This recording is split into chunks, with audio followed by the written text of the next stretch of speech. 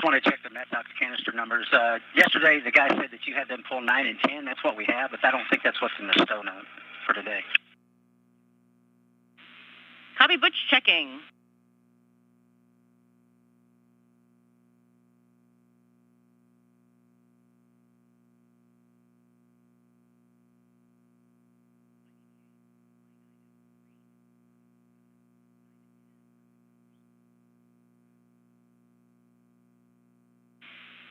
And Butch, we're happy with serial numbers 9 and 10.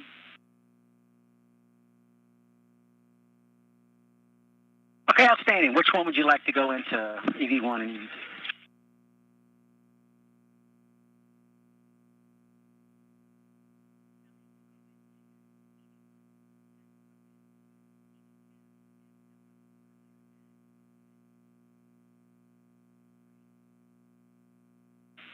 Butch, 9 will go into EV1, 10 will go into EV2, but that action no earlier than 11:40.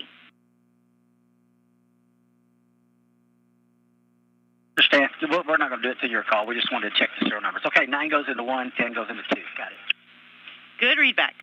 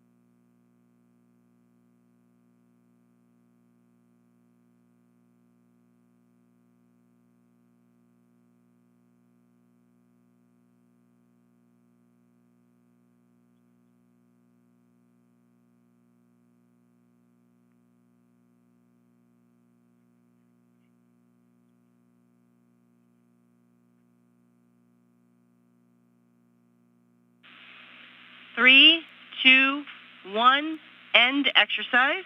That was the last cycle. We are complete with the exercise protocol for pre-breathe. We are in a hold before we give you a go for Medox changeout. We'll give you a call back in about 15 minutes. Outstanding. We'll be standing by. Thank you.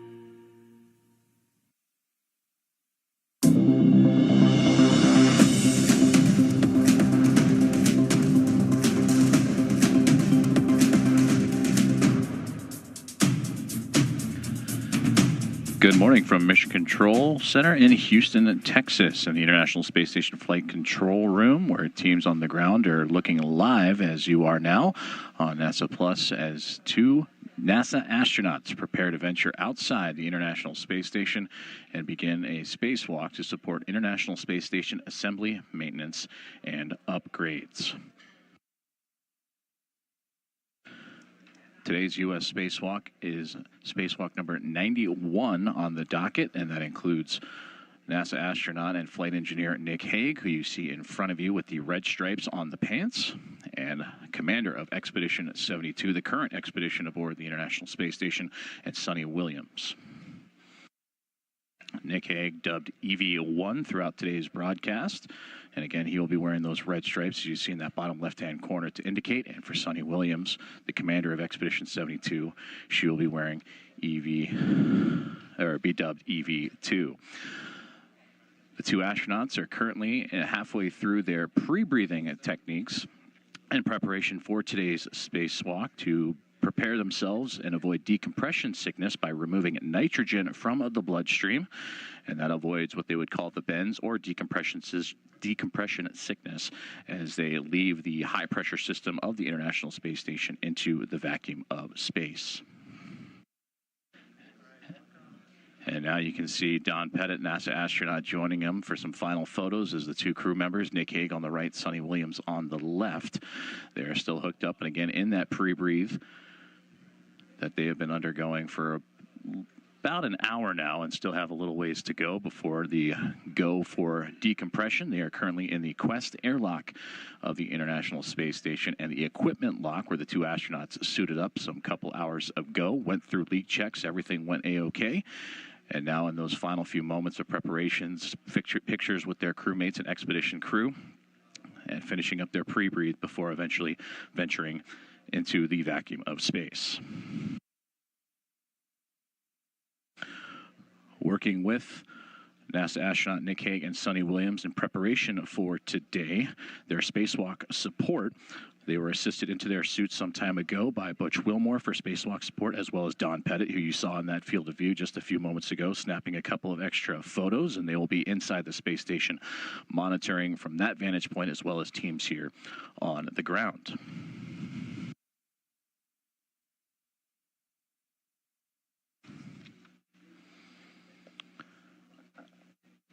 And taking a look at the statistics going into today's spacewalk for Nick Hague, this will be his fourth spacewalk. Previously conducted his 3 for a total of 19 hours and 56 minutes. And for commander of Expedition 72, Suni Williams, this will be her 8th, as her previous 7 would have her go at 50 hours and 40 minutes. This is the 273rd spacewalk in support of International Space Station assembly, maintenance, and upgrades, and the first spacewalk of 2025. And the second for Expedition 72.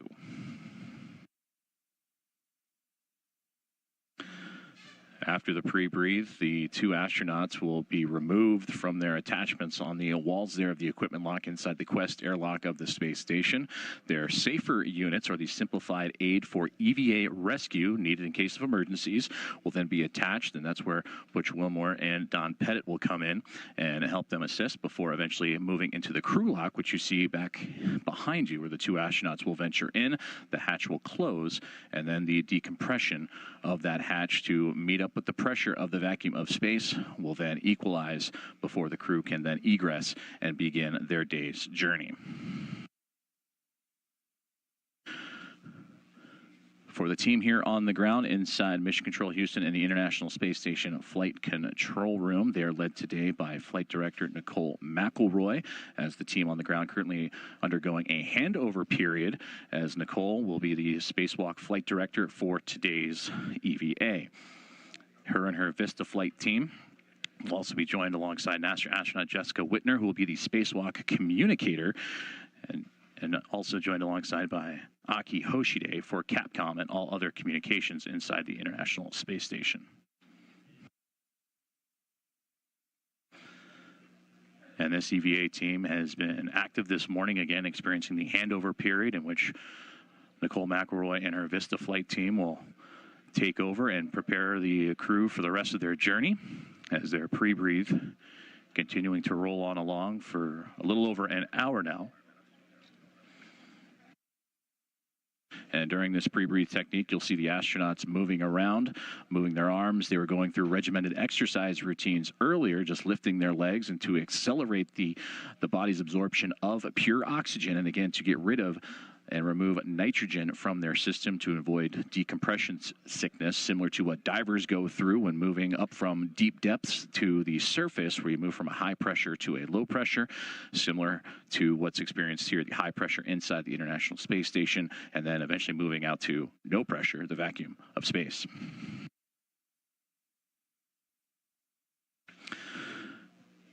For this U.S. EVA number 91, taking a look at the planned tasks that are on the docket for both Nick Hague and Suni Williams. The priority task that Nicole McElroy and team issued during a press briefing earlier in the week was to remove and replace the rate gyro assembly. That is number 2, and that is what measures the angular motion of the International Space Station about each of its 3 axes. There are 2 rate gyro assemblies on board, just inside the main truss figure, and that was last installed back in September of 2009 during the shuttle era aboard STS-128 and International Space Station Assembly Mission number 17. So again, most of these tasks for removal and replace are R&R, as you may hear throughout the broadcast today, and that is for that maintenance and upgrades. The second task that will be focused on will be to remove and replace the Harmony Zenith or space-facing planar reflector that is close to the port for visiting vehicles.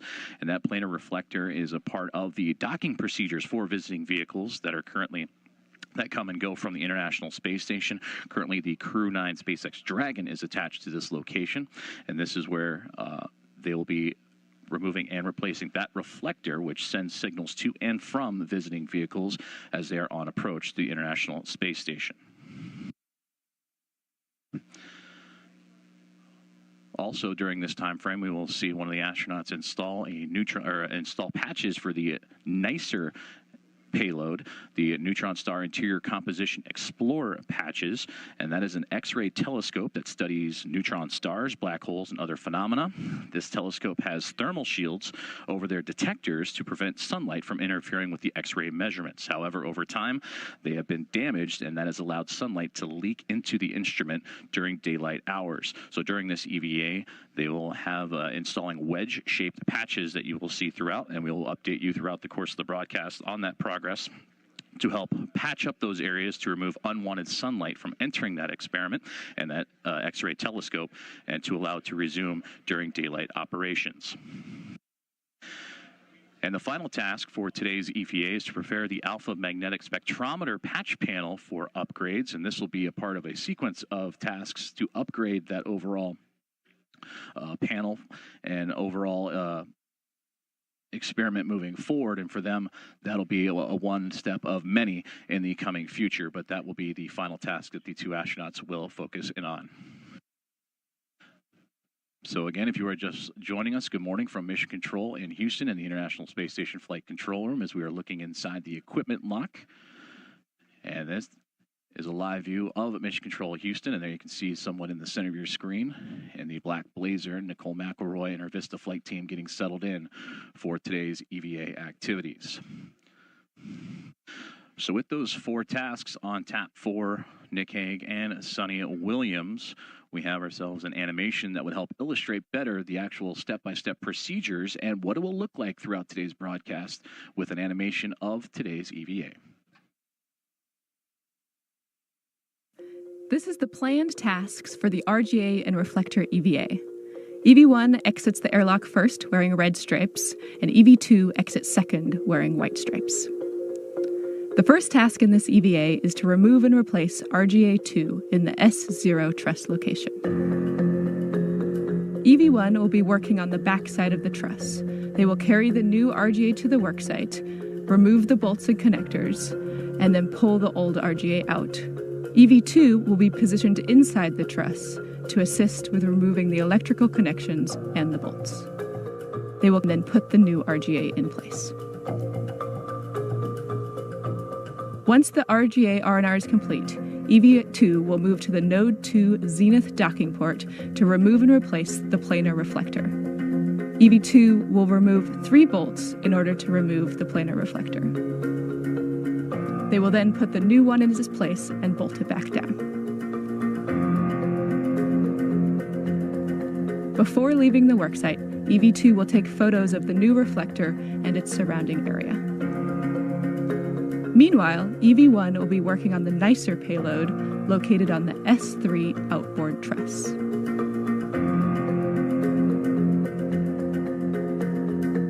EV1 will be installing wedge-shaped patches from the caddy to cover the damaged areas of the light detectors. Once complete, they will then take photos to confirm the configuration is correct. EV1 will then move to the AMS worksite to move a C2V2 cable to allow access to the payload. Once both crew members meet up at the AMS worksite, EV1 will ingress the truss to access the AMS patch panel and then remove the cloth covering. EV1 will then do fit checks to determine what connectors are easily accessible for future upgrades.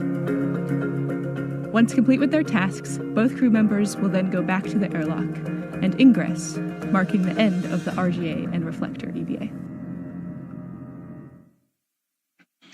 That is an inside look at some of the tasks that are upcoming for today's U.S. Spacewalk number 91, featuring NASA astronaut and flight engineer Nick Hague and commander of Expedition 72, Suni Williams. As you are looking again live inside the equipment lock of the Quest airlock, that is Nick Hague across the field of view. You can see those red stripes that we'll be keeping an eye on from him throughout today's EVA. That's his indicator, those red stripes, Suni Williams. This is an above view. You'll see the top of her helmet in the bottom right-hand corner as NASA astronaut Don Pettit and Butch Wilmore are helping those two prepare. They are their IV support systems, their spacewalk support systems inside the International Space Station.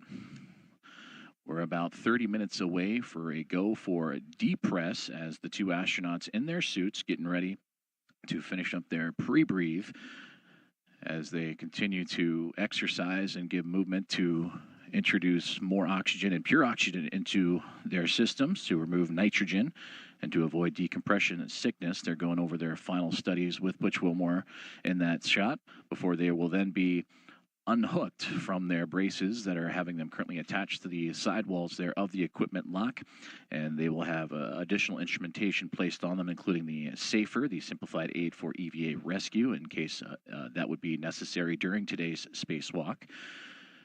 And with that go for decompress in about 29 minutes, a little bit north of that from now, that'll put us right on schedule for what should hopefully be an egress around 7 a.m. Central Time, 8 a.m. Eastern Time. Today's spacewalk is scheduled to be around 6.5 hours as they continue to adjust and prepare for those 4 main tasks that we were talking about and you saw the animation for as we look live inside of Mission Control in Houston. An ample crowd on hand during the handover period as Nicole McElroy and her Vista Flight team taking over for today's EVA.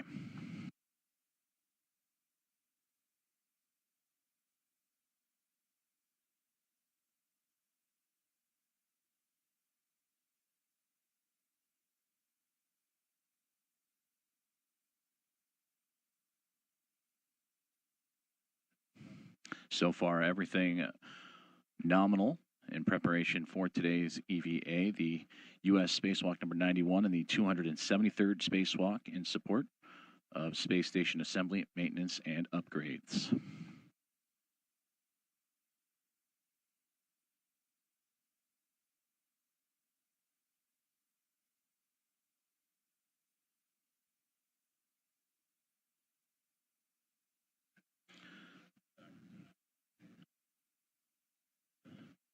NASA astronaut Don Pettit working back behind the spacesuit of Nick Hague in this shot.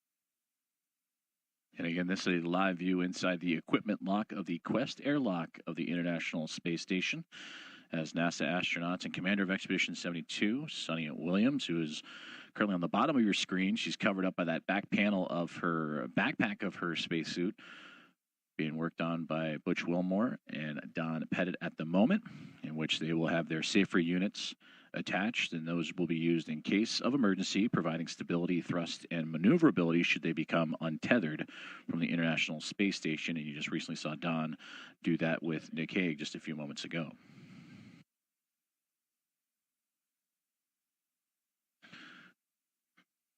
And as it stands right now, the go for decompression as the two astronauts in the equipment lock will transfer over to the crew lock, which is right now framing the back of Butch Wilmore. They will transition into those configurations. The hatch will be closed, and the go for decompression of the crew lock will get underway. And that's where the pressure of the crew lock will be reduced slowly to then match the vacuum of space before Suni Williams and Nick Hague will be able to go outside and begin today's tasks.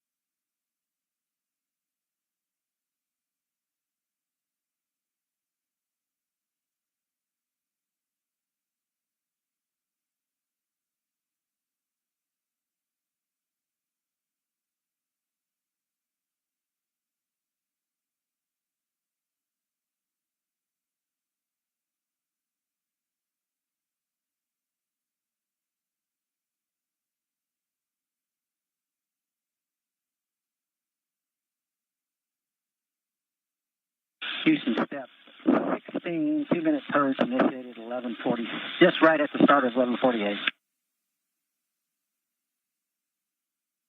We copy, Butch.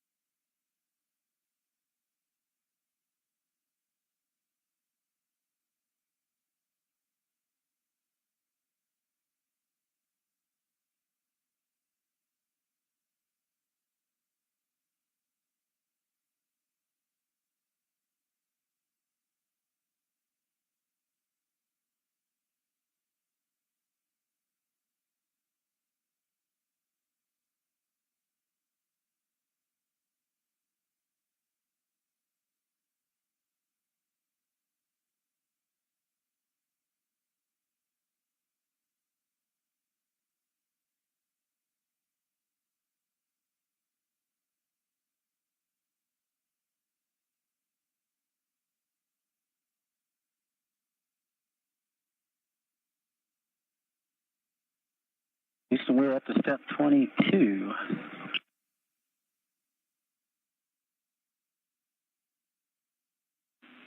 Copy and concur, step 22. And EV2 is at 3 on the TCV. Copy 3 for EV2.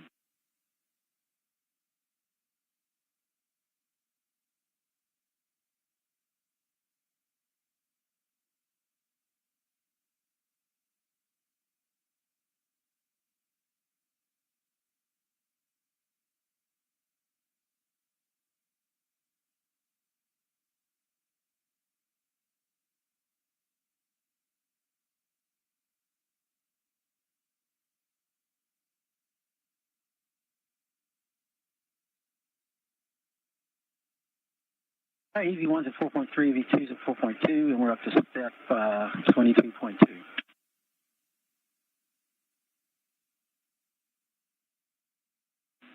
Houston copies.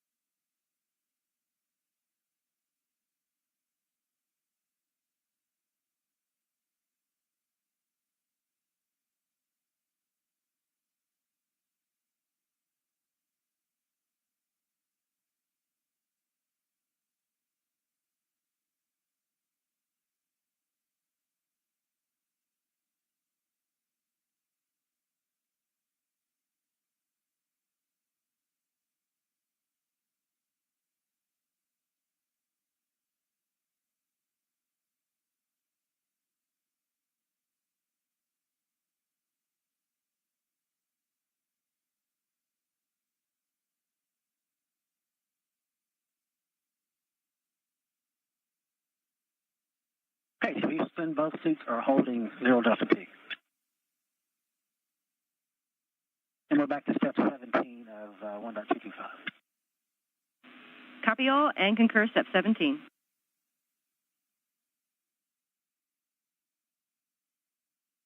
It looks like we're looked up to the point of taking EV1 out, putting the safer on, sticking him in the airlock. We agree. 1 TCV going to 3. Copy.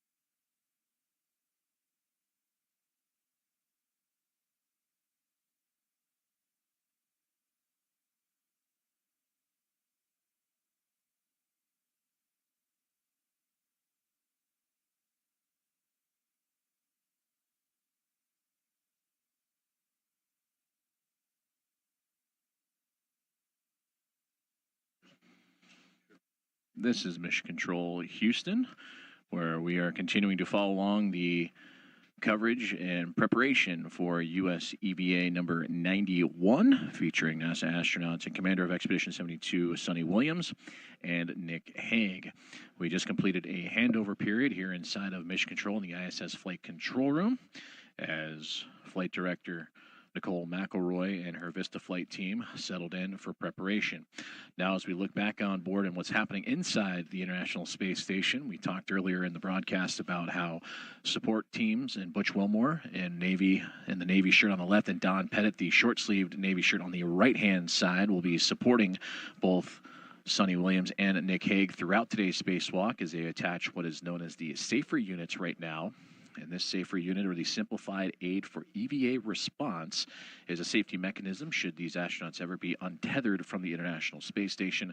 They provide stability, thrust, and maneuverability to allow them to get back to a station. So that is what they are currently attaching to what looks to be Nick Hague's uniform, and we know that it'll be Nick Hague based on the red stripes that his suit will be wearing throughout today's spacewalk. And you can get a glimpse of those red stripes a little bit on the pants there towards the bottom of your screen. And Suni Williams will await her turn here in just a couple of moments.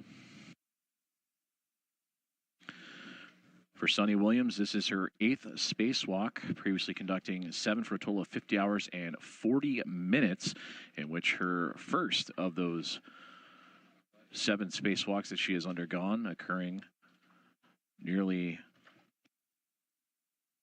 18 years ago to the day, was a part of Expedition 14 back in January of 2007, in which she was out in the vacuum of space for almost 8 hours as she helped reconfigure and serve the Destiny module on the International Space Station. And for Nick Hague, this will be his 4th spacewalk, in which he previously conducted 3, totaling 19 hours and 56 minutes. Their most recent spacewalk history for Suni Williams, she was last out in the vacuum of space back in November of 2012 as a part of Expedition 33. And for Nick Hague, it was August of 2019 as a part of Expedition 60. And you will hear communications. You heard earlier Butch Wilmore relaying down to the ground the steps and procedures that they are working through to prepare these 2 astronauts to enter the vacuum of space. They are still experiencing their pre-breathe portion, in which they are purging their bodies of nitrogen from their bloodstream. And in doing so, they are getting ready for the go for depress, in which they will move from the equipment lock, which they are currently in right now, to the crew lock, which is that illuminated back square, that framed portion of the Quest airlock that they will transition to. The hatch will be closed and the decompression will be given a go to match then the pressure of the vacuum of space and reduce before eventually beginning today's tasks.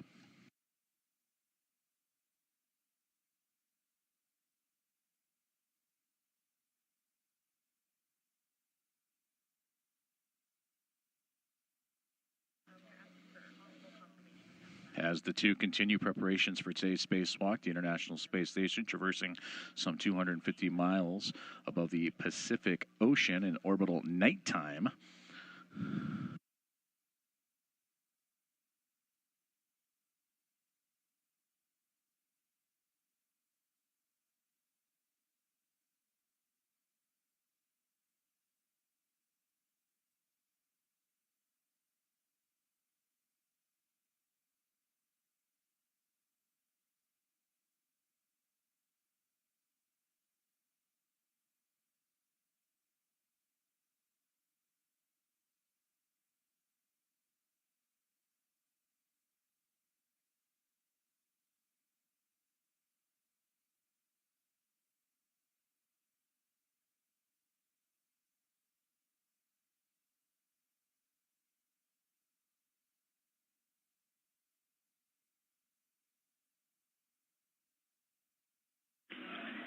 Houston, just to let you know there was something floating away from the airlock towards Node 1.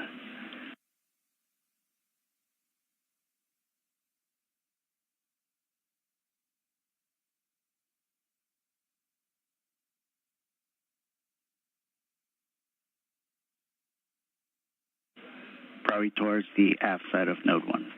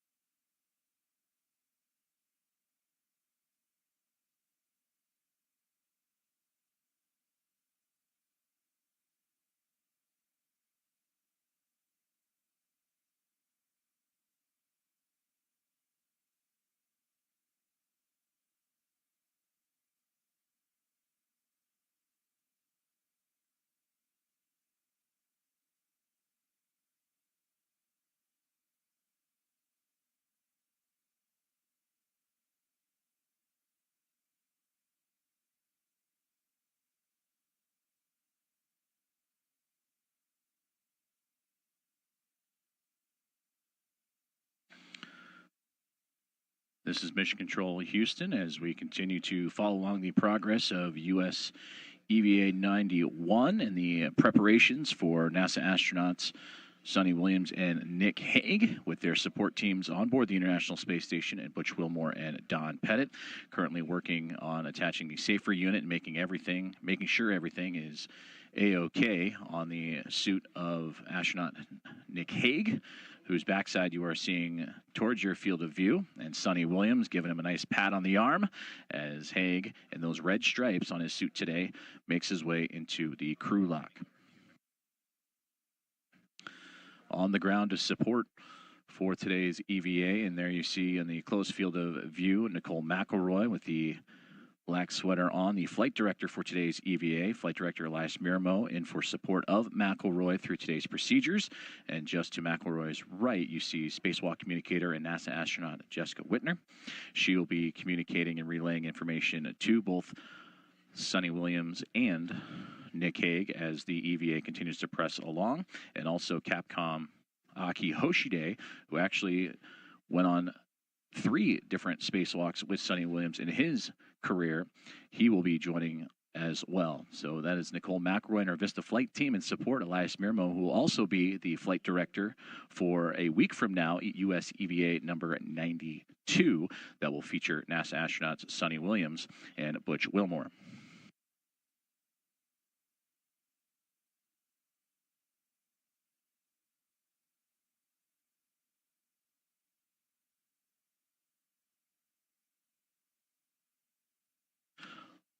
Also supporting today's EVA, the Spacewalk lead officer, Farouk Sabur, here inside Mission Control. He will also be relaying the information and leading today's EVA procedures, relaying information to the Spacewalk communicator and Capcom, as well as any updates and information to the flight directing team as the EVA unfolds today.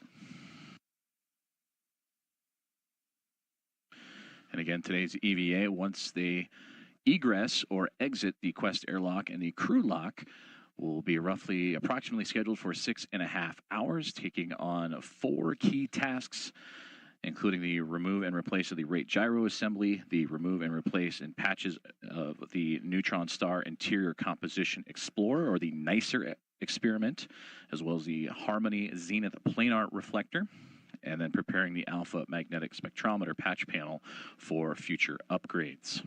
So now you can see inside the equipment lock and looking into the crew lock that Nick Hague is in position with those red stripes on his pants, both Don Pettit on the right, Butch Wilmore on the left. They are attaching the safer units onto the backside of the spacesuit for Expedition 72 Commander Suni Williams. The pre-breathe has been underway for about an hour and a half now, but the go for decompress on the horizon, a little north of 11 minutes from this moment.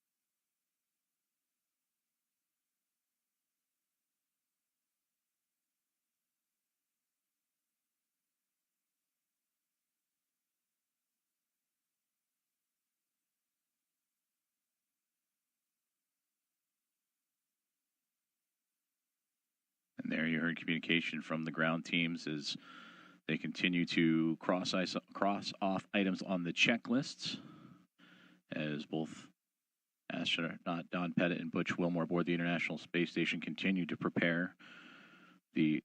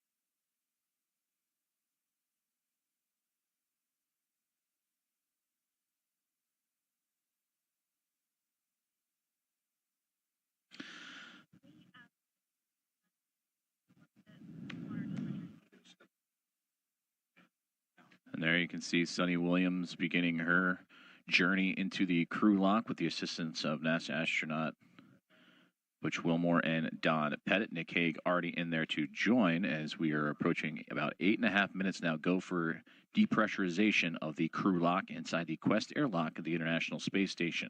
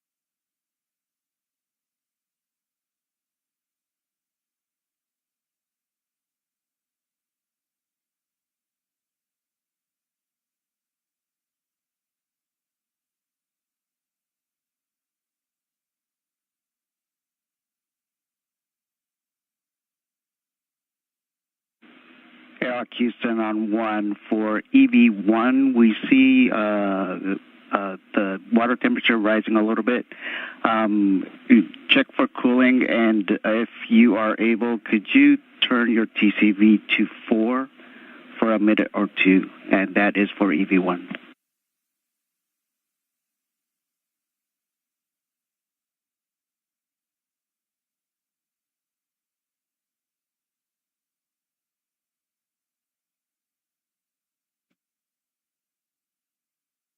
And there you just heard communication from Mission Control in the ISS International Space Station Flight Control Room, relaying up to the team aboard the International Space Station in preparation for today's EVA.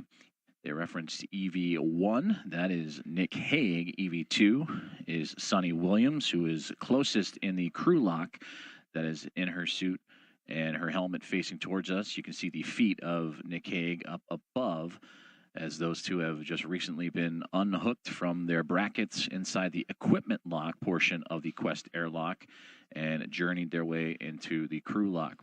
We're about 6 minutes away for go for depressurization of the crew lock. They'll close the hatches. Butch Wilmore and Don Pettit assisting the two astronauts going out for the extravehicular activity today. Thanks, Butch.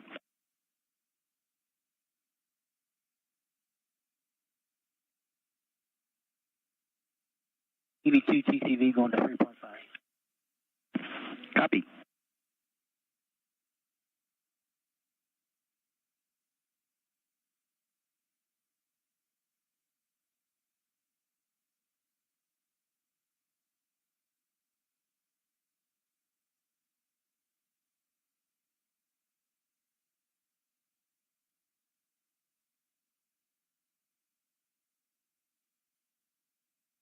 All right, Houston, we've verified that the HAPs are dry, visually checked dry. The sublimators have been visually checked dry on both EMUs. 4 handles are down on the safers.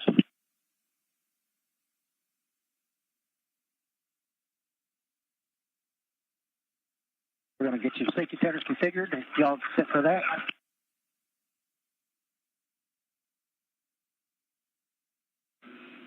And Butch, we copy all. Thank you very much.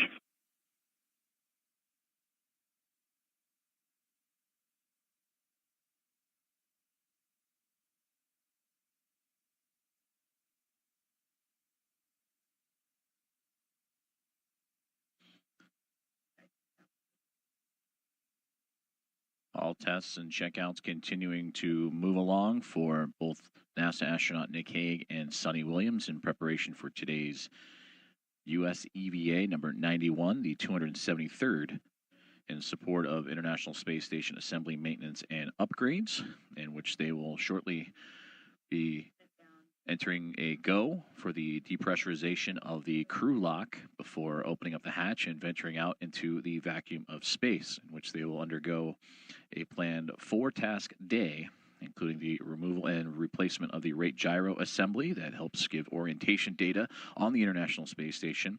Remove and replace the Harmony Zenith planar reflector. That is crucial for docking for visiting vehicles. Help make patches to the Neutron Star Interior Composition Explorer experiment, the X-ray telescope, also known as NICER, and prepare the Alpha Magnetic Spectrometer patch panel for future upgrades. Okay, Houston, we're up to step 69. Copy, step 69. Thanks. Do you want us to continue?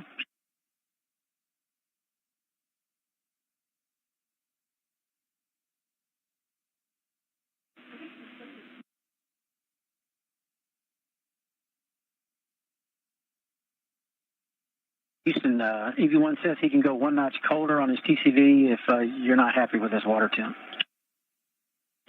Stand by checking.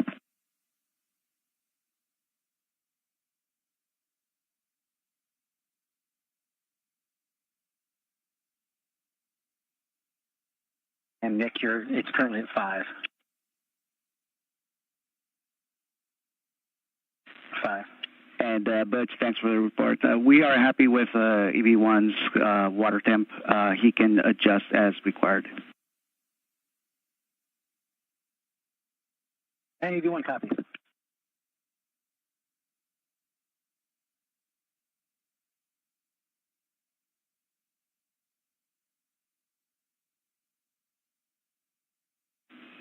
And Butch, you're go to close the hatch. Be advised, go for deep rest in less than 2 minutes. We're going to close the hatch. Here we go.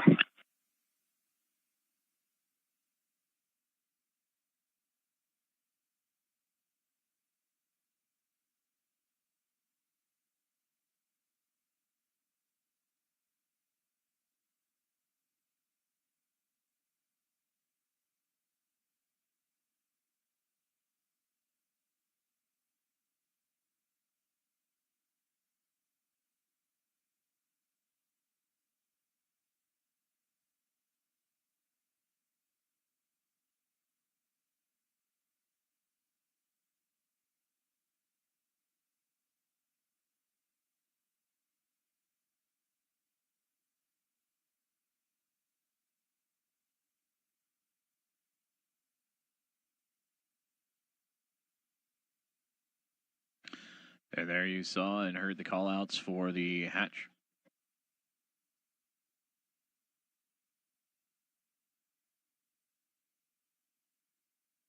Relaxing the hatch now. Copy. And you heard it right there from Spacewalk Lead Officer Farouk Sabor up to the NASA astronauts aboard the International Space Station to lock the hatch from the equipment lock into the crew lock. And about 20 seconds from now, instructions given to depress the crew lock and begin lowering the pressure to match that, and slowly in steps match that of the vacuum of space. Hatch is actually not closed yet. What did you need? Did you need anything? Correct. No, you'll be doing that when you get to vacuum.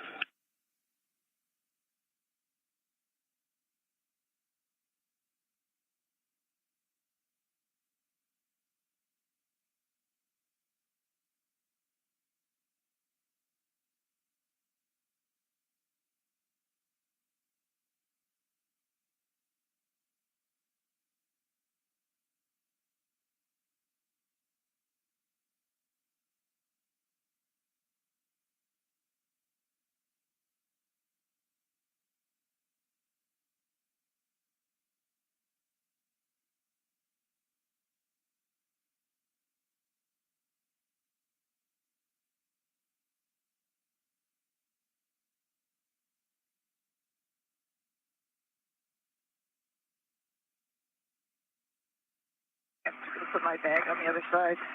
Okay. Got me a little crazy over here. Yeah. Comfortable to do what you need to do, yeah. And then when we have to open the hatch, we'll shift around a little bit. Yeah. I just want to get it out of my way over here. Got it. Thought I could just push it, but it's coming back as usual. Yeah. And Airlock Houston on 1, be advised, EV crew are both hot mic'd at this point. Okay, copy that. Got your hot mic. All right, we're hot mic. Copy that. Morning, Houston. Good morning, Houston. Good morning, Nick and Sunny. We'll be happy to.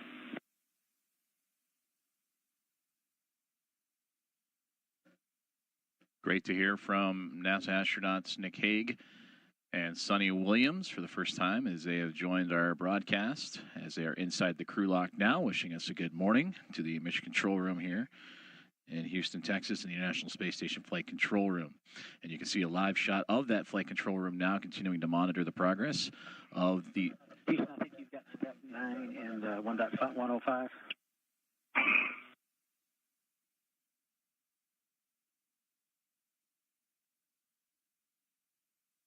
And Butch, confirm step 77 is complete?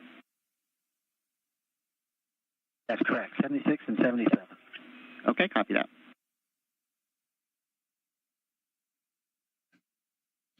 Those relays coming down from these...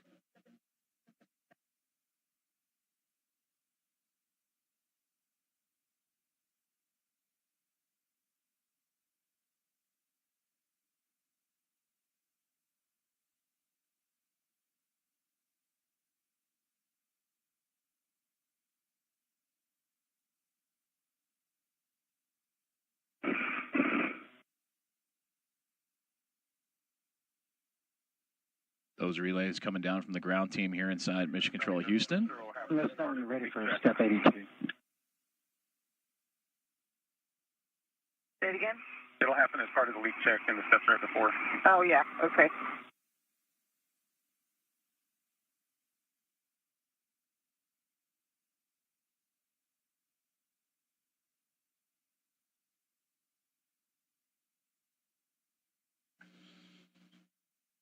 Checkouts continue to move along for today's EVA procedures as NASA astronauts Suni Williams and Nick Hague are inside the crew lock, which is just on the other side of that hatch that you see from your field of view. And their support teams of NASA astronaut Butch Wilmore and Don Pettit also on the inside of the equipment lock of the Quest airlock, going through those step-by-step procedures. 79 are complete. You are go with steps 81 and subs. Hey, here we go. All right, 82. Check. Press pump power is off on the UIA. Press pump power is off on the UIA. Try the depress pump enabled LED is on. Enabled light is on.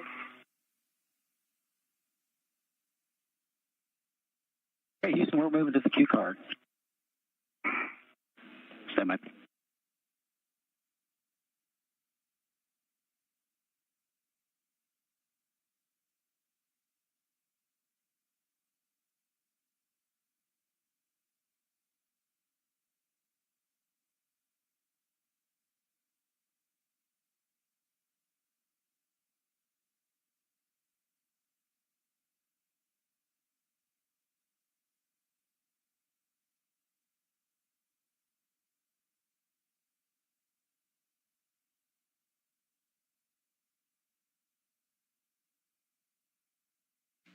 We are now waiting the go, no go from the ground as teams here in Houston as well as up. Houston, you said standby for the depress, repress Q card, correct?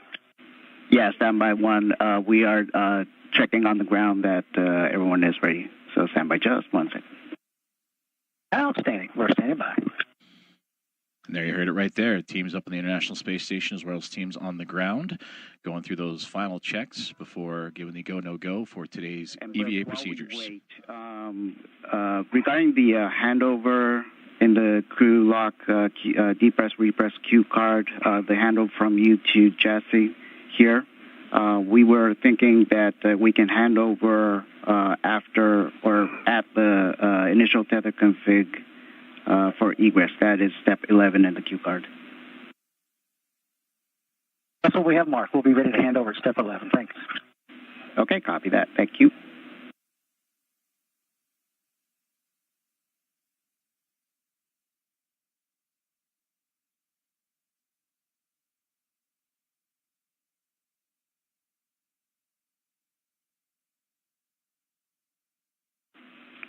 and Airlock Houston. So we see both EV1 and EV2 HECAs on ON. We would like them to be off OFF at this time. One's off. Who's off? Both HECAs are off. Copy all.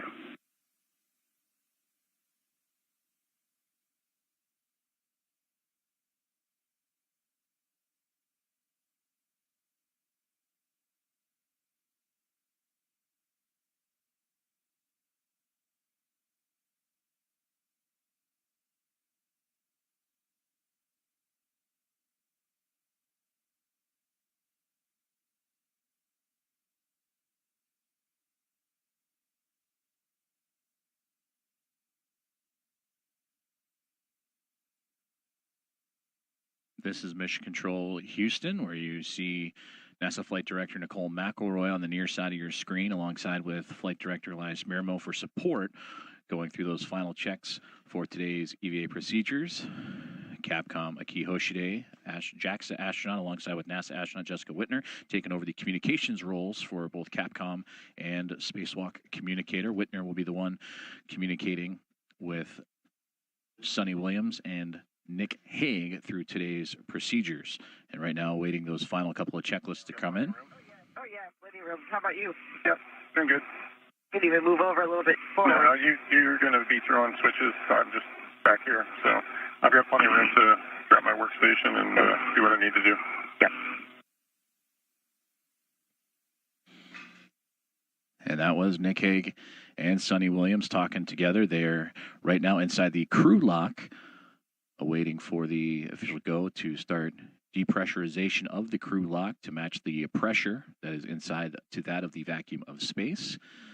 And we'll be hearing a lot from them as they work through today's planned spacewalk procedures.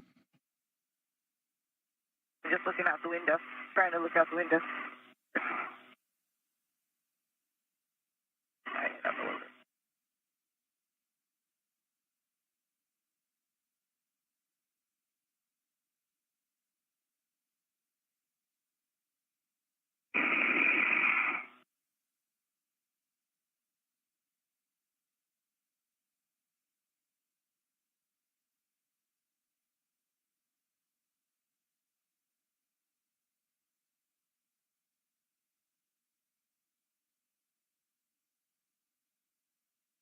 Shockingly enough, I think we caught up to the timeline, and I think we're just waiting on everything to get squared away down there, so maybe a few more minutes.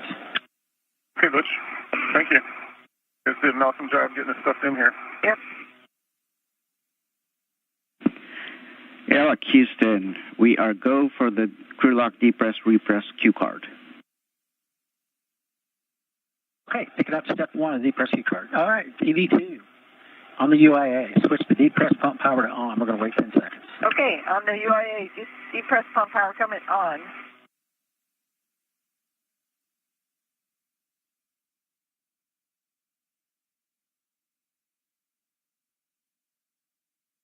Okay, there's 10 seconds. Depress pump manual ISO valve to open. Depress pump manual ISO valve coming to open. It's So work zone. open. Monitor your suit T gauge less than 5.5. Copy. If it goes above 5.5 EV2, you'll stop the depress. Roger.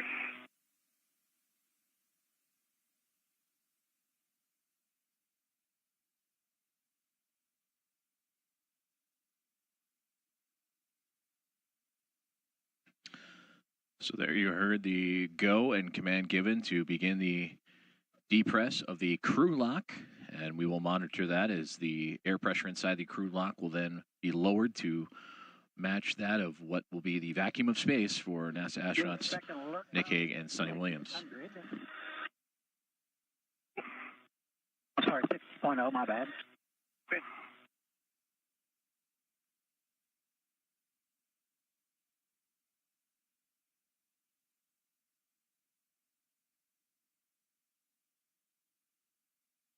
I'm right at about 5 for my suit T.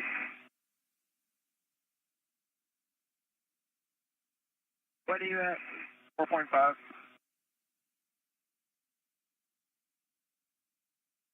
TRBs?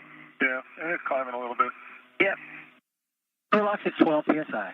Roger.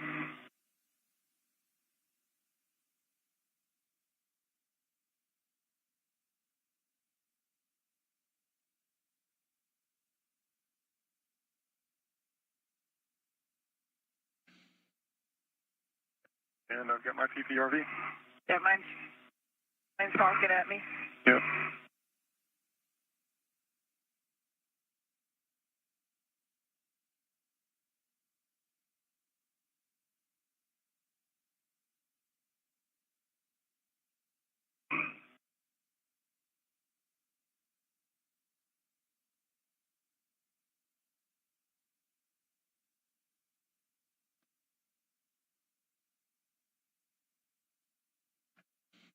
Ten point eight psi. Copy. The same. And you hear the call outs of communication between Mission Control Houston, the NASA astronauts you are seeing here on screen, and Butch Wilmore and Don Pettit, and the astronauts inside the crew lock for today's EVA, and Suni Williams and Nick Hague, monitoring as the PSI, the pressure inside the crew lock, continues to decrease to slowly match that of the vacuum of space.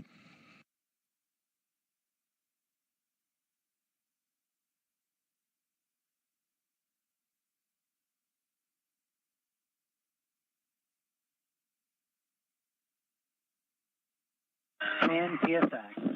Roger. Sure.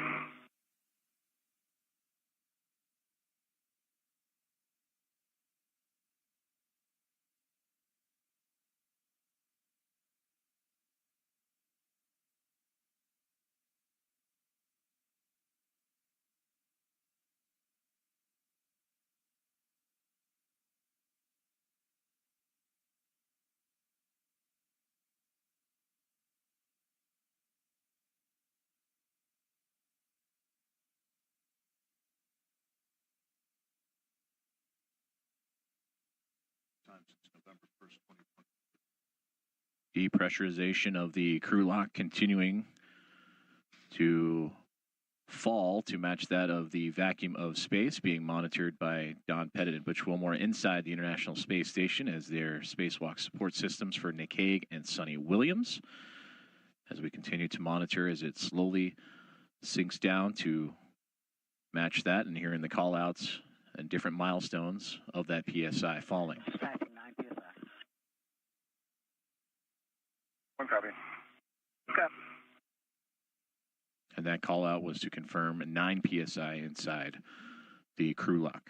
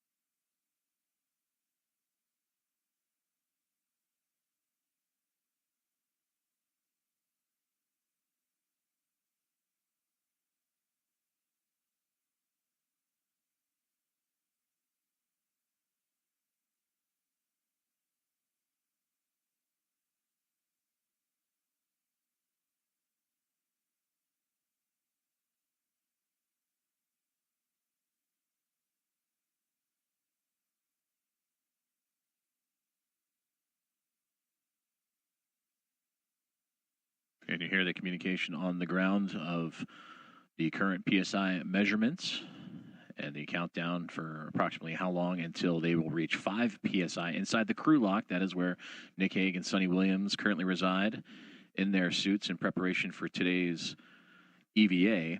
And they will pause there for additional checks and checkouts of their suit and systems.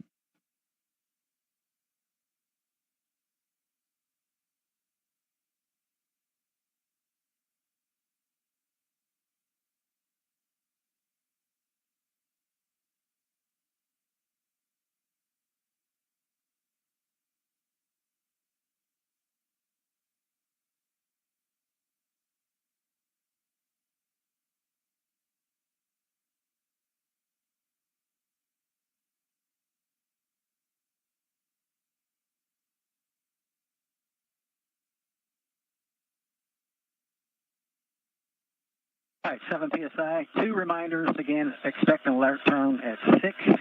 And for EV2, when we get to 5, we're going to take the depress pump mine ISO to close. I'll call you. Okay, EV2 copies. And 1 copy.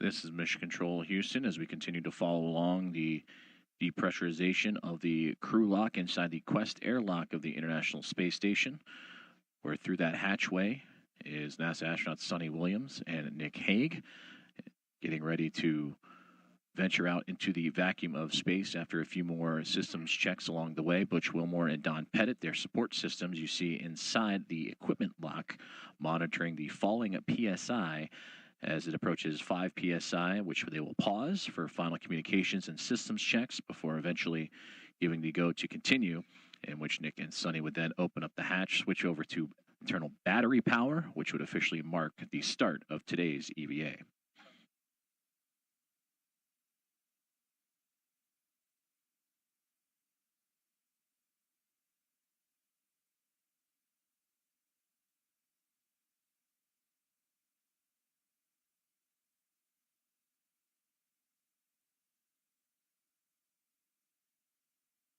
Six for EV2. And for 1. You're going to call me? I'm going to call you. Okay. I'll wait for your go.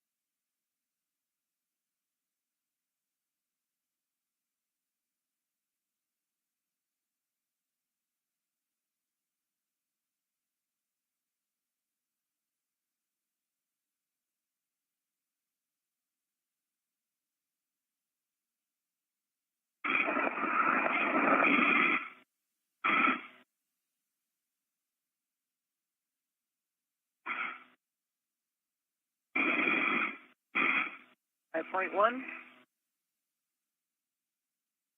right, that's close enough. EV2, depress pump mine ISO to close. Press pump manual isolation valve is closed. Okay, for both of you, status until leak check question mark is displayed. Hold it for 2 seconds and follow the displayed instructions. 1 copy. 2 copies.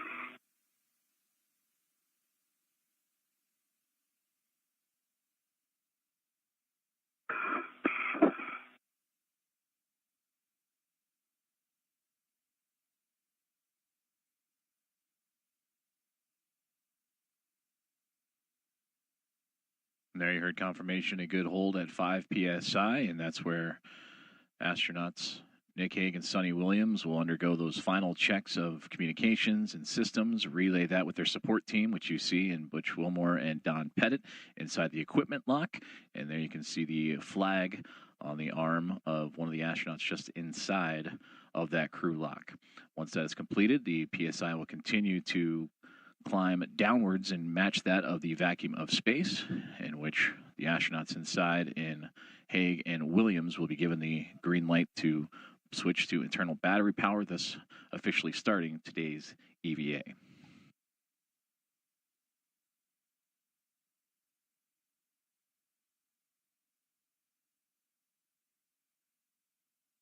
Complete on 1. We check complete on 2. Outstanding. So check your O2 actuators in EVA. Okay.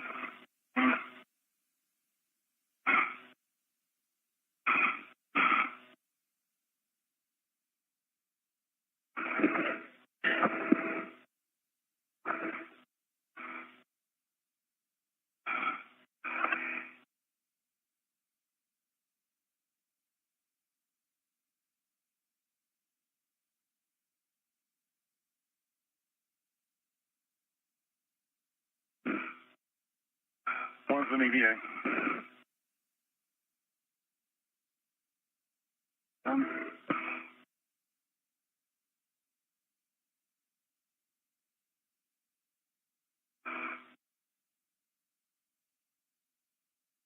In EVA, let me just double check. EVA. Let's say it, right? It'll say it. Yep. So EV2 is an EVA. Heading, what's step 7 if you're following along there, Sonny? Depress pump man ISO valve to open. Expect an alert tone. Okay, depress pump manual isolation valve coming to open. We're also going to open the emergency MPEV. Monitor your suit P gauge stays less than 5.5. If it goes above, stop the depress. One copy. Two copies.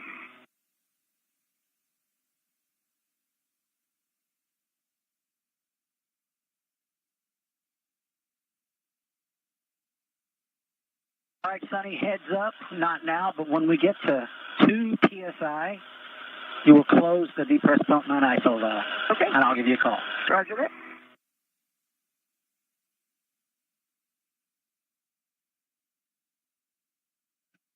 And there you hear the confirmation, and the depressurization of the crew lock continues as NASA astronauts Suni Williams and Nick Hague continue to make their checks and systems checkouts before switching to internal battery power and eventually opening up the hatch to begin their EVA in today's planned tasks for Spacewalk number 91.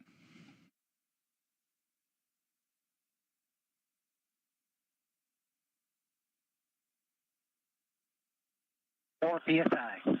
Roger.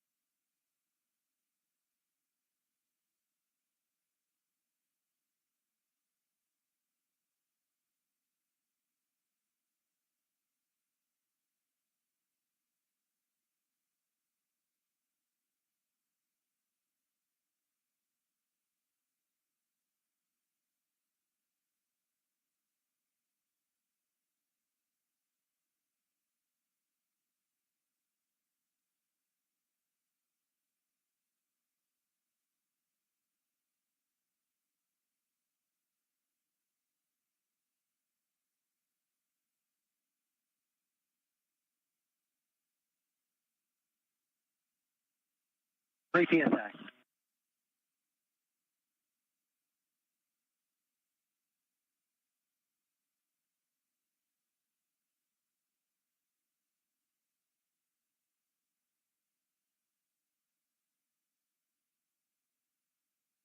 NASA astronauts Butch Wilmore and Don Pettit in your field of view, continuing to monitor the falling PSI inside the crew lock, which is just behind them, which currently holds NASA astronauts Suni Williams and Nick Hague in preparation for today's EVA.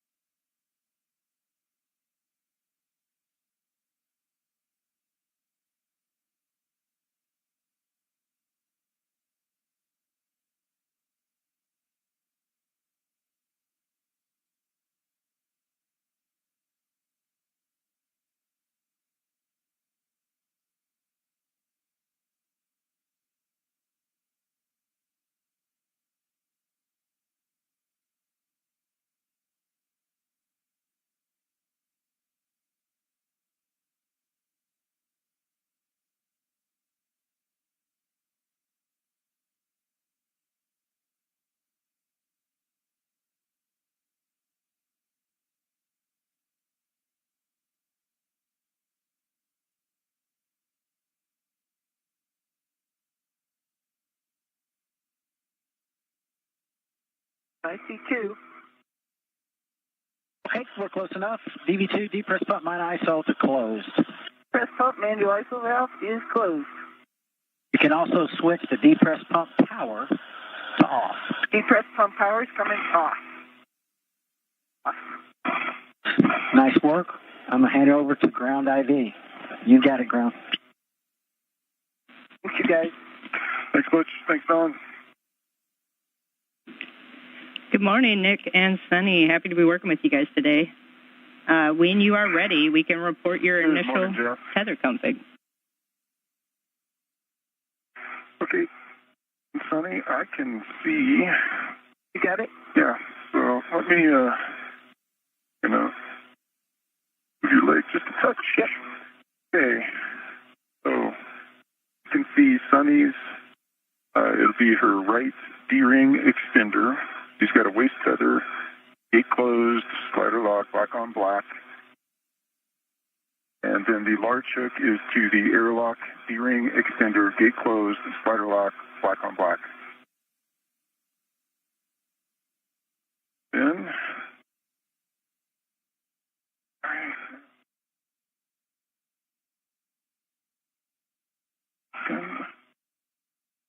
What are you looking for? your tether pack. That's me. Tether pack is down by your shoulder a little bit. There we go. Okay. Are you starting from me? Yep. There. So I can see on her left D-ring extender, you've got red hook, gate closed, slider lock, black on black. Goes to the red reel. The reel is unlocked. The green hook is on the red reel in the unlocked position. The yellow hook goes to the green reel. Gate closed, slider lock, black on black. Green reel is an unlock. Her anchor hook is gate closed, slider lock, black on black. My waist tether on my right side. My waist tether, large hook, gate closed, slider lock, black on black. That goes to my right D-ring extender, gate closed, slider lock, black on black. My tether anchor, or red hook, is on that same D-ring extender, gate closed, slider lock, black on black. To my red reel is unlocked. Green hook is on my red reel in the unlock. The yellow hook from the red reel goes to my green reel, gate closed, slider lock, black on black. And my anchor hook is on the workstation. I think we've got one more waist tether on you, Sonny, to confirm. Waist tether is connected to my D-ring on my left side, and then it is connected to my mini workstation on the T-bar. Yeah, and I can see that it is gate closed, slider lock, black on black to your D-ring. Roger.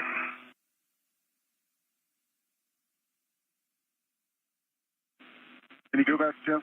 All right, Nick, Sunny, nope, that's a good config for both crew. When the crew lock DPDT is about 0, you can expect an alert tone, and we're going to hold here till we see less than 0.5 PSI. Okay, copy that. That's that. And a wonderful rundown there from NASA astronauts Nick Hague and Suni Williams as they went through their initial tether configurations to connect themselves to the International Space Station for safety to make sure that they remain attached to the orbiting laboratory. And they will continue to await the final calls before switching to battery power and then eventually making that progress to open up the hatch and begin today's EVA activities. And when they switch to battery power, that'll officially mark the start of today's EVA.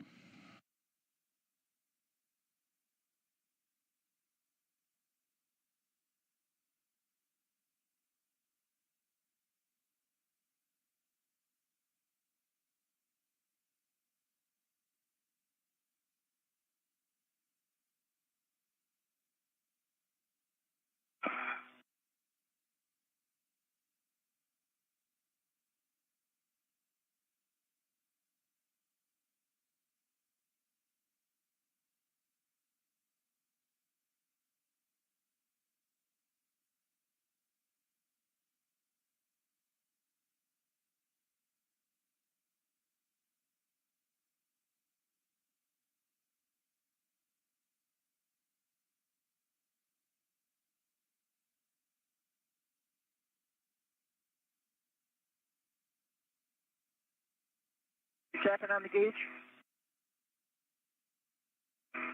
I'm joking. Hey guys, we're about 5 minutes out from 0.5 psi. Roger. Copy.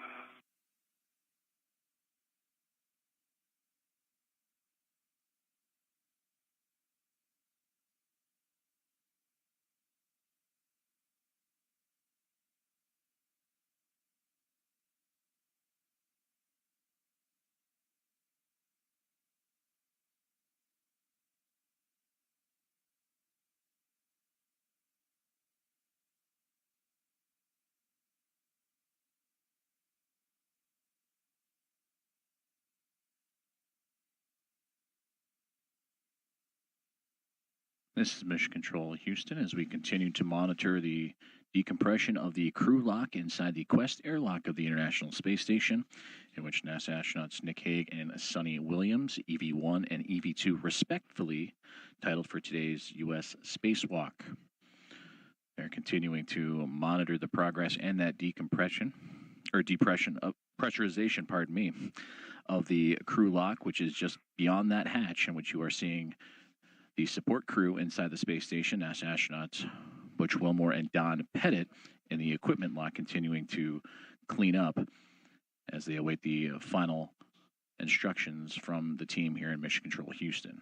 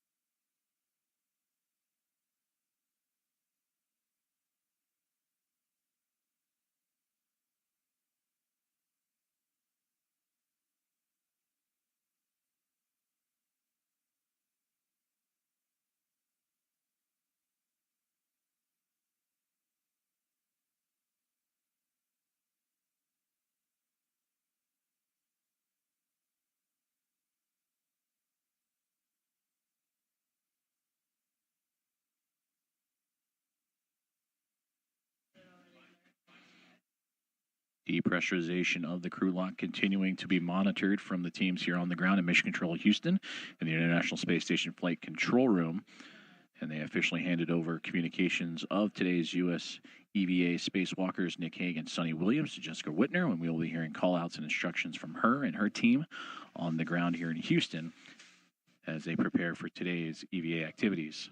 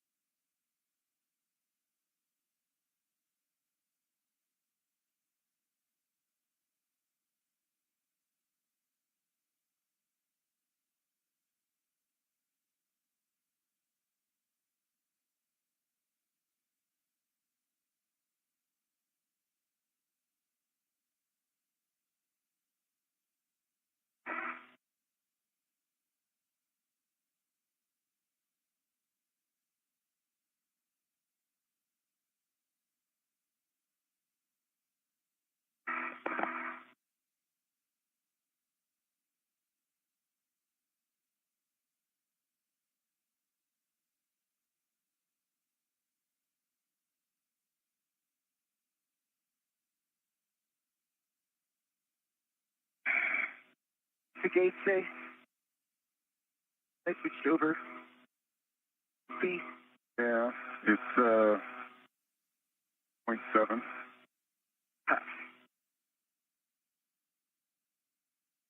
Whole exponential decay thing. Yep.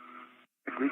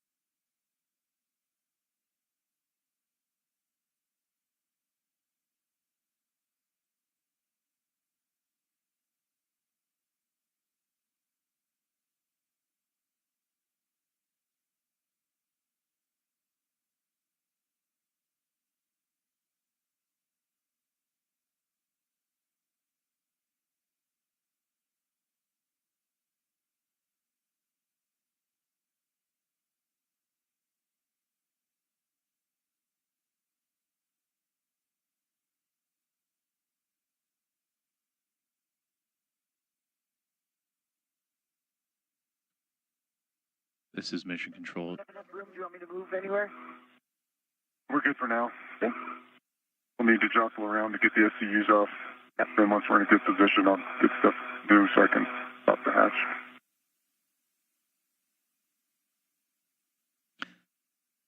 This is Mission Control Houston, where you are hearing conversations between NASA astronaut Suni Williams and Nick Hague as they continue to monitor, as well as teams inside the International Space Station and on the ground here in the International Space Station Flight Control Room in Houston, as the PSI continues to fall inside the crew lock of the Quest airlock of the International Space Station, as both Williams and Hague prepare for today's planned EVA and upcoming tasks.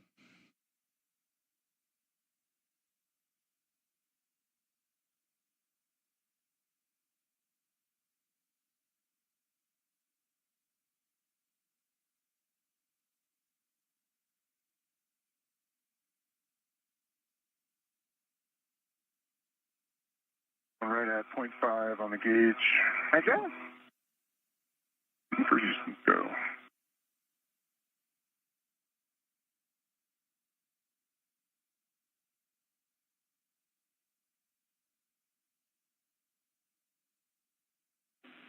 And copy that, Nick. We're seeing a 0.55 still, so we're waiting about another minute or so. Got it, Jeff. Thanks. All right, that man, is it daylight or nighttime out there? I go with daylight.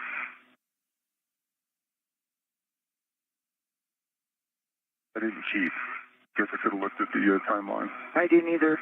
I'll say nighttime. One of us will be right. Like that approach.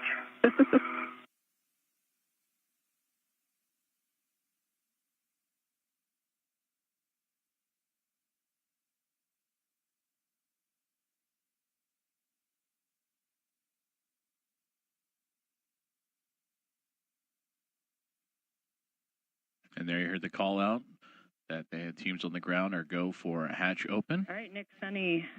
Nick, if you can verify again, the EV hatch gauge is less than 0.6 psi. You have a go to open and stow the hatch. Okay, copy that. I see 5. Opening the hatch. Okay.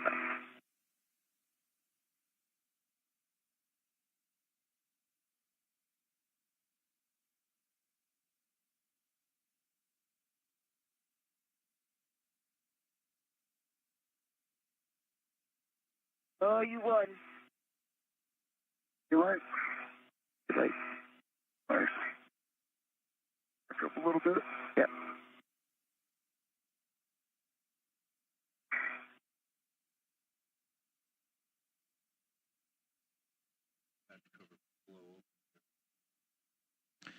And there you see the exterior of the Quest airlock, in which the hatch will shortly be opened up by NASA astronauts Nick Hague and Suni Williams as they get ready to begin today's EVA. And for the crew, we're going to go ahead and hold here for a couple minutes while we look at data. Copy. Holding.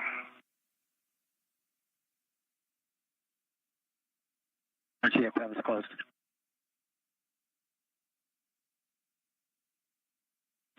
And copy that, Butch.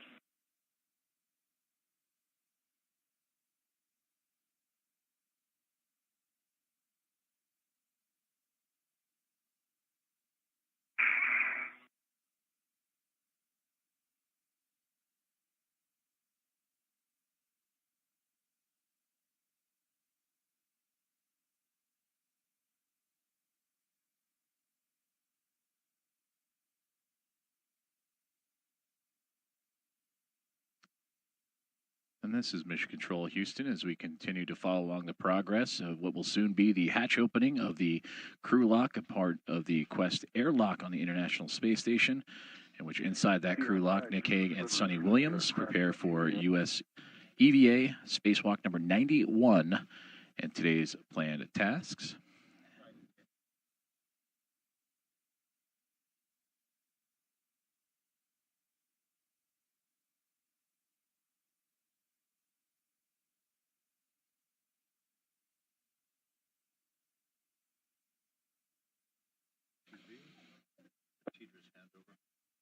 We're currently experiencing a temporary loss of video feeds from the International Space Station, but as expected, and we will have those views from just outside the Quest airlock shortly.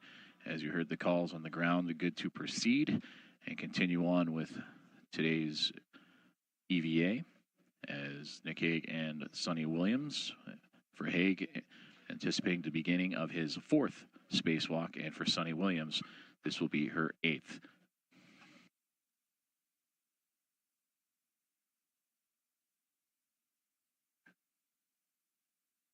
For Suni Williams and her experience out in the vacuum of space in her 7 previous, that's 50 hours and 40 minutes of time.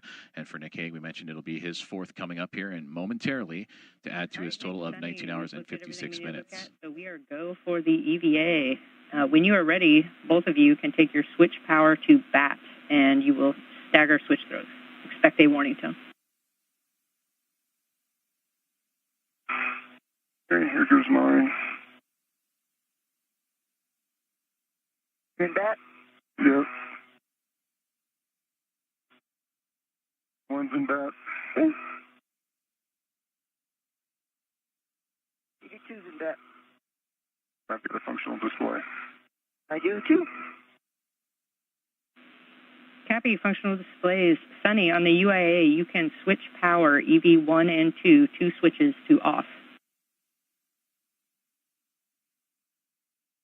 EV1 power is coming off. LED is off. EV2 power is coming off. LED is off. Copy. Copy, that's good checks. And expected H2O is off message. Yep. Copy for both of you now. You can disconnect your SCU from your DCM and install your DCM cover. Okay, copy. And remember the holes before you remove it after you unlock it. Verify.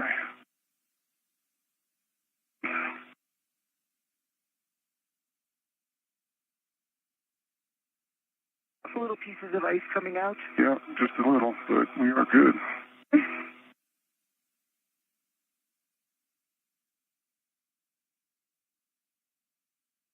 Cam cover is coming on. One in the SCU.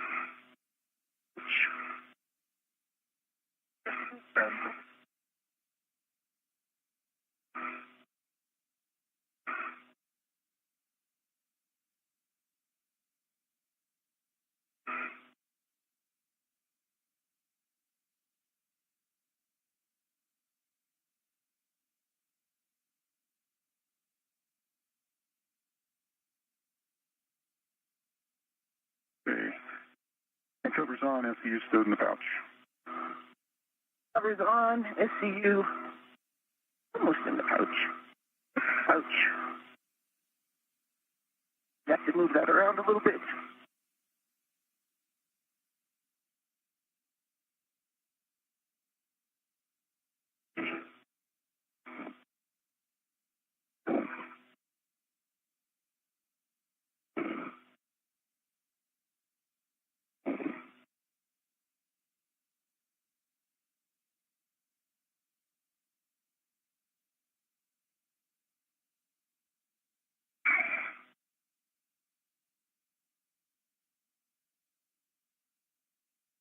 If you get yours down, just as you back out, my SCU pouch kind of comes back towards your direction. Yep. Yeah, so just as you back up, just mindful.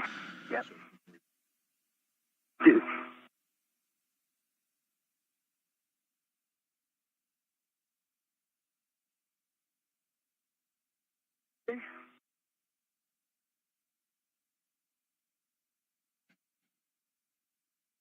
This is Mission Control Houston, where we just heard the callouts and the timing and communication exchange between the NASA astronauts and Nick Hague and Suni Williams aboard the International Space Station and the teams on the ground, so confirming a 7:01 a.m. Central Time start time to today's EVA. If both SUs are stowed in their pouches now, you can check the depressed pump man ISO valve is closed.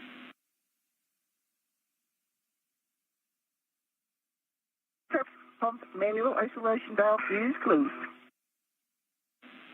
Happy for both of you. And again, to confirm that the official start time for today's EVA after that communications exchange we just heard, 7:01 a.m. Central Time, 8:01 a.m. Eastern, to begin U.S. Spacewalk number 91.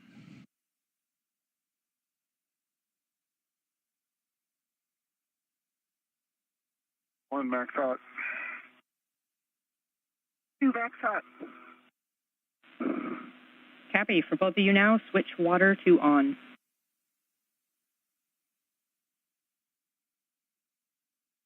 One, water on. 2, water on. Cappy, check DCM blank, bite off. One, blank, bite off. 2, blank, bite off.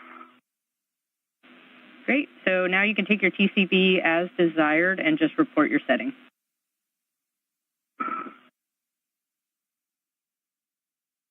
Didn't work. Right.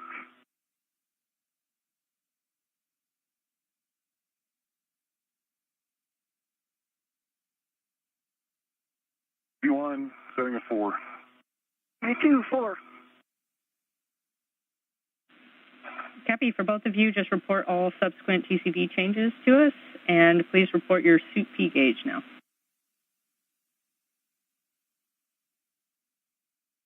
One copies, and I have 4.3. V2 is 4.2.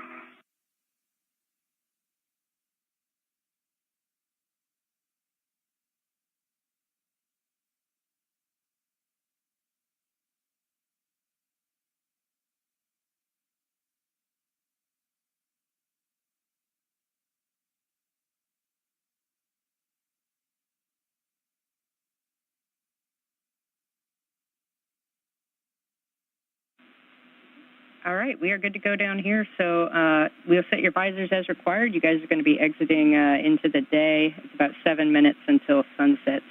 And at this time, Nick, I'm going to have you inspect the hatch sealing surface for any damage, water, discoloration, or residue.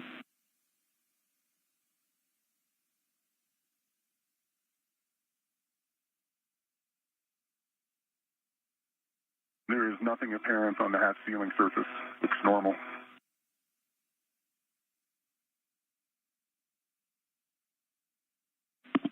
All right, Nick, that's good news. You can now open the hatch thermal cover. You're going to unhook that strap, move the thermal cover open, and then cinch the strap snug till 6 lines visible.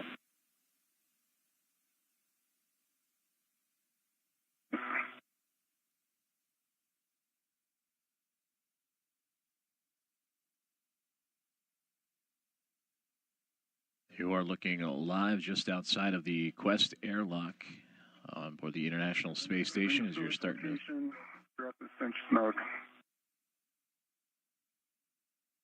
As you're starting to see movement of the hatch opening as NASA astronauts Nick Hague and Suni Williams, now 7.5 minutes into today's EVA, will open things up as you see there and get ready to traverse out into the vacuum of space. You're going to be attaching your anchor hook to forward and Suni's to aft.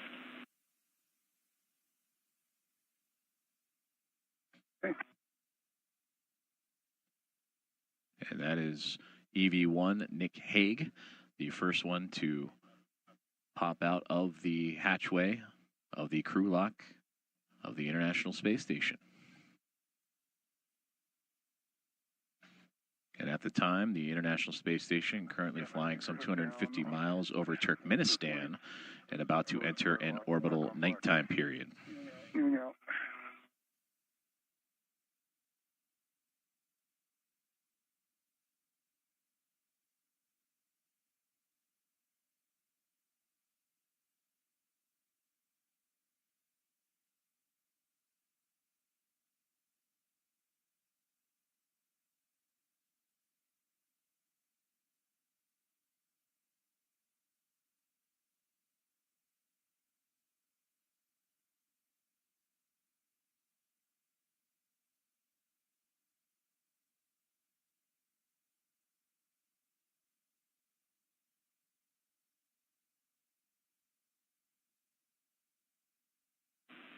And Sunny, while Nick is working anchor hooks, you can work to retrieve the large ORU bag for handoff.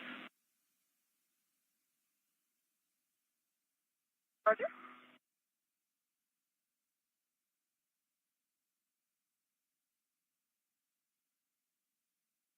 SCUs want to come towards the center. Roger for them. That is NASA astronaut Nick Hague, just outside the hatchway area of the Nick, when you're ready. crew lock of the Quest airlock, EV1, designated by the red stripes you can see on the pants of his suit. Moving in position for the BRT.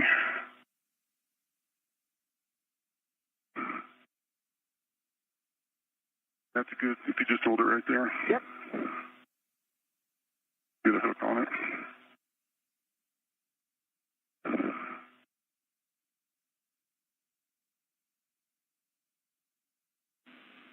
See a good hook. And Nick, Releasing the airlock hook. Yep. Nick, just jumping in. We want to make sure that the come back in. reels are unlocked. You back.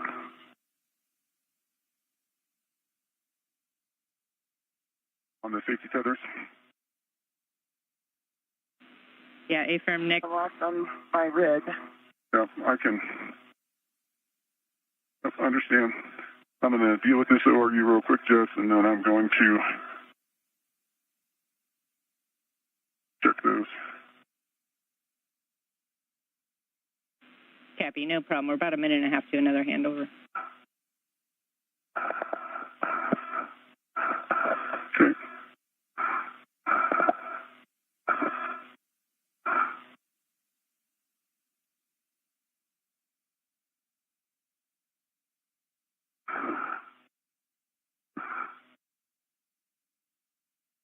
Okay.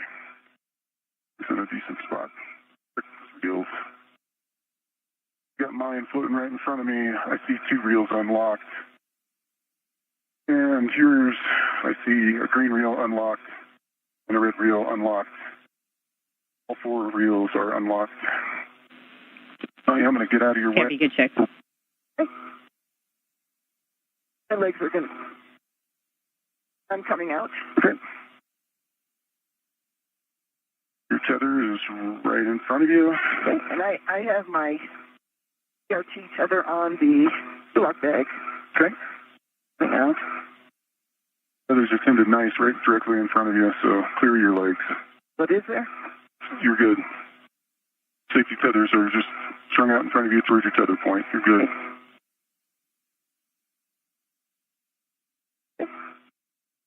All right.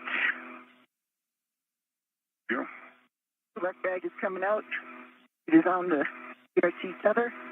Okay.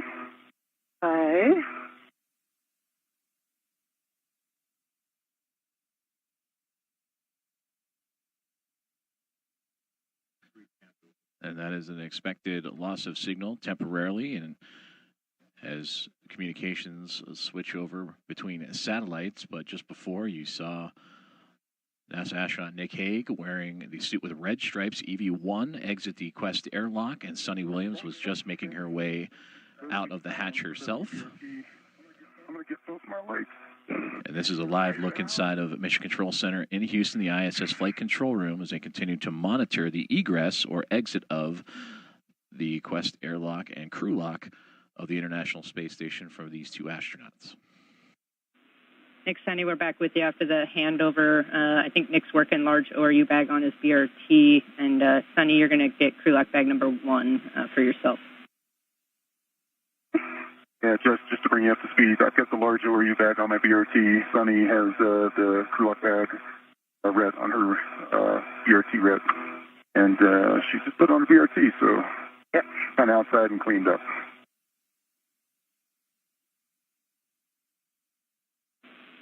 Now I got to get my BRT on the other side.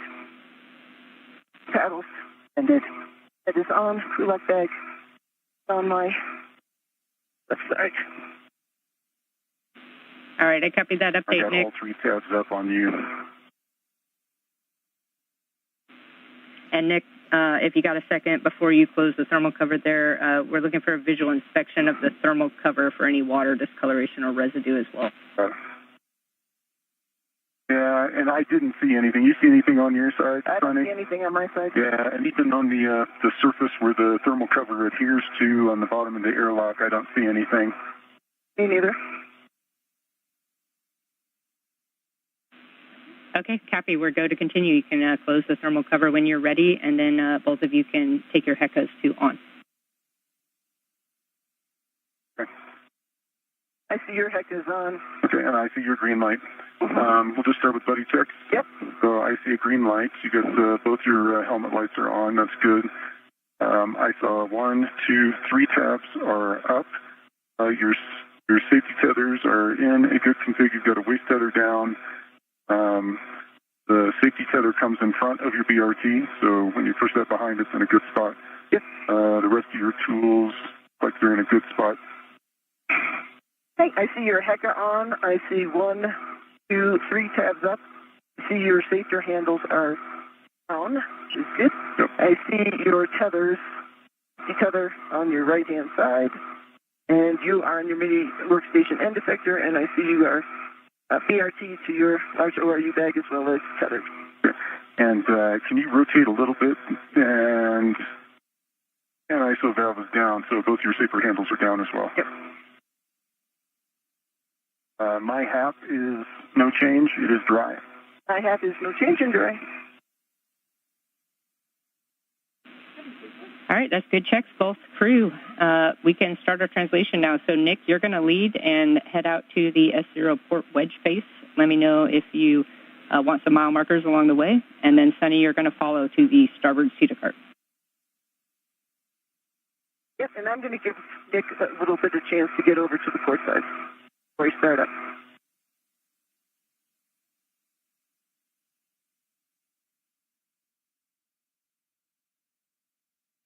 There you heard great communication between NASA astronauts Nick Hague and Suni Williams as they have exited the Quest airlock and did buddy checks to make sure everything was A-OK before beginning their motions to move across the International Space Station and begin their first planned task of the day, the remove and replace of the rate gyro assembly unit, number 2, that helps provide orientation data on the International Space Station.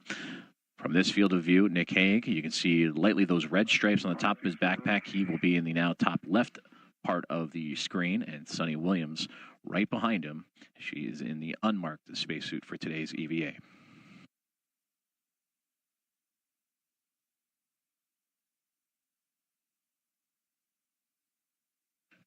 And while they make their way across, flight controllers have given the command to power down the rate gyro assembly at number 2.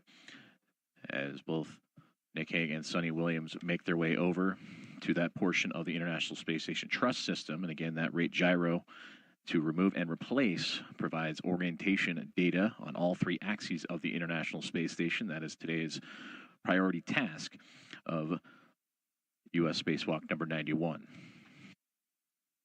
6, went up to phase 1. Copy, Nick. As you go over the top, I have a couple cautions specific to you. Remember, you want to avoid contact with the GPS antennas, and then avoid loading the NZGL cable and connectors on that hab tray on the backside of the truck. Okay. Understand all.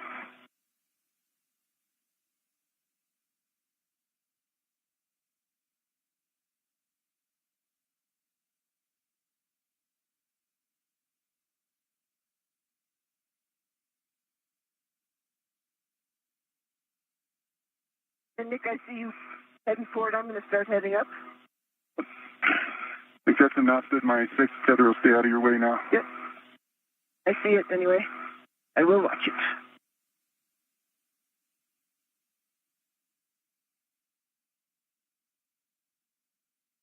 Okay.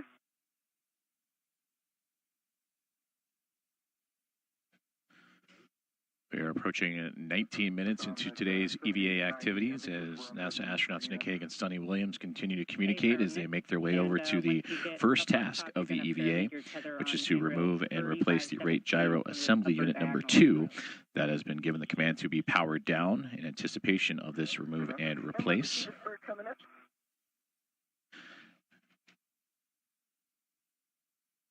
And this is all part of the ISS assembly maintenance and upgrades for today's planned 4 tasks. This is the first of those 4.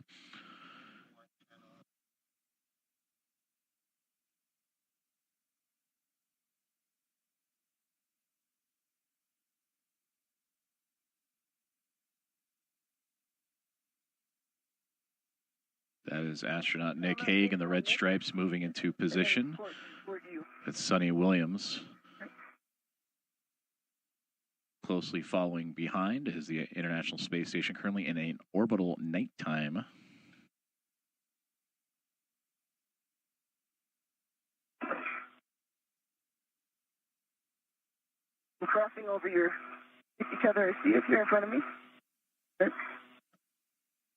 And there's a great look at Expedition 72 Commander Suni Williams with Nick Hague just above her on the truss of the International Space Station, translating across that truss to begin work on the rate gyro assembly unit number 2 replacement.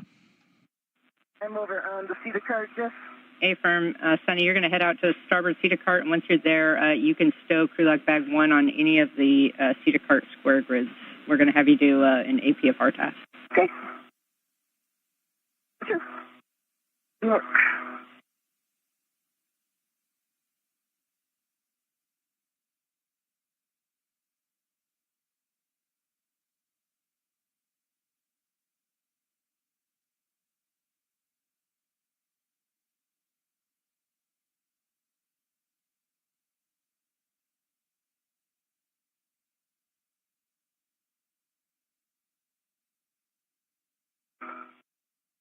Hey, Jeff, I'm at 3519 for the location.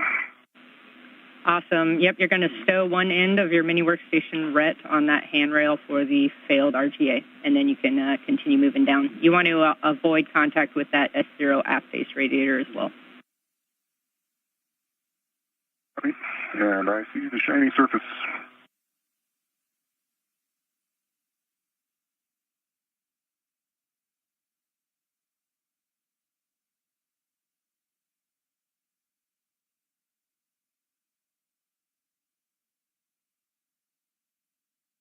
Got a good hook down on 3519 with one end of the RET.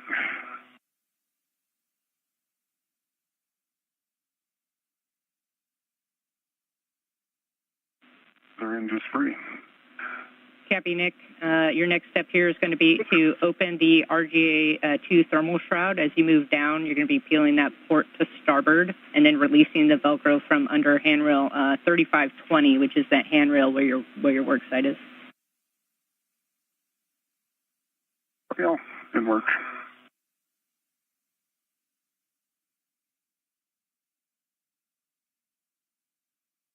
Hey, getting the lock bag is connected. I'm just getting it off of me. Copy, Suni. Let me know when you're ready for words for the APFR relocate. Hey, I'm ready for words. Okay, you're going to relocate the APFR from the WIF-X that's currently in WIF 1, and you're just moving the APFR only to WIF 4. Okay. Got a tether on it. Copy. So just the APFR WIF 4, which is the one on the top. Wait. That's the one in the middle. Correct? WIF 4 is going to be the one on the top it's actually going to be port side of the starboard pseudocarp. Yep. Port and hop up. Yeah, A-firm, that's a good read back. And then you're looking for a clocking of 3, and then I have the other settings for you when you're ready. Clocking of 3. 23.5 minutes into today's EVA, you're seeing Suni Williams adjusting the portable foot restraint systems in preparation for today's first task of U.S. EVA number 91, the removal and replacement of rate gyro assembly number 2. For Suni Williams, this is EVA, her 8th spacewalk into the vacuum of space, nearly more than 18 years after her first. As for Nick Hague, this is his 4th, and he'll be seen in red stripes on his suit. His first since August of 2019.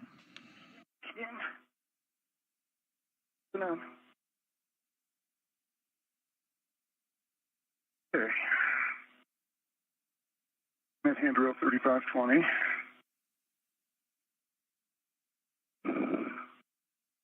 All eyes open. I see our RGA.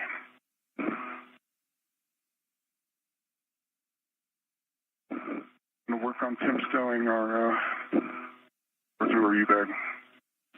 Yeah, copy, Nick, that you're down there at 3520. You can attach the other end of that pre-staged RET to the failed RGA now and get that off your mini workstation. All right, I got the collar to move, Jeff. Maybe I'm not getting it far enough.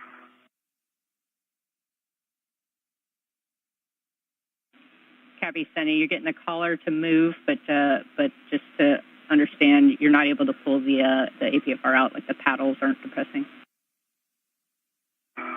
Yeah. I think I have to get to the black line to the yellow line. Wait. I'm not getting it over there.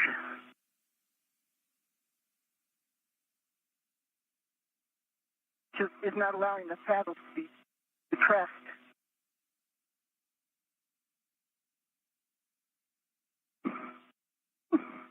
Interesting. Yeah, copy, Suni. If the is collar should be all the way black on white or black on yellow in this case. Yeah. And I copy, Nick, about the RET. You can temp stow the large ORU bag on that S0 wedge face now. Good work. I don't know if you could see it in my HECA, but that's as far as I can get the collar. Yeah. Not all the way to the white. Copy, Suni. Actually, it looks like we might have bumped the HECA there, so if you could turn that back on, we'll see what you're looking at. Yep, sure. Here we go.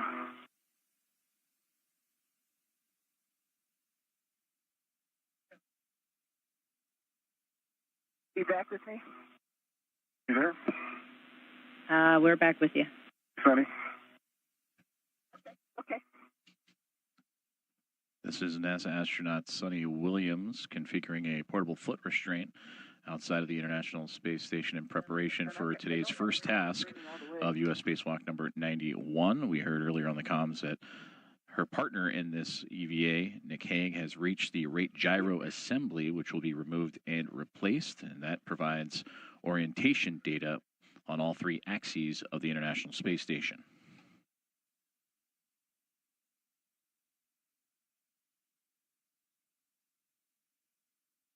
Nick, are you ready for me over there? Yeah, I'm still in the ORU bag, so you got time to troubleshoot.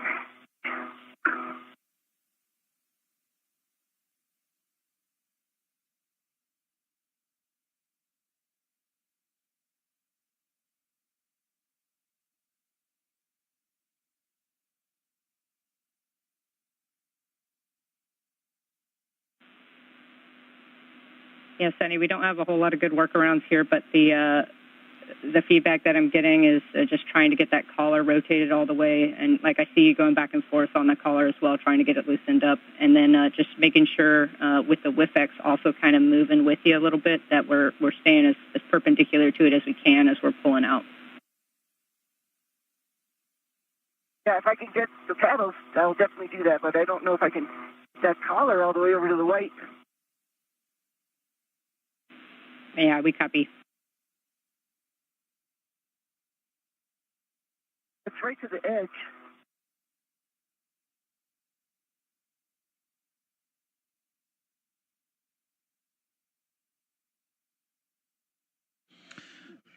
This is a live view from astronaut Nick Hague's helmet camera as he looks onto the rate gyro assembly as he prepares for the removal and replacement of this unit. The priority task of today's EVA is his partner for today, and Suni Williams continues to configure that portable foot restraint. And there you can see Williams just outside the truss system of the International Space Station continuing to work with that foot restraint. Suni, one last recommendation here. If you can try to rotate the collar to as far as you can get it with one hand and then squeeze the paddles with the other and just see if you get any motion in the paddles at all. Yeah, I don't get any motion at all.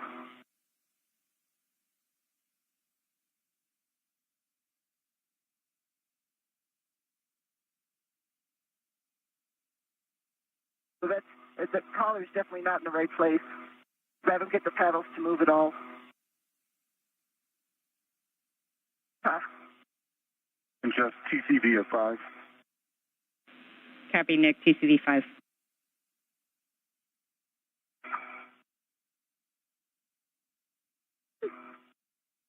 We had any problems with this one before?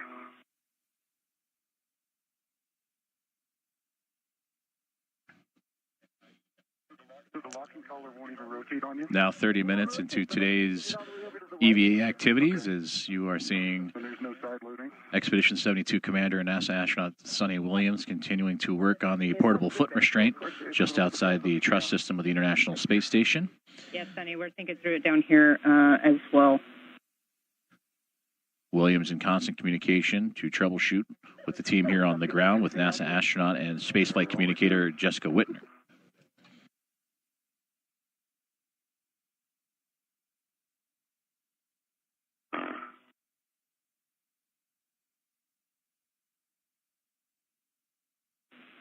All right, Suni, with that, it sounds like this APFR has given us trouble in the past, so you're kind of confirming something we may already know. That said, at this point, we're just going to leave it where it's at, and if you can just put it back in its original config, black on black, and then we'll get you inside the truss. Black on black. Copy.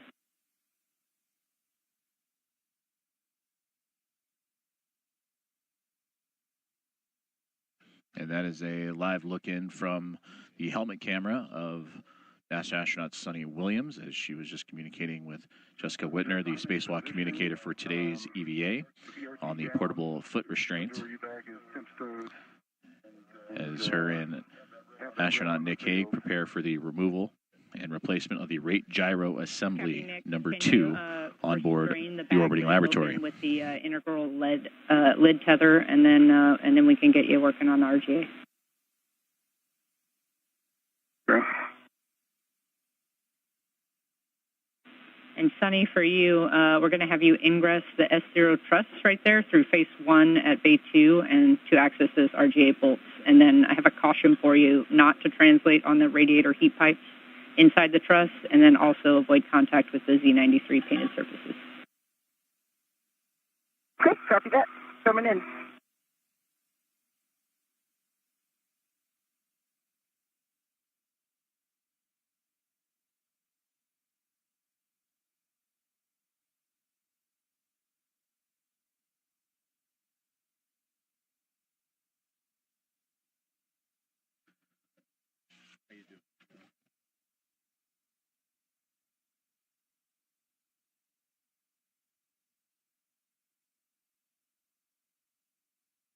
All right, Nick, I'm on the other side, as you can probably see. Yep. Get myself in position. See some light?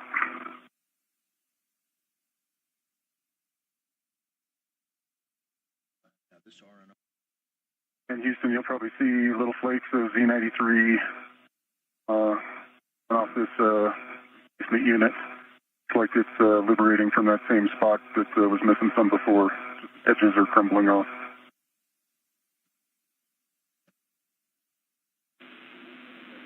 Yeah, Nick, to confirm, that's on the new unit when you open the bag, correct? The new unit, affirm.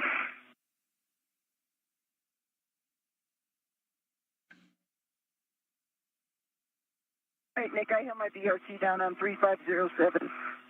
My waste tether down on 3527. Great. Place here.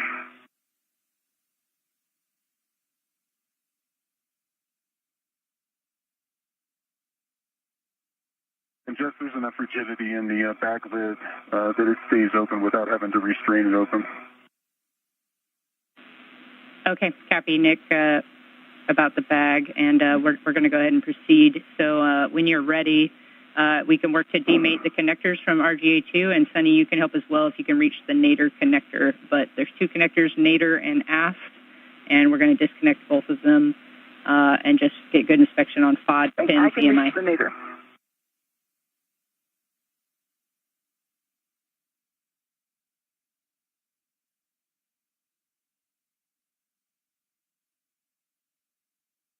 My hand right on the nadir one when you guys are ready. Go ahead. And we are ready for you to disconnect. Over center. Looks like good release. Over center. One goes towards me. Towards you. Yep. Affirm. Oh, no, I'm sorry. Away from you. No, you were right. Towards you. I see it moving. It comes straight out. It looks like it's turning sideways a little. Try pulling back on the... No, you got it. Okay, I see no FOD. That's an EMI band. Good EMI band. Let me get down and take a look beneath.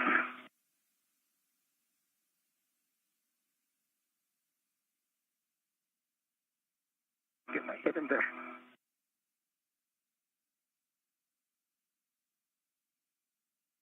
far as I can tell. Oh, that looks good. No FOD. My band. All looks good on this field. Good.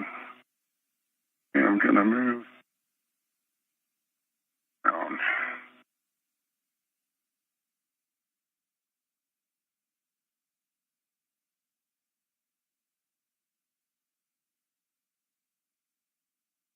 Okay.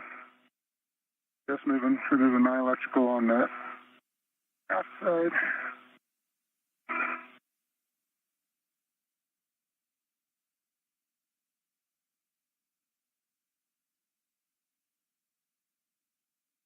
That red's right in the way. And good pins. DMI band. No FOD. Good connector. Copy, those are good inspections. So, Nick, if you need to, you can release those TA clamps. If you don't, you just want to restrain the connectors clear of the work site. And that's enough to do. Perfect. That's good. All right. Okay, and once that's good, both of you can get out your PGTs, and we'll work to release these bolts. Good work. Right.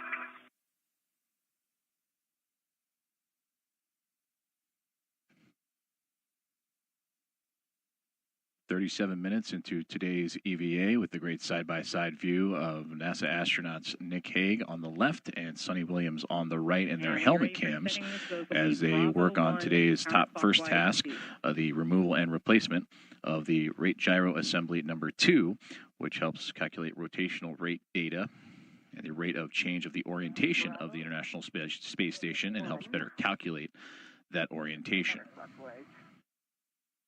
This rate gyro assembly number 2, originally installed back in September of 2009 as a part of STS-128 and Space Station Assembly Mission number 17.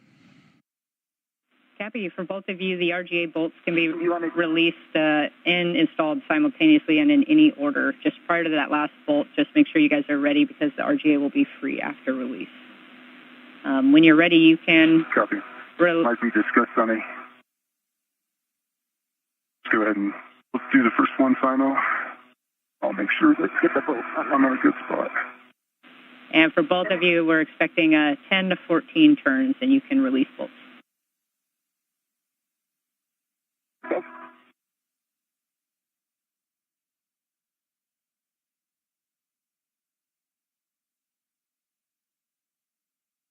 Torqued out. And a great view there of the tools being used to release the current rate gyro assembly unit in preparation for the removal and replacement with the backup unit. And guys, for order of ops here, we have Nick, you releasing both of your bolts on the aft side, and then Suni holding on the last bolt to have Nick stow his PGT so he's ready to take the RGA. Okay, 4 bolts is out. Okay, I'm working on the lower one now. 12 turns. Copy, Suni, 12 turns on the nadir bolt.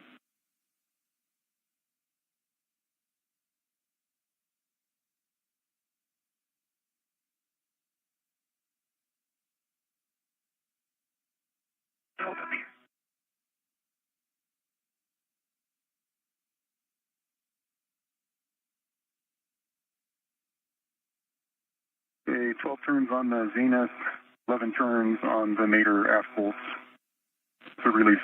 Copy, 12 and 11.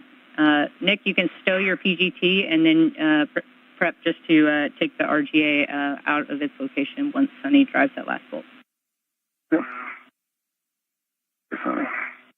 I'm on the last one. Yep, I gotta put this PGT away. Ready for me to continue?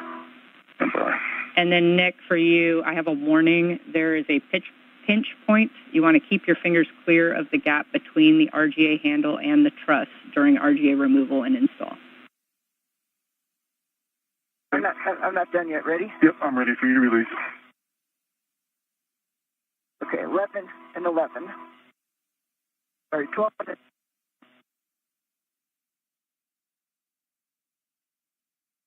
Sliding out. Okay. And a great view there of the release of that rate gyro assembly number 2 from the view of and perspective of NASA astronaut Suni Williams, who just released that last bolt. And it's currently in the hands of NASA astronaut Nick Hague, just across her field of view. And the replacement unit, this RGA number 2, will help calculate the rotational rate data of the International Space Station. For Suni Williams, she is currently inside the S0 truss of the International Space Station, which is quite near the midway point of the backbone of the structure of the orbiting laboratory.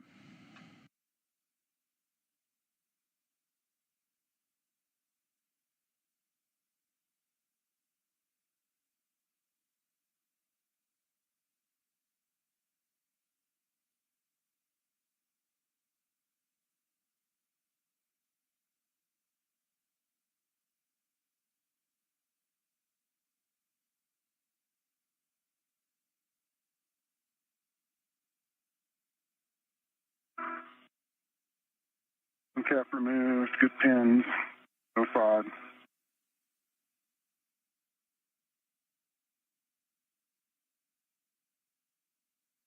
Copy the inspection.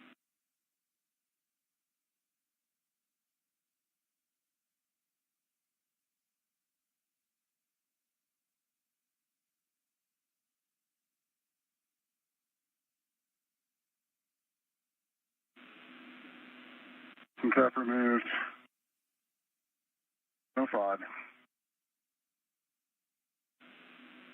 Copy, good inspection. And Suni, if while you're waiting you want to set up your PGT for the install, the settings will be Alpha 6 clockwise 2. Hey, Alpha 6 clockwise 2.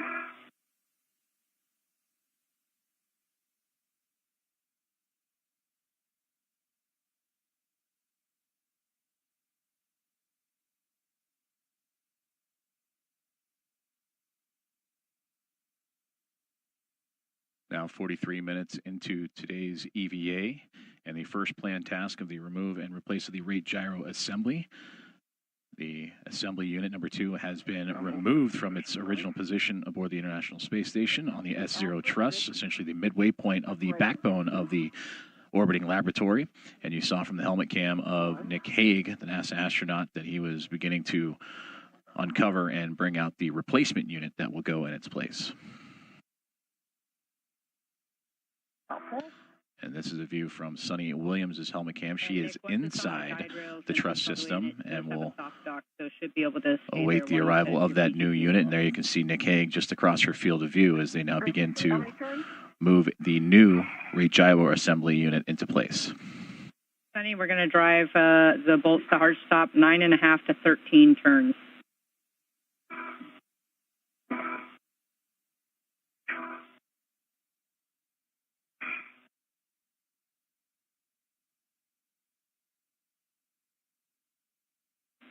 And Nick, for you, those settings were Alpha 6, clockwise 2. The Alpha 6, clockwise 2.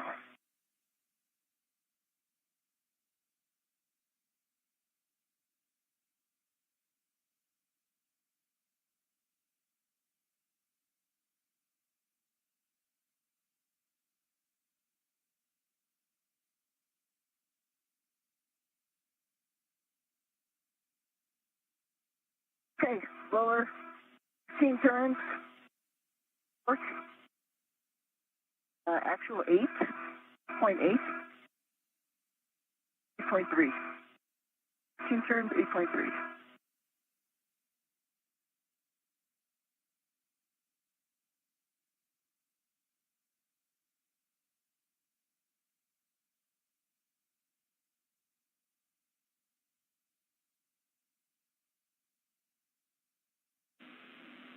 Copy, Suni. We heard 8.3 and 12 turns. Can you confirm green light on the nadir bolt?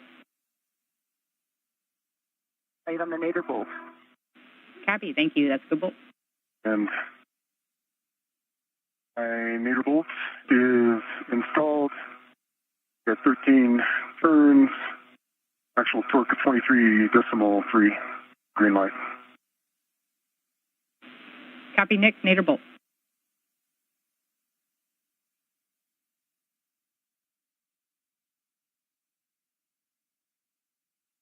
And Nick, if we can have you verify, we want to verify that you're not in the Bravo setting still. It just seems like the torque is a little higher than we were expecting. Yep, I was in Bravo. Zenith bolt is 12.4 turns, 8.5 on the torque. Green light.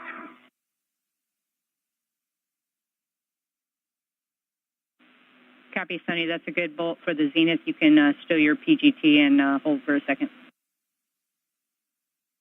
Roger. Okay, working on the last bolts. For 6, And Nick, if we can have you pause for a second, we might have you back out that lower bolt. Okay. Got 1 turn on. Pausing. That's fine, Nick. We'll just have you hold there. Copy you on your 1 turn.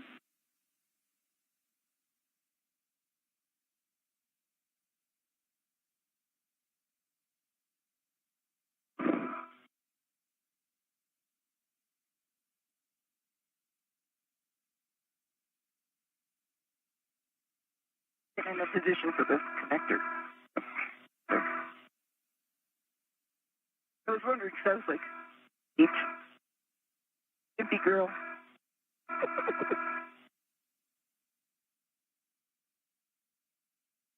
Kicked a lot harder than I was expecting.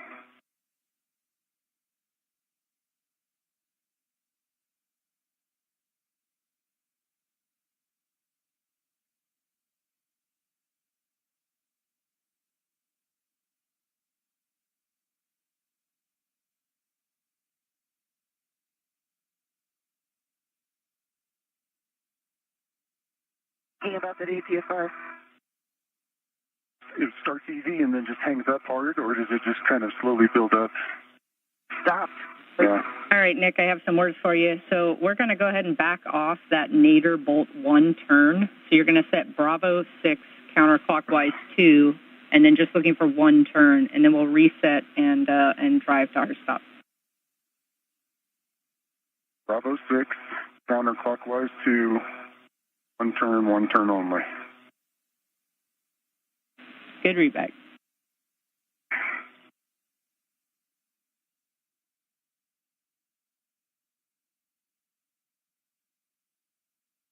Res.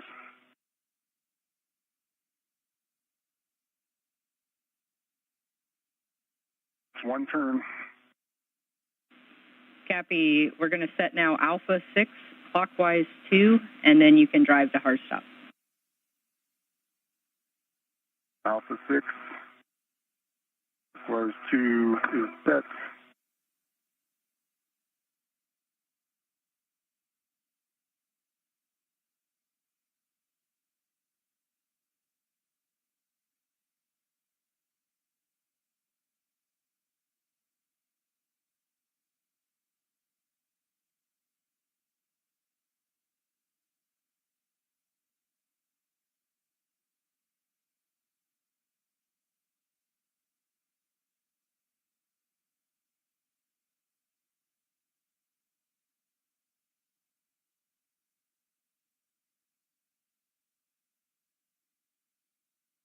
Jeff, can I start working on the nadir electrical?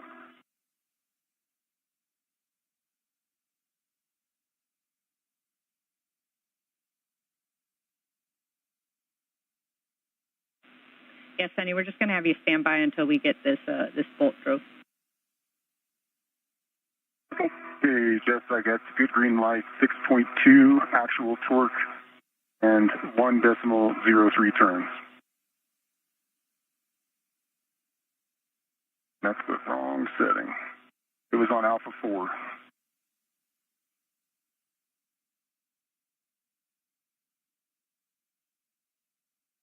Want me to hit it again to raise it to the 0.3?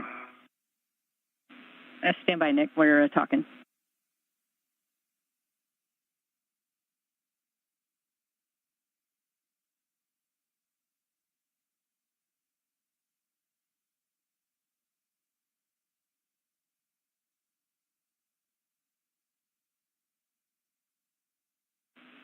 And Nick, you can just switch up to Alpha 6 and then do it one more time for us. Okay, Alpha 6 is set.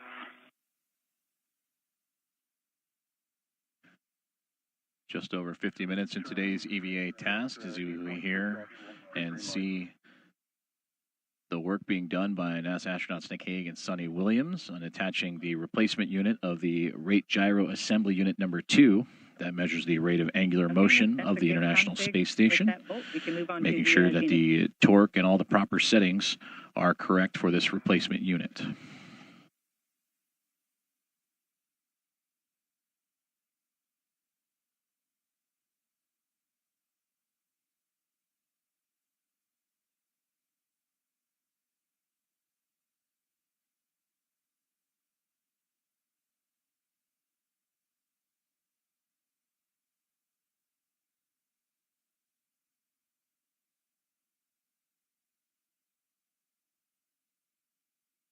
Okay, Jeff, good green light, 8.2 on the actual torque, additional 11 turns.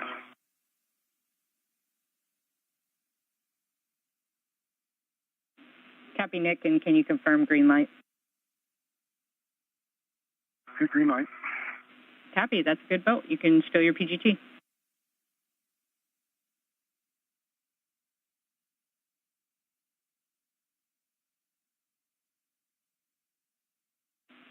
And Sunny and Nick, we are go now for the NZGL connection. So again, just looking for a good inspection. And then Sunny, if you want to work nadir, that's P678 to J671. Okay. Good inspection. Good inspection on my connector. Pins, no fog. P680 to J673. Copy. Made it over center. Copy.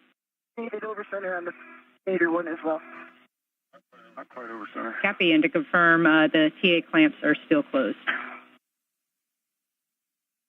The clamps are closed. We're still working on the nadir. Push that? You can push it from your side? Yeah, I'm going to reach in. Your confirmation of good bolts to connect the new rate gyro assembly unit to its new position in the S0 thrust of the International Space Station. And now NASA astronauts Nick Hague, which that is his viewpoint that you are seeing on your screen now, alongside with his partner for today's US 91 EVA, are connecting or reconnecting the rate gyro assembly.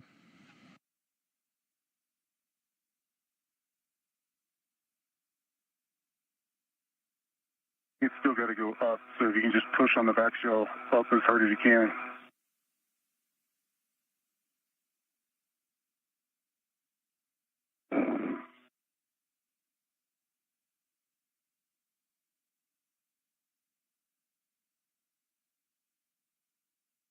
Almost there.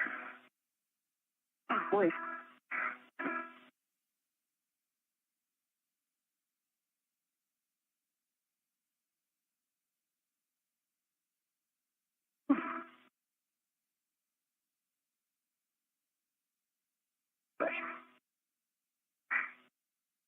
What are those two sides look on that?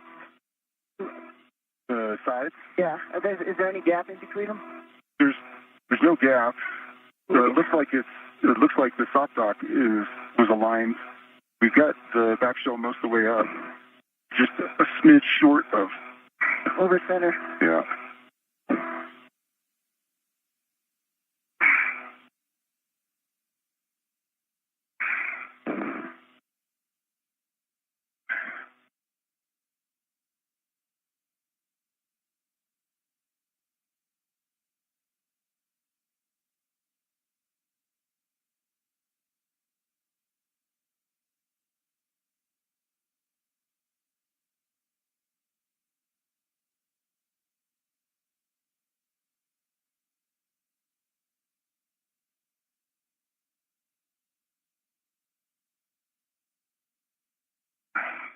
I need to get rid of the CRT closer.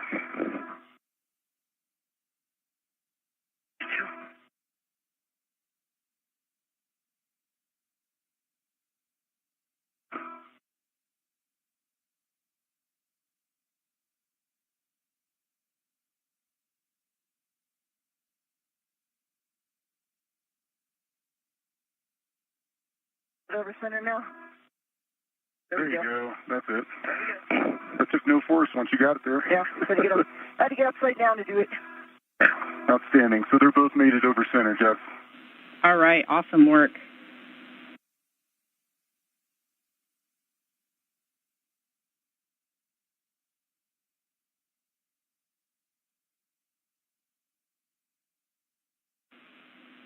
All right, with that, guys, the RGA install is complete, so we're moving over to cleanup now. Suni, you can egress the truss and check your safer handles down, and then you're going to go retrieve your crew lock bag from the starboard feeder cart. Work. Nick, for you, we're going to relocate the bag ret from the spare RGA to the failed RGA zenith of you. Good, copy that. And Nick, once you do that, you can then disconnect the other ret that's on handrail 3519, holding the failed RGA, and then stow the failed RGA in the ORU bag.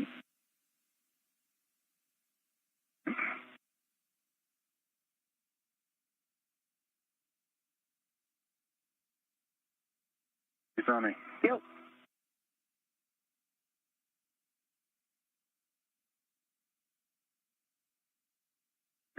All right, you got the moon behind you too. I'm gonna keep moving. Got it.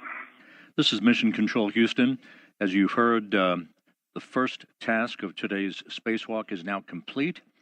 The replacement of a failing rate gyro assembly, RGA number 2, has now been replaced with a new healthy unit.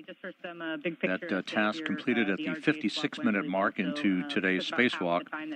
And the Attitude, Determination, and Control Officer here in Mission Control has been given the go to power up that new unit.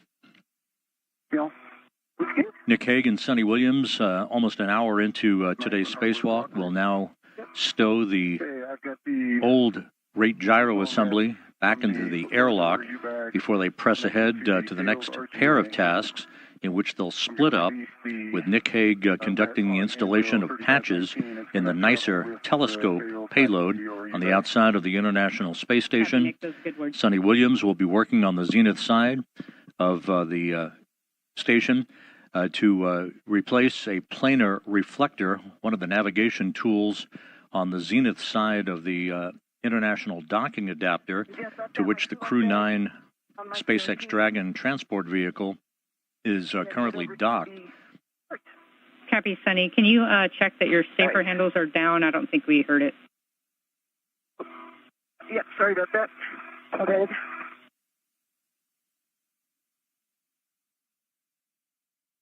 Right, safer handles down. Copy, Sunny. And before you get moving as well, we'd take a glove and hap check. Yeah.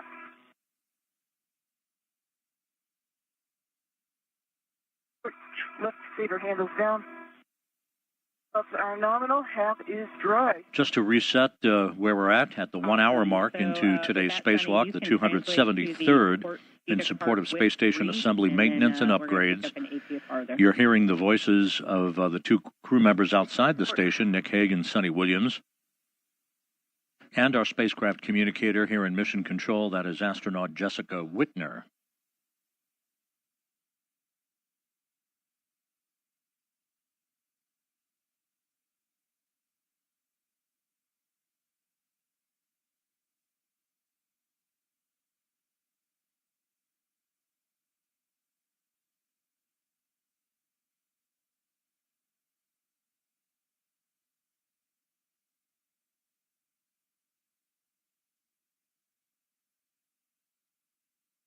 I'm under the MC on the port gift card.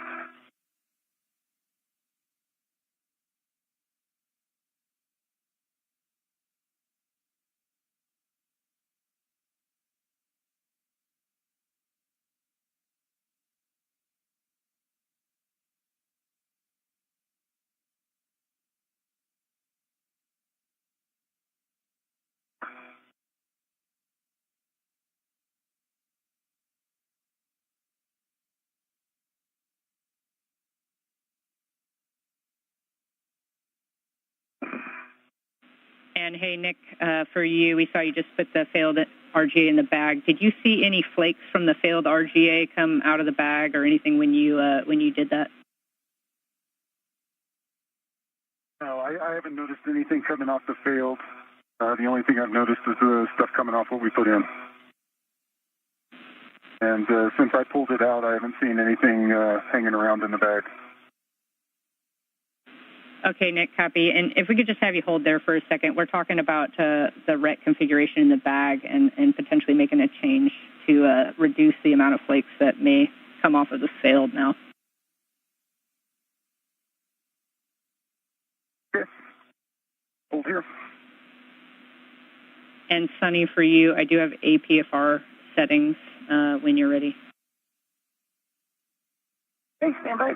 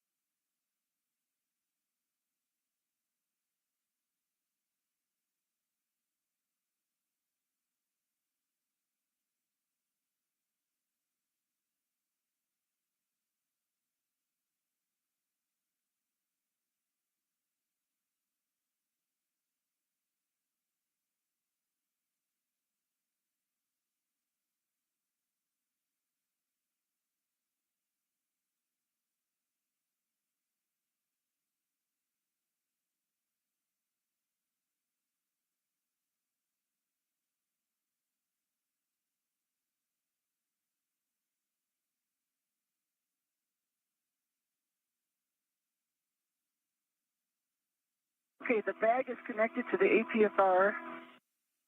Put the RT on. RT RET is on the APFR as well. What are my settings? Copy, Sunny. The settings for the APFR are going to be November, Kilo 1. November, Kilo 1.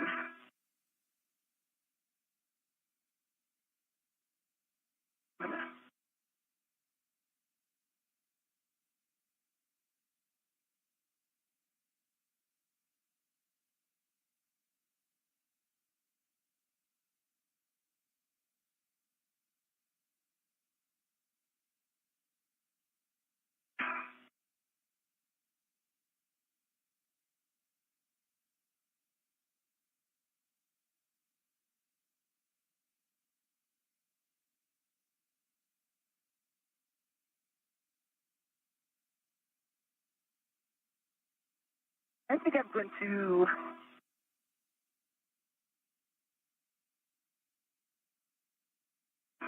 I'm going to move it off of this engine first. Very set settings. That's okay with you? Just down here in the heads and the bunch of stuff. Copy, Sunny, if that works for you.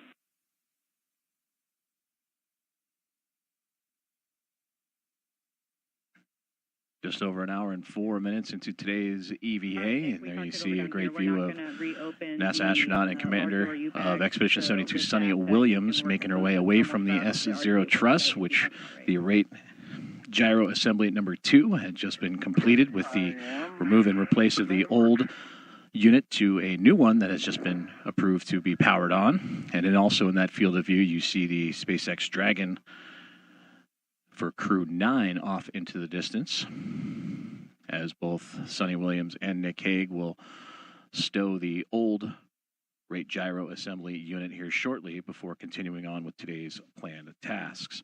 And those tasks will include the removal and replacement of a Harmony Zenith planar reflector, which is actually close to that Dragon spacecraft, as well as the installation of a neutron star interior composition explorer patch, or the NICER X-ray telescope experiment, and prepare the Alpha Magnetic Spectrometer patch panel for future upgrades. All right, remind me just this pitch setting here.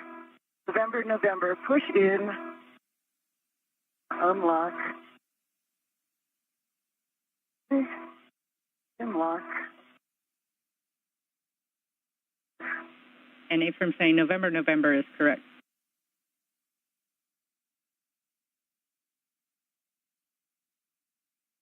November is locked. What's the other one? Kilo 1. So what?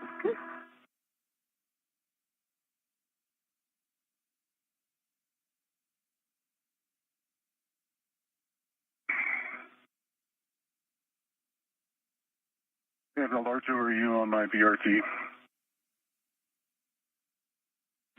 Copy, Nick. Large ORU on your BRT, and can you confirm the thermal shroud is closed? I'm working on it. Copy. I'm going to get the BRT on ORU before I have to on my safety so they're getting around the way. Copy, no problem.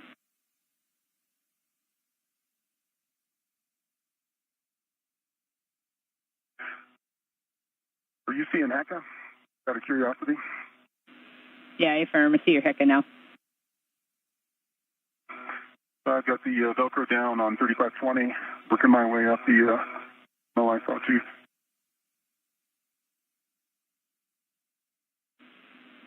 All right, that looks good, Nick. When you can, perform a glove and hap check, and then we'll get you translating back to the airlock. Got it. It's Sunny for you. Once you get the APFR set, just verify the pitch knob's locked and can be depressed. The pitch knob is locked and can be depressed, yes. In its correct setting, I'm going to put it on my BRT. Copy.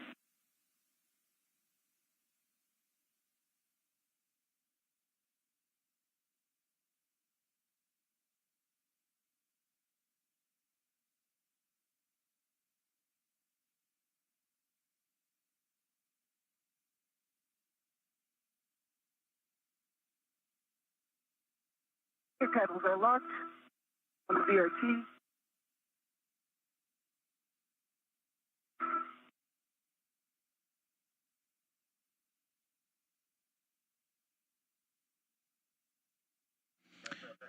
You should be able to see down. Ally is in a good config. Affirm, Nick. We're looking at your HECA, and it looks like a good config. Great communication there between NASA astronaut Nick Hague as well as the teams on the ground. The confirmation of a good power-up of the rate gyro assembly at number 2, the replacement unit that was just recently completed by NASA astronaut Nick Hague and Suni Williams together. as they are starting to receive data and shortly receive data of the angular motion that it will measure of the International Space Station about its 3 different axes.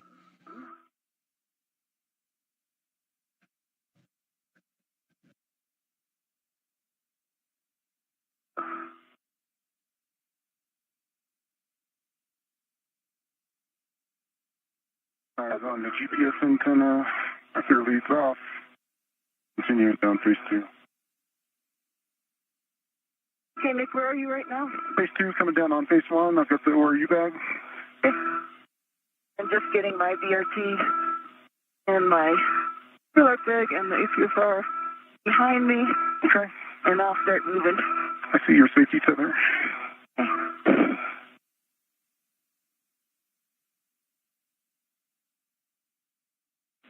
And Sunny, it looks like we lost your HECA again. If you could see if that powered off. Here we go. And for both of you, good news. RGA-2 is up and running. We had a successful power up. Nice work. Excellent. Great.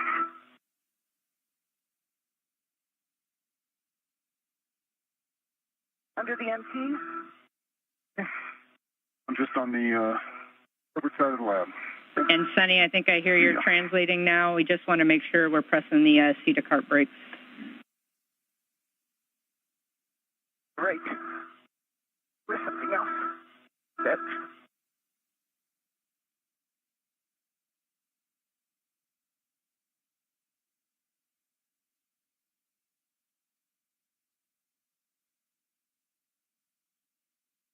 Call, Jeff.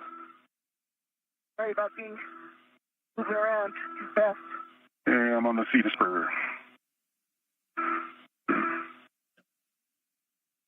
Wonderful views from the helmet cam of NASA astronaut Nick Hague as they are translating from the S0 truss on the International Space Station about the midway point, the backbone of the International Space Station, and you can see the curvature of the Earth below him. And there is the Quest airlock right in front of him as he moves to go and stow the replaced rate gyro assembly number 2. As for NASA astronaut Suni Williams, she is making her way to the space-facing side of the Harmony module in preparations for the next task for today's EVA, the replacement of a planar reflector that is used for visiting vehicles in their approach to the International Space Station. Press this time. Deport 1. Sorry, starboard 1.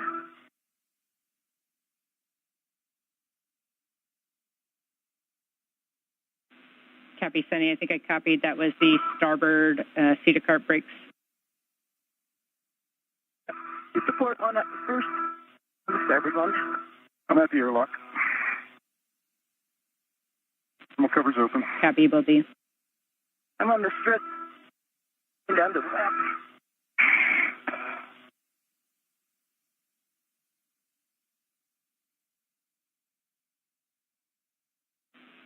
All right, Sunny, I have a couple words for you while you're translating. A few cautions. As you head outboard, you want to avoid contact with the deployed CBM pedals, grapple pin, target, and shaft. And then you also do not want to translate on the WETA stanchion.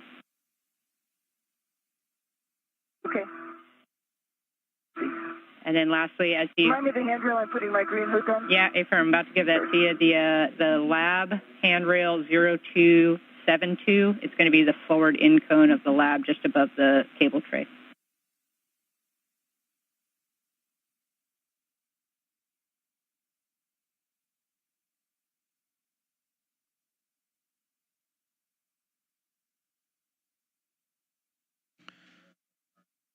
And there you hear the communication to NASA astronaut Suni Williams as he continues to move along the International Space Station en route to the zenith or space-facing side of the Harmony module, in which he will begin the second task of today's EVA after completion of the rate gyro assembly number 2, and that is to remove and replace a planar reflector.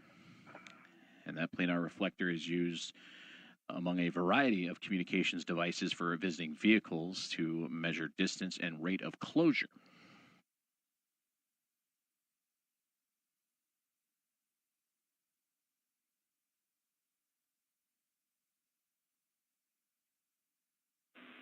And Sunny, I know you're still translating, I think, but maybe when you get to that Green Hook location, if you could check your HECA. We're still not seeing anything down here. 0272 is locked. Press the button again. Green Hook is down. Black on black locked. 0272. Copy your Green Hook, Sunny.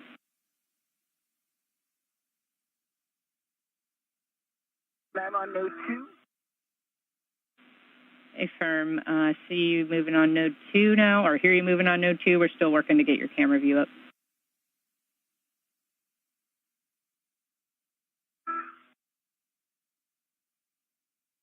Large ORU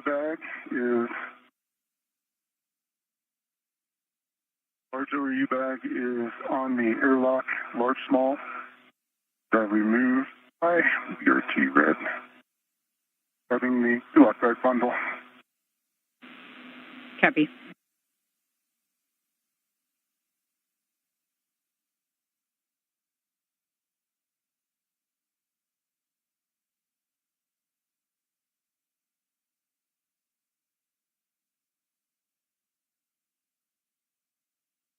Have the crew lock bag on BRT red, good hook.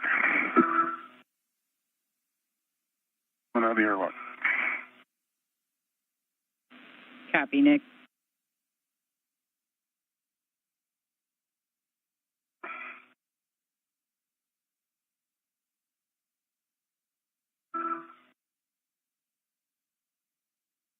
Do you have my HECA yet?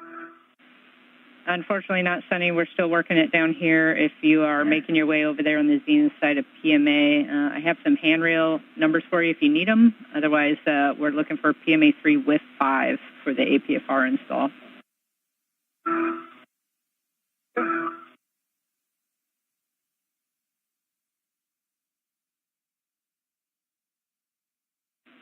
And Sunny, we just have one more request for you to just check that camera one more time for us. Sorry about that. The camera again. I have a green light. All right, we copy, Sunny. You're seeing a green light.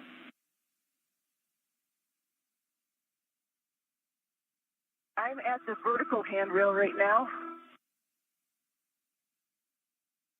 I'm PMA 3.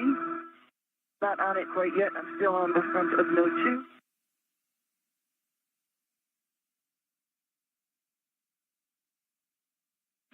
Copy, Sunny. Thanks for the updates.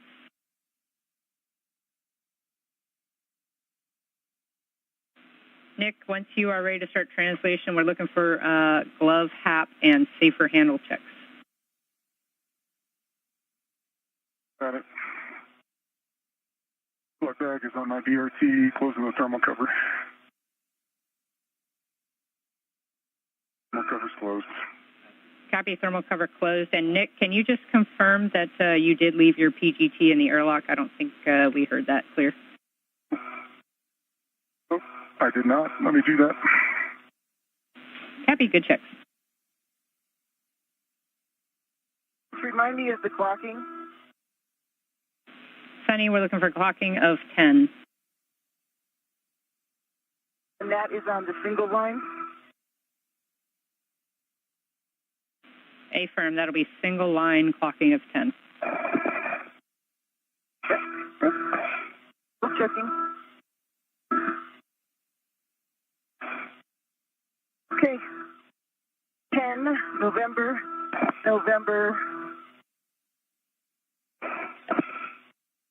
One. Let's get the other.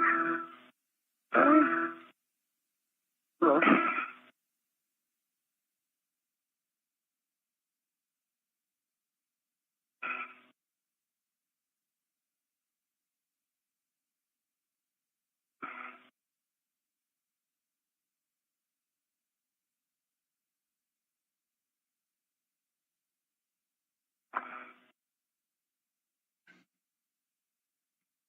Now 1 hour and 19 minutes into today's EVA activities and the completion of the first task of 4 assigned to NASA astronauts Nick Hague and Suni Williams, and that was the removal and replacement of the RGA-2, the rate gyro assembly number 2 unit. And you saw the helmet cam of astronaut Nick Hague placing that worn-out unit back inside the Quest airlock and the crew lock,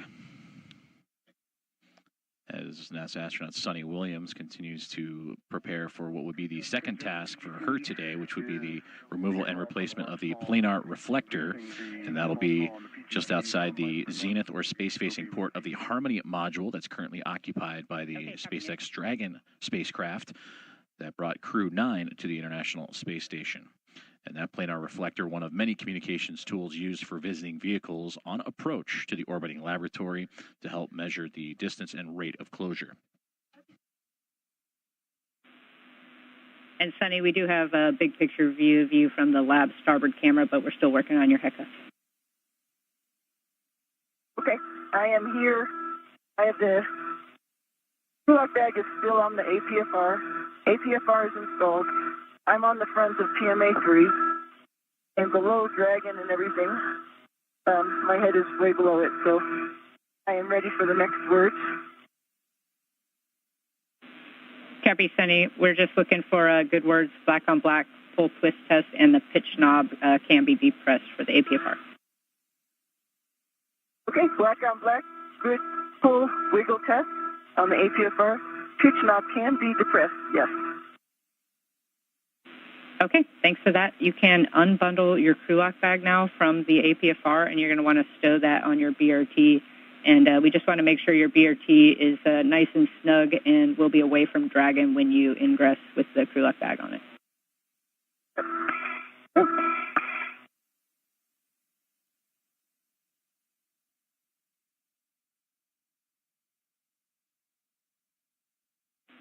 And Suni, we also have a request for you to power cycle your HECA when able.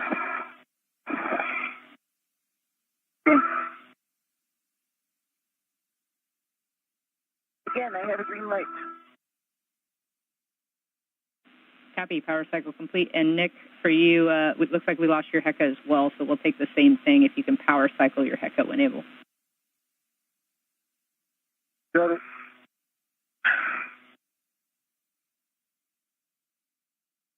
Tech is off right now.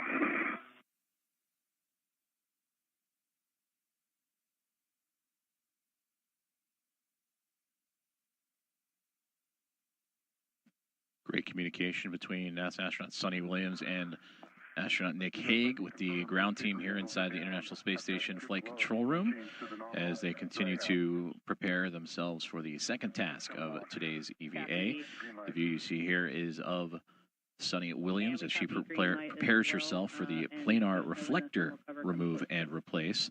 And you heard that communication, making sure that she is properly tethered and safely attached to the International Space Station. With that, when you're ready, you can begin your translation out to S3, the Bay 1517 interface. We're going to head up to NICER. Got it.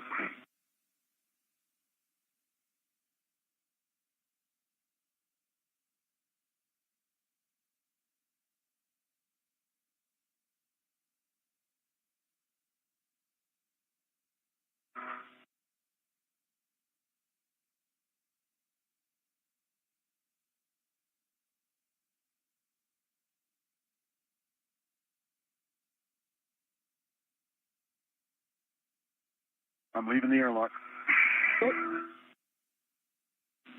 Copy, Nick.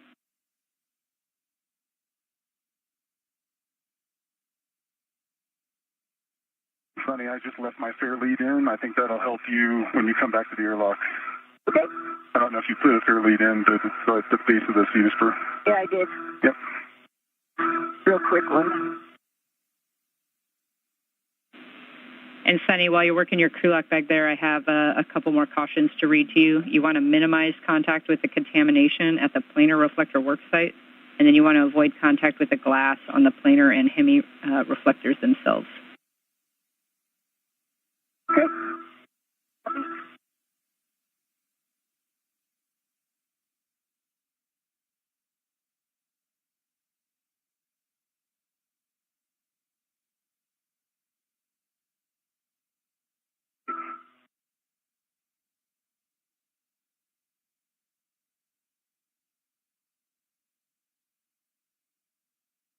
one.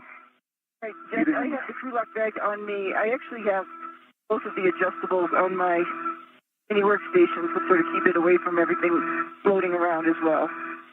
So, should stay away next to my left side.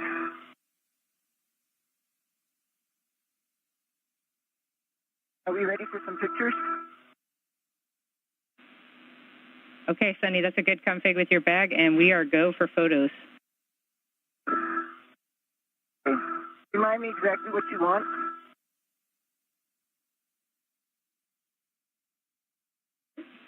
Yeah, we want, jokingly, everything there. We're going to look for the visible dragon surfaces, the planar and hemi-reflectors, best effort on those because they're kind of under the nose cone, the IDA and PMA hardware, and then anywhere else you see any of that contamination.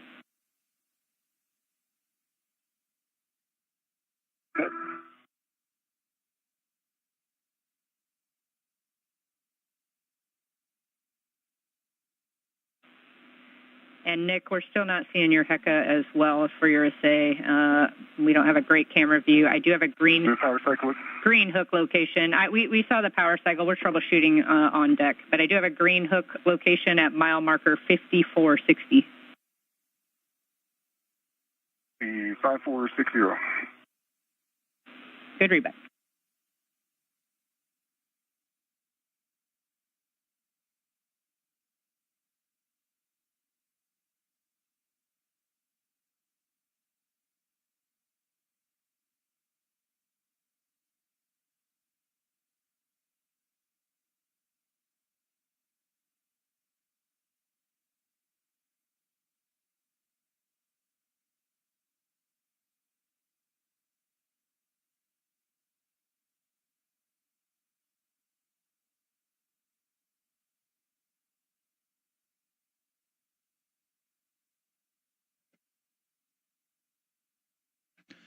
This is Mission Control Houston as we continue to bring you live coverage and updates from today's U.S. EVA number 91, currently being operated by NASA astronaut and commander of Expedition 72, Suni Williams, who you see in your field of view here. Suni is now preparing for the removal and replacement of a planar reflector used in communications for visiting vehicles to help them measure the rate of closure and distance as they approach the International Space Station.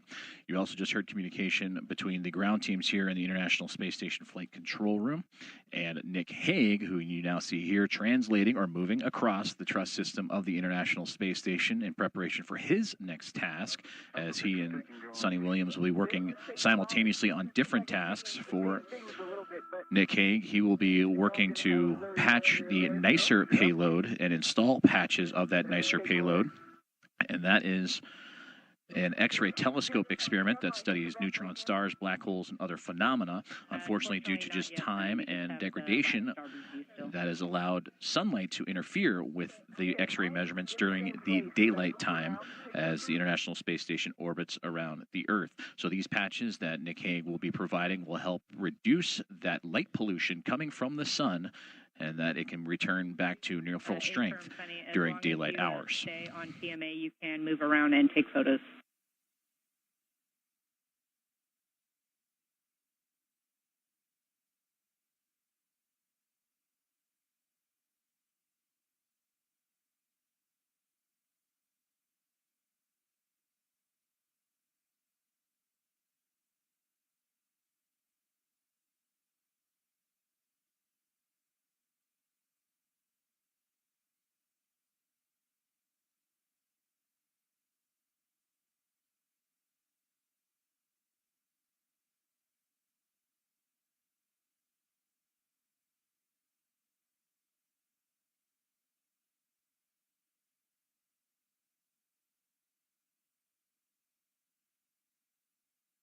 Jeff, I've got a green hook down at 5460.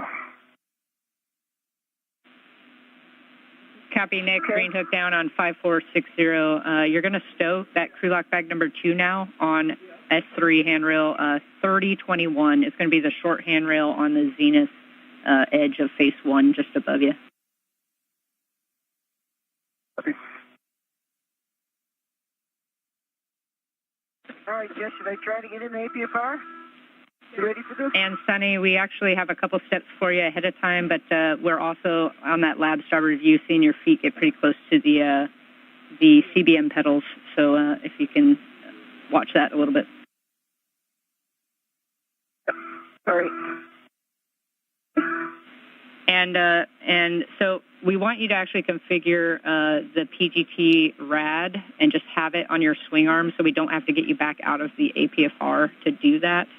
And then we have you remove the 6-inch wobble socket from your PGT as well and put it on the socket caddy prior to getting into the APFR.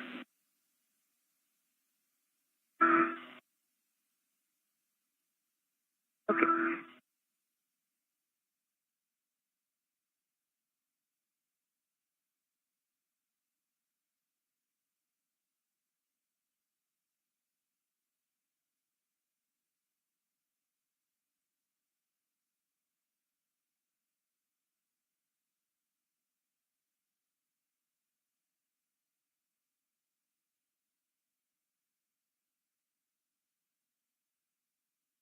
I have that way at the bottom of my tag because I wasn't anticipating we were going to do that. All of that's at the bottom. I'm going to have to yard sale it all out. Do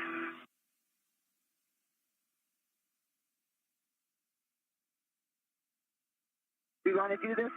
Really? Questioning. Yeah, Sonny, we're talking it down here. Just stand by 1 second.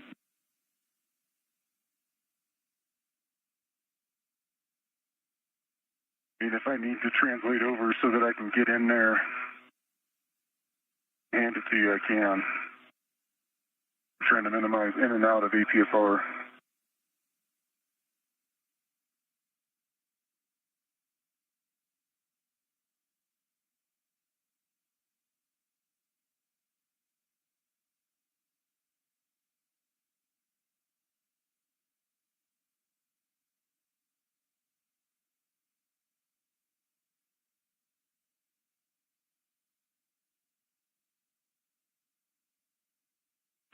Okay, Sonny, we were talking it over down here, and we think we don't actually need to configure the rad for this. If we end up needing it as a contingency, we'll just configure it later. That said, we're still going to have you remove the 6-inch wobble socket from your PGT and stow it on the socket caddy.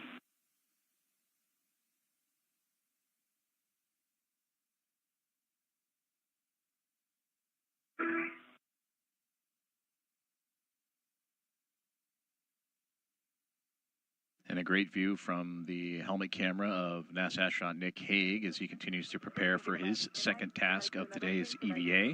And you can see floating off just past that left hand of his, those are the wedge-shaped NICER patches that he'll be inserting into the NICER experiment, the X-ray telescope that helps study neutron stars, black holes, and other phenomena. And he will take those wedges and place them strategically in certain spots on the NICER to help reduce unwanted sunlight from penetrating the X-ray telescope. No, totally understand. No big deal. And once you get that socket off and in your trash bag, we have a request to have you just turn off your HECA, and we're just going to leave it off for a little bit and then try again later. We still don't have good view.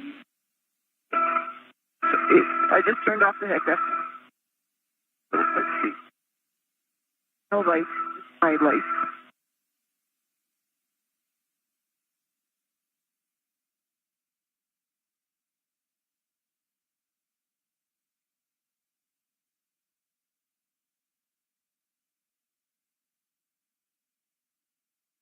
All right, Nick, we have your HECA back, and I see you unbundling the NICER caddy. When you're ready, that's going to go square scoop to the inner bayonet fitting on your swing arm.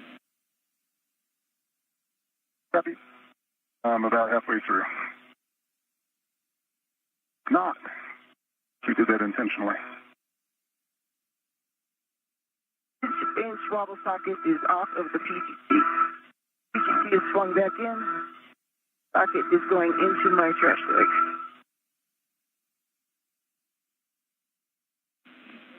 Okay, copy, Sunny. Socket in the trash bag. I have a warning I'm going to have to read you, so avoid contact with exposed IDA and Dragon hardware. And then just one last check to make sure mini workstation, tools, tethers, BRT will all maintain clearance prior to getting in the APFR.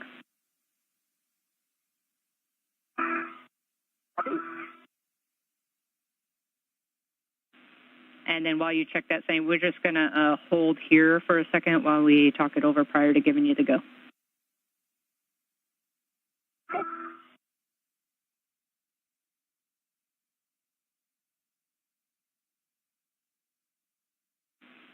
And Sunny, you have a go to repower your HECA now.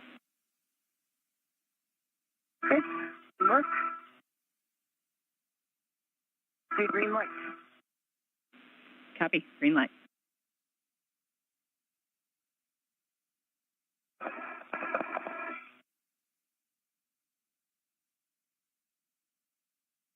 An hour and 35 minutes into today's EVA as we continue to follow along with the progress of NASA astronaut Nick Hague as he prepares for the NICER experiment and the patches of the X-ray telescope that studies neutron stars, black holes, and other phenomena. And these patches will help shield and prevent unwanted sunlight from interfering with the X-ray measurements. This telescope has 56 X-ray concentrators, and each one of those concentrators has a set of nested mirrors. Well, over time and wear and tear of this experiment has allowed for unwanted sunlight to enter the telescope, thus not providing accurate data during the daylight passes for the International Space Station. So what Hague will be doing is taking the caddy that you heard mentioned just a moment ago that has those patches. He will insert them in select spots around the NICER experiment to allow for its maximum capability both during the night and daytime passes to continue to measure those phenomena.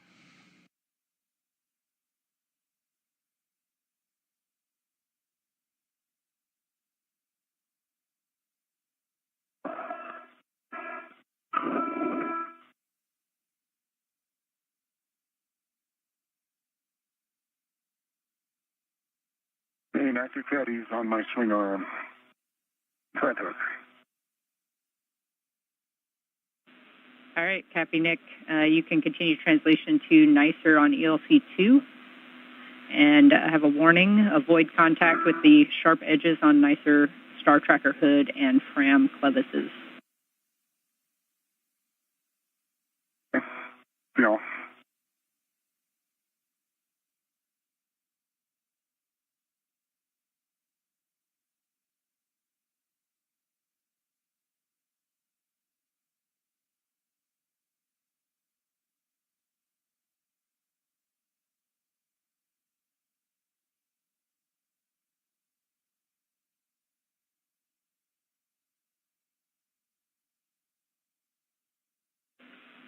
And Nick, while you're translating, I have a couple other cautions to read too, since we have a moment. Once you get up to NICER, remember you want to avoid any contact with the reflective film, so either hand or tools. Avoid loads into NICER in station forward direction just to prevent it from becoming unhooked. And then allow any motion to dampen out prior to each interaction with NICER. And you can also use that closed fist once you get up there, or a flat palm if you do need to react against the face of NICER while you're setting up your work site. Copy all. Yeah.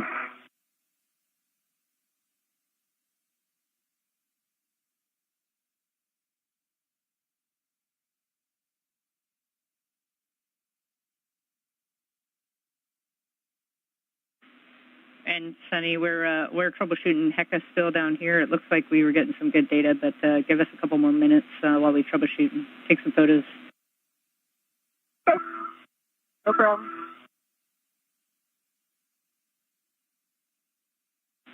And 1 minute to hand over. Copy.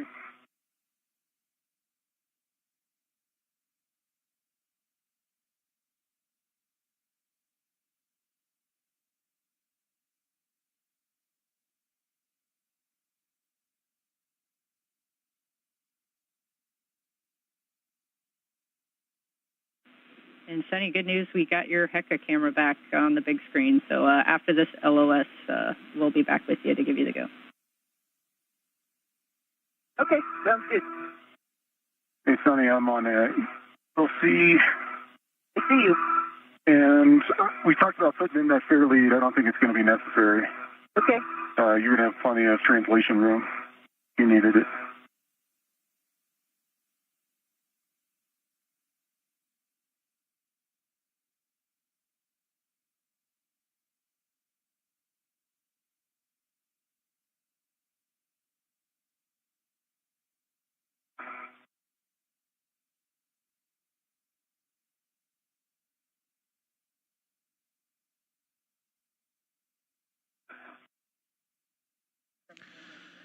An hour and 40 minutes into today's EVA with NASA astronauts Nick Hague and Suni Williams as they continue to move along with their scheduled tasks for this extravehicular activity, number 91, and the 273rd for International Space Station assembly, maintenance, and upgrades. They have completed their first task, the priority task for today, and that was the removal and replacement, the R&R, if you will, of the rate gyro assembly number 2. And now the two astronauts are preparing for the second task of the day, in which Suni Williams, she will make her way over to the zenith port of the Harmony module, and near that she'll be removing and replacing a planar reflector. And those planar reflectors, as you can see here and illustrated by NASA Flight Director Nicole McElroy during the briefing last week, and who is on console today leading the EVA, she'll be replacing that black portion along with the 3 bolts to loosen and replace it as it has become contaminated due to visiting vehicle traffic. So they will remove those 3 bolts around that black portion that has a reflective material in the middle there, that silvery middle portion. So she'll reflect that as it is a part of one of many communications tools used by visiting vehicles to remove or to measure their rate of closure and distance as they are on approach to the International Space Station. And for Nick Hague, he is translating his way over to the NICER patch experiment, or the NICER X-ray telescope experiment that has 56 aluminum X-ray concentrators that capture X-ray light that help measure neutron stars, black holes, and other phenomena that has been since worn and contaminated by sunlight and allowing unwanted light to enter the experiment. And he will translate over and install patches for that NICER experiment.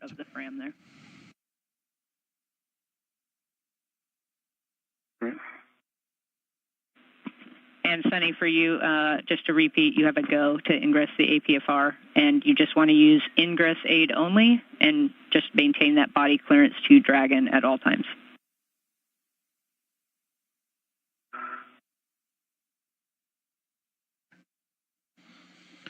And there you see a great view of the NICER X-ray telescope in front of NASA astronaut Nick Hague, who will install patches, and those circles that have each compartment with wedges on the inside for those patches. There's 56 of those, select ones identified by the NICER experiment, and the team on the ground here, both in Houston and across the country, have identified areas where unwanted light is entering, and that is what Hague will be identifying and patching up so it can return to its full capacity.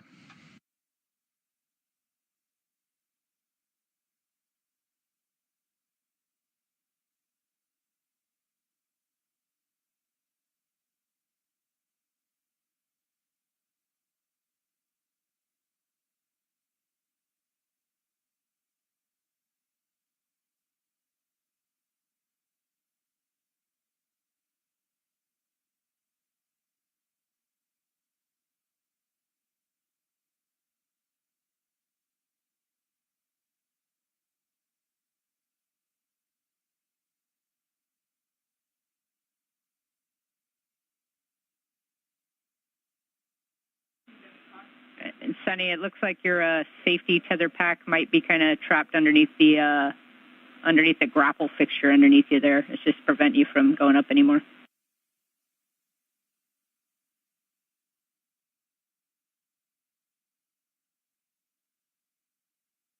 Thank you.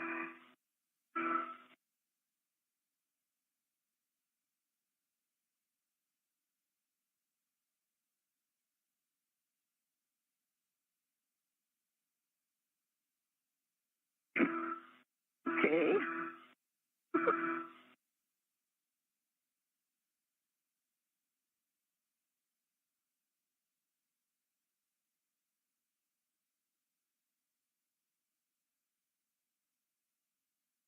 You recommended I go this way, right? Oh boy. Well, we see you well clear, Dragon, so you're good to do what you need to.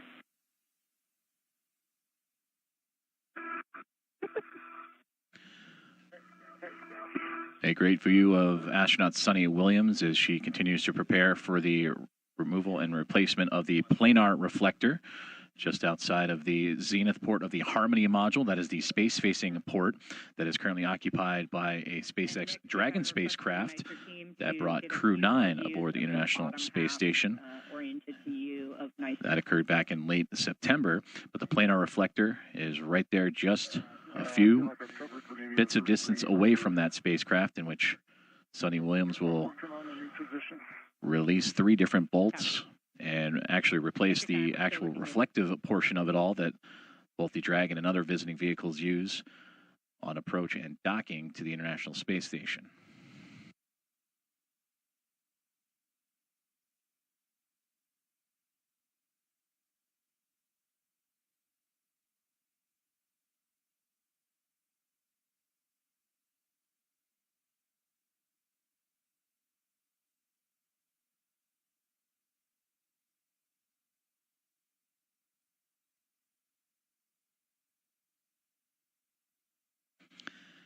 And you can see the planar reflector jutting out from that docking port. It's just off to the left edge of that screen, that silver brace with the black component right on top of it. That'll be the component that you will be working on.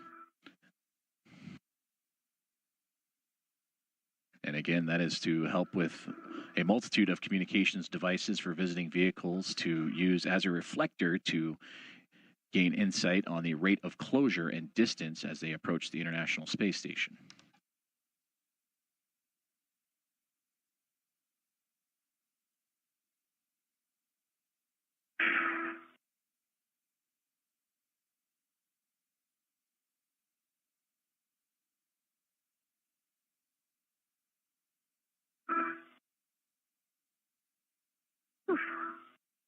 Give me a second.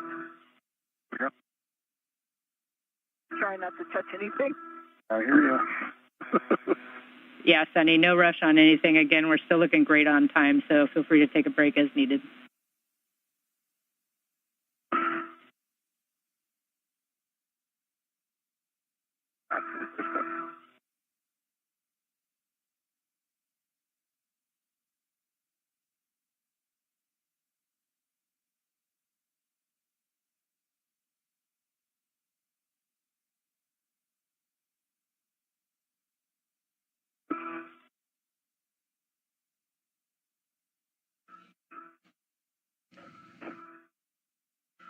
As astronauts Suni Williams and Nick Hague prepare for their second task of the EVA, you can see that the International Space Station has transitioned into an orbital nighttime, currently traversing across Kazakhstan. A little bit of a constraint problem. All of this happening as we approach an hour and 48 minutes into today's spacewalk. And then for the nicer team, I think I've covered the middle third. I'll get into a new position for the bottom third. Copy, Nick. We're ready to copy that position. Yeah, and I'm sure if they're not seeing it, I can tell you that there is as much damage in wedge 1 as there is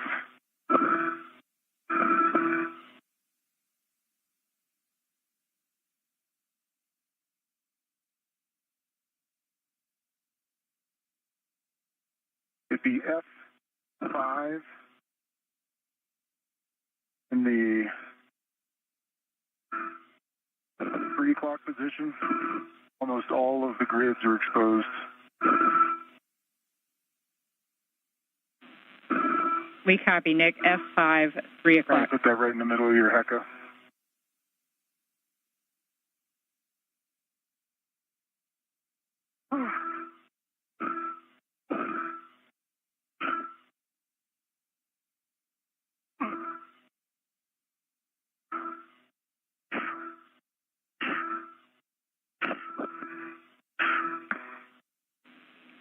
All right, Nick, once you're ready to start installing patches, we're going to add an additional patch to that location you called out.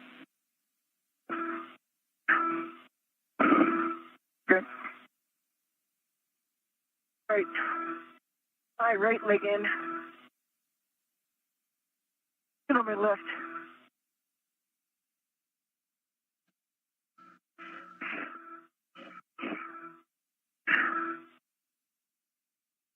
I'm going to get in position for patches, Jeff.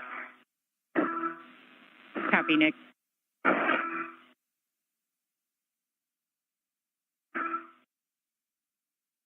Jeff, you have my HECA, right? Yeah, Sunny, your HECA is good.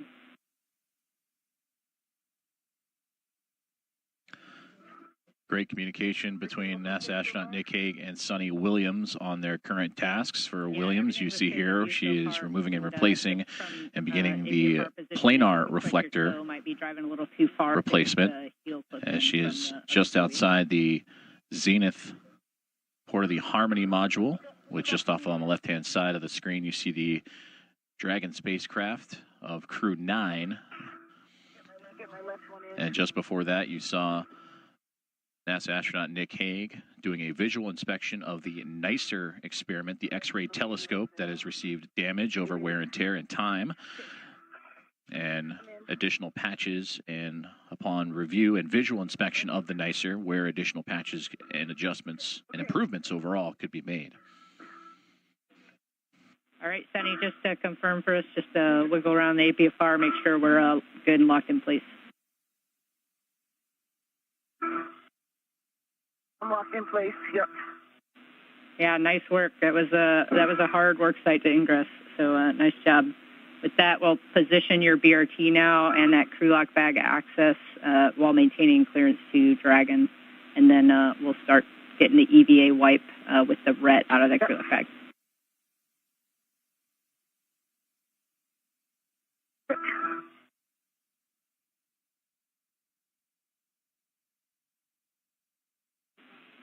And then, Sunny, another request to rigidize your BRT a little bit once you find that good position, just to make sure we're not floating close to Dragon.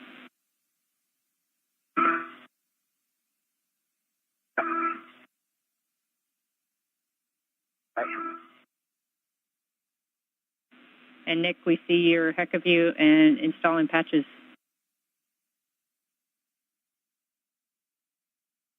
Patch 1 is in. Go number 1. Copy, 1. Good location.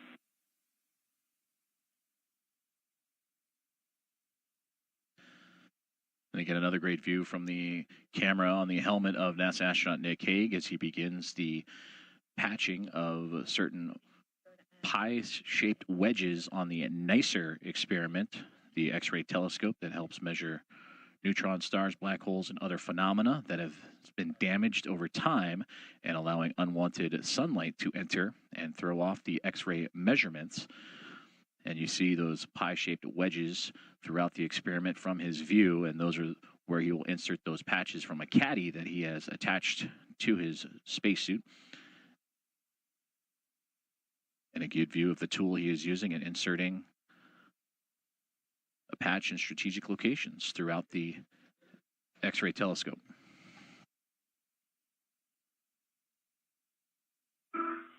I got a RET on the reflector. I've got the palm wheel and ratchet out. I've got the wipe for the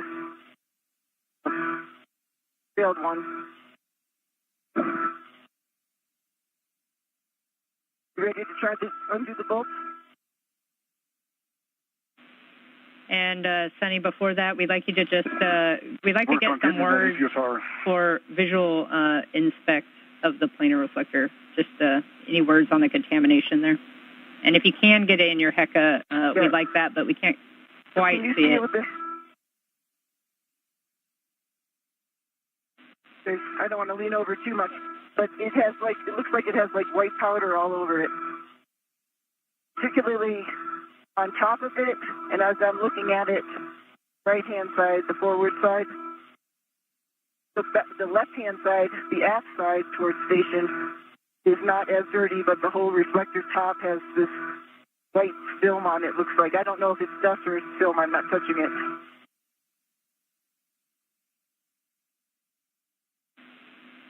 Okay, we copy that, Sunny. Thanks for those words. We just can't quite see it as good in a HECA view. With that, you can retrieve the ratchet wrench from crew lock bag 1.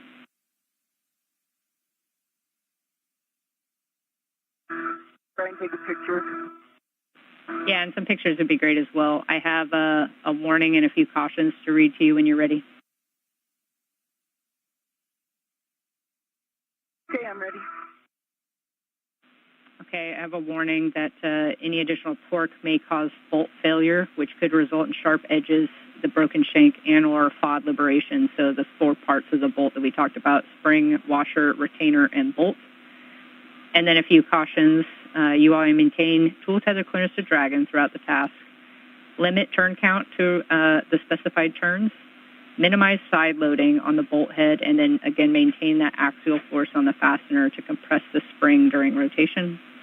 And then lastly, the release failure torque of the planar reflector bolts is 29 inch-pounds, so stop driving as soon as any rise from running torque is felt.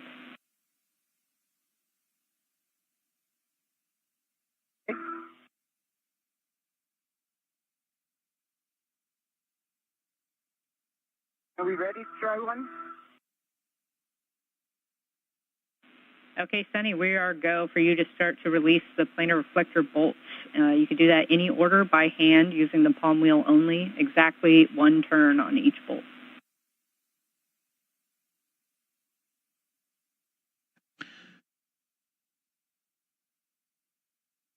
Great communication there between NASA astronaut Suni Williams and the team here inside the International Space Station Flight Control Room and Mission Control Center, Houston, Texas, as she gave the explanation and the reasoning for the removal and replacement of the planar reflector, as it is currently contaminated and reduced in reflectivity that allows for visiting vehicles to communicate with the International Space Station and to measure its rate of closure and distance. A little bit of a turn on it. You can see that planar reflector, that section in the middle there that has a whitish color. That is what is contaminated and allows for that reflectivity to happen for the communication to be accurate and properly aligned. So those 3 bolts around the edges are what Williams will be loosening to replace that portion of the planar reflector with a new piece. It's got a teeny bit of motion on the palm wheel. Okay, copy, Sunny. You got 10 seconds till this handover, but you can try the 3rd bolt with the palm wheel as well and just see if any of those bolts loosen up.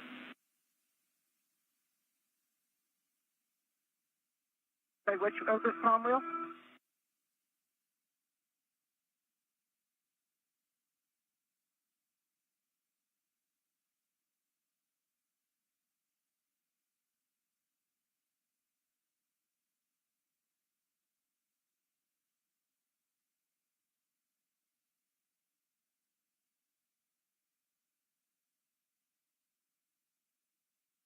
Doing great on time.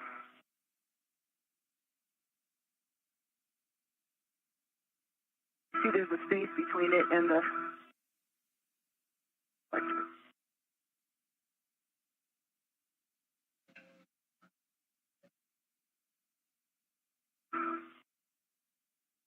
Front one also got a space.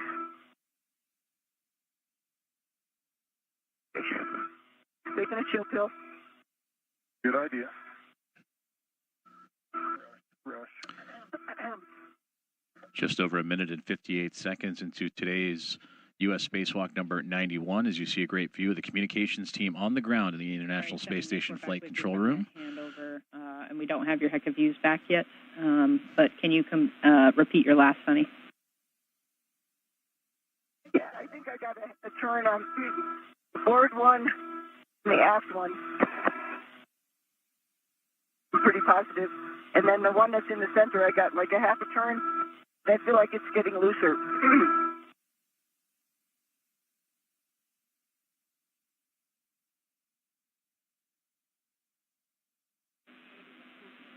Copy, Sunny. I continue to try to undo them. Yeah, if you're seeing that bolt come looser, then you can continue, even if it's slow, and just trying to make small rotations there until we get to 1 turn.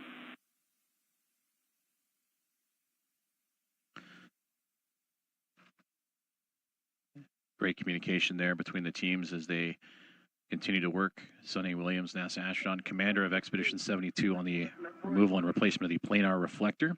Nicole McElroy and her Vista flight team, the Spacewalk flight director for today. And you heard Jessica Whitner, the Spacewalk communicator, relaying the information up to Suni Williams.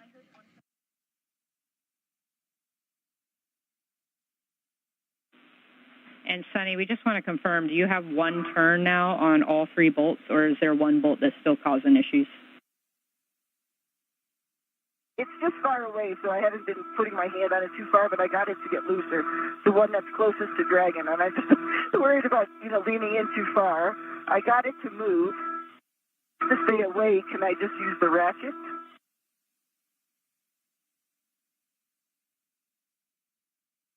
And Suni, we're checking. I'm choked up on it. I'm not super all the way out at the end of the ratchet. I got it to move. Copy, Suni. We just want you to stand by 1 second. We have your heck of view back now, and just give us a second to talk over the use of the ratchet.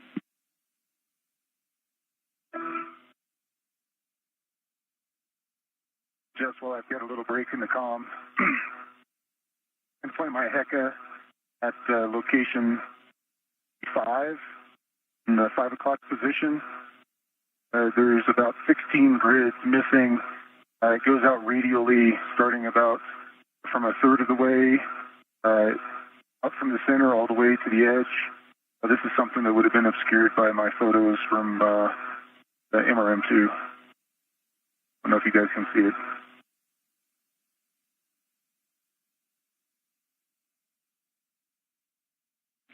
Copy, Nick. Just to confirm, it's at patch location 5 at the 5 o'clock position? It is Charlie 5 at the wedge position 5.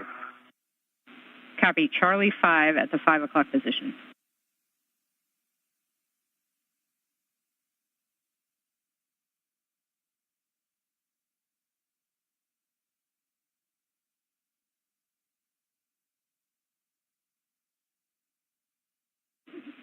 All right, Nick, you have a go to install an extra patch there. It'll be patch number 9 to that Charlie 5 position. Okay, and work.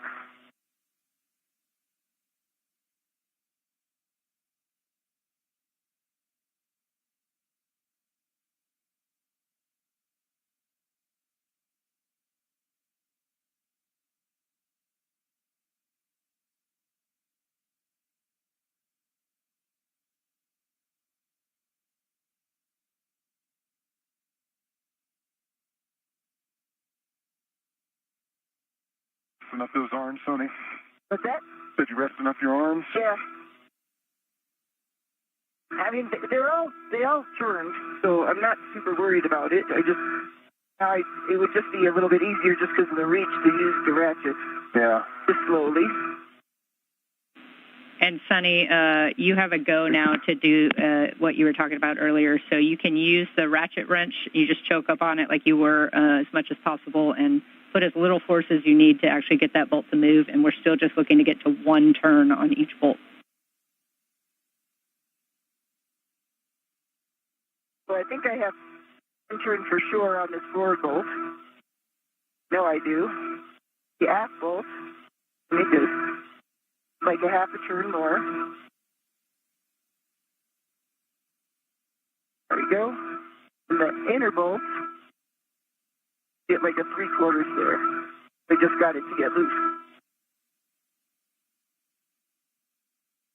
Okay, I got like turn on each. You see space. The aft one, I'm not leaning in there, or the one farthest away from me, I'm not leaning in there, but it definitely turned. Copy, Suni. That is good words. With that, we are go to continue to release these bolts. So you can release by hand the bolts until they pop out. We expect them to pop out after 8 turns. So if you want to get all to 8 and then turn each one 1 turn until they pop out, you can do that, or you can do each one individually.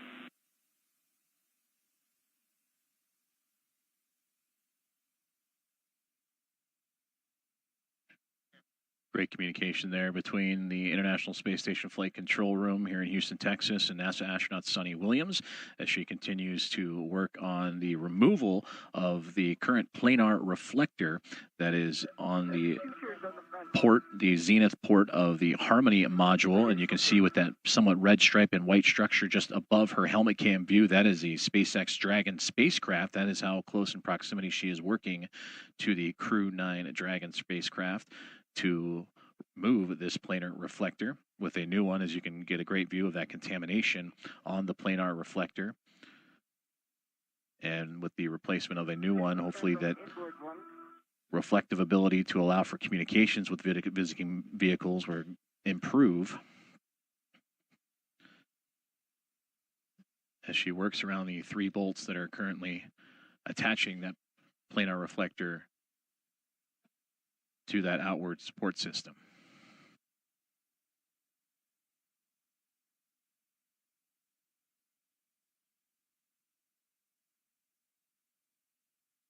Additional turns on the aft one. I'm not able to do this just with my fingers. Copy, Sunny, that's okay, and we're tracking your turns down here as well. Looking on the aft one again.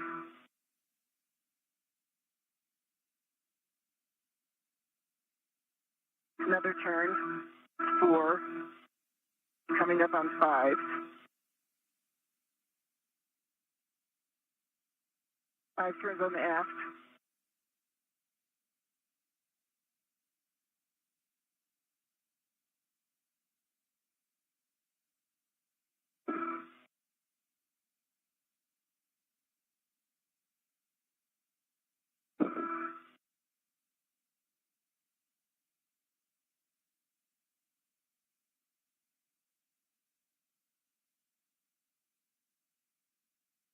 Five turns on the forward.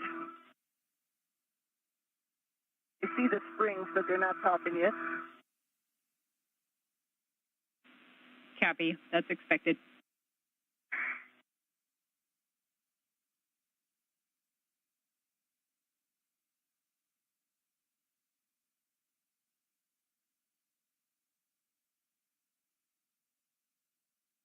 More turns on the inboard.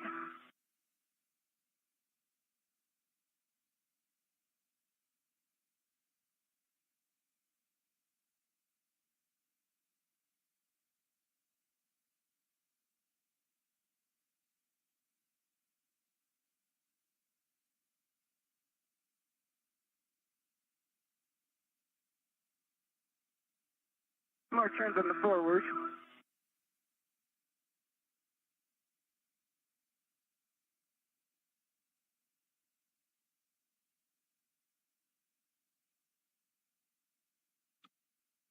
Great views of NASA astronaut and commander of Expedition 72, Suni Williams, working on the removal and replacement of the planar reflector, issuing equal torque to those 3 bolts to have that current planar reflector be removed and replaced with a new one to allow for greater communications ability for visiting vehicles. Yes, Sunny, it looks like we're tracking about 7 total turns now on those 2 bolts, and once you get that aft one done, 7 as well. So you got 1 more turn before the potential for it to pop out. I see it's moving now. Obviously, there's space. They all have 7 turns on them. 1 more turn on the forward. Copy. And then once all these bolts pop out, I know you noticed that the reflector will be free to float. There's no soft off. It's tethered, just FYI. Forward, 1 turn more on the forward. I did 8, but it's not topped yet.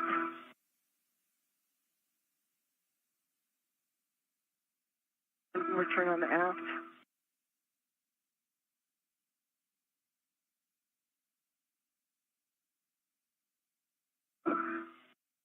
Turn on the inboard. Still stiff. I can't turn them with my hand. For the forward one. Yeah, it's okay if you can't do it by hand, Sunny. What you're doing is fine, and then just checking every bolt turn at this point to see if they pop up. Yep.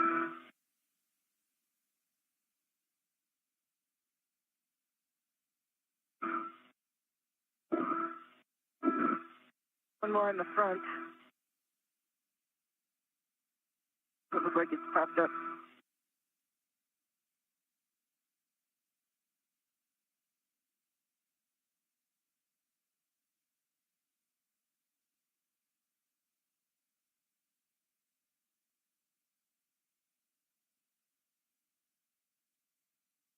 On the aft.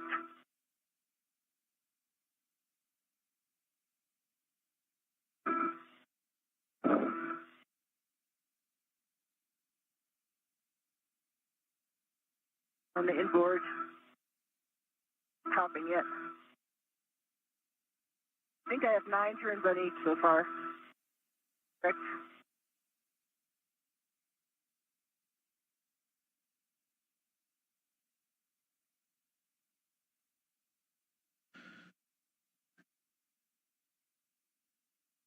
Great communication and visuals from the ground team here in the International Space Station Flight Control Room. Farouk Sabor, the Spacewalk lead officer, relaying to Flight Director Nicole McElroy that this view, Nick Hague, NASA astronaut out on EVA 91 alongside with Suni Williams, has completed the patches requested on the NICER experiment, the X-ray telescope that allows for X-ray measuring of neutron stars, black holes, and other phenomena as he continues to evaluate other potential areas of study and reviewing the work site.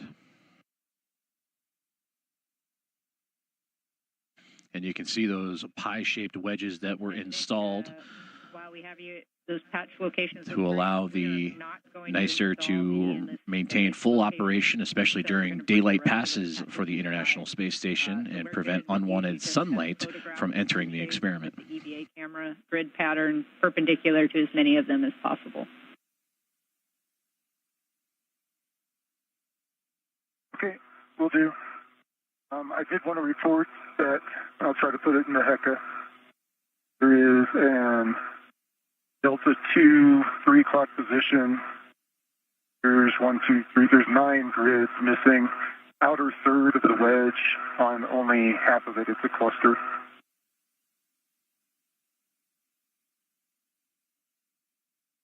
The lead in the forward one. Okay, Nick, team's talking.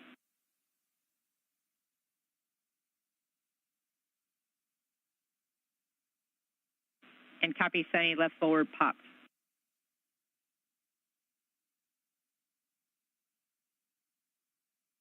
Meaning it's released. I like that word better. Yep. Sorry. It's all good. Ash one's almost there. I can tell it's at 11.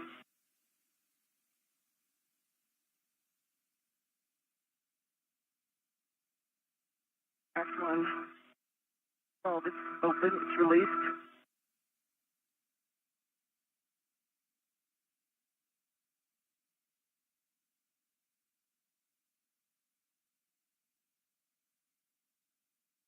No, it's all released. Awesome. I see it released. 12 all around. Nice job. Copy. Nice work. We're going to stow that in the EVA wipe and then send that back to the crew left bag.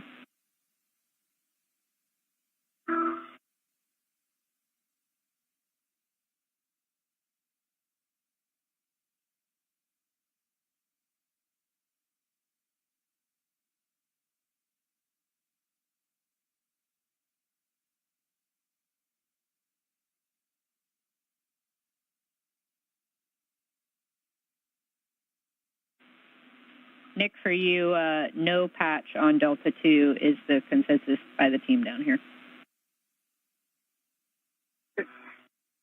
I'll finish up taking photos. Copy.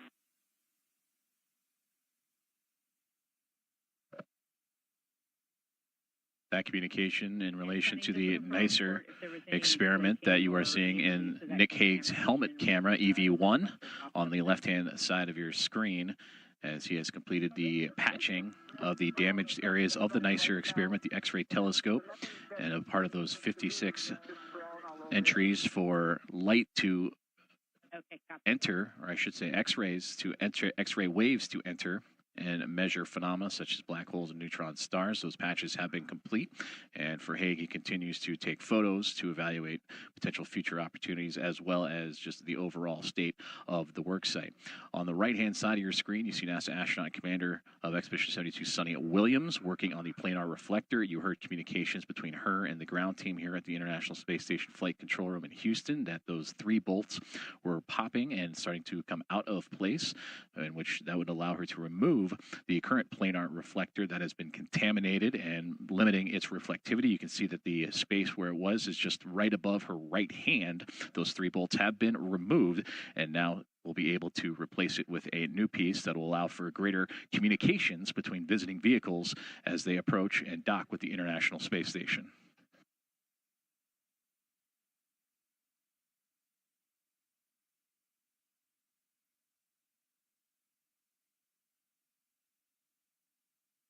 What's the plan for the install? Did you?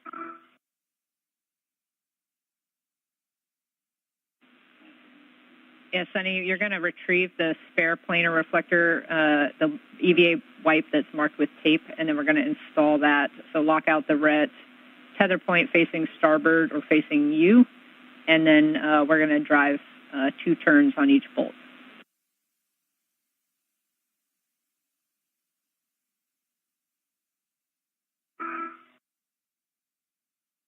Got the spare.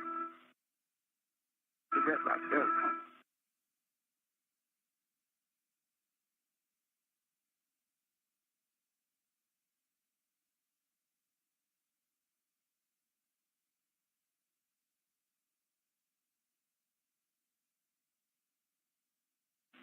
And Sunny, I know you're working crew lock bag ops right now still, but when you have a natural break, we will get a glove and hap check from you.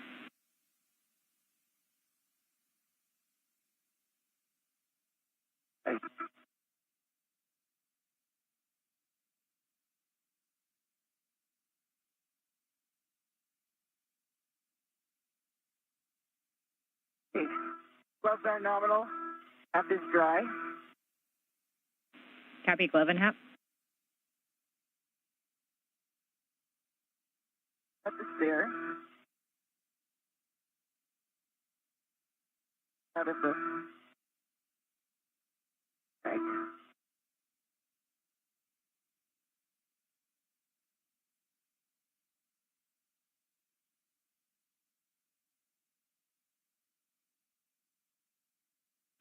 And Sunny, for the install, you're going to use the palm wheel to start those bolts 2 turns, but don't use the actual handle of the ratchet wrench until we talk it over if you need it.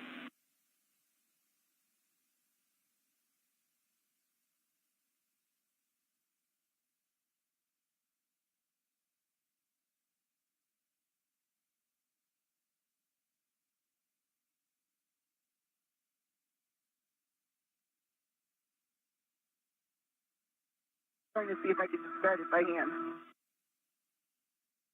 That's a little bit hard.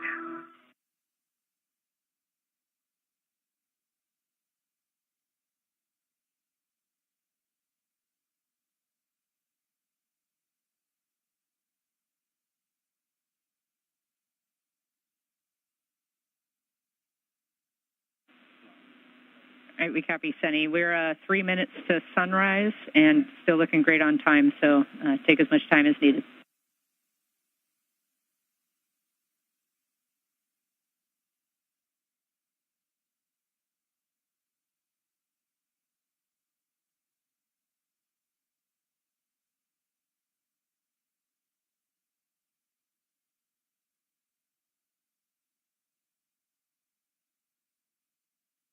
Turns on the front one.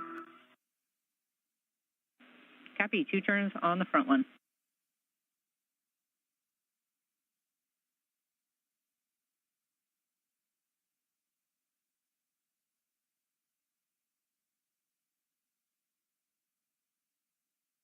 Turns on the aft one. This is Mission Control Houston as we continue to follow along with today's coverage of U.S. EVA 91, and you are seeing the view from the helmet camera and now an exterior camera on the International Space Station as Commander of Expedition 72, Suni Williams, is attaching the replacement of the planar reflector just outside of the zenith port of the Harmony module.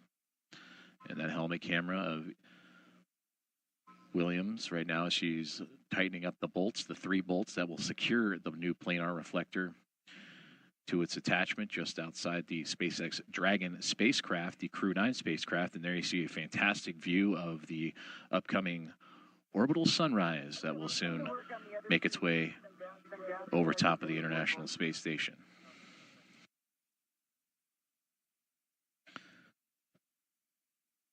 We are just over 2 hours and 20 minutes into today's EVA as we are continuing to track the progress of both Suni Williams and Nick Hague as the International Space Station currently making its way into a orbital sunrise as mentioned. And again, another great view of that horizon just off on the right-hand side as the International Space Station currently passing over the Pacific Ocean.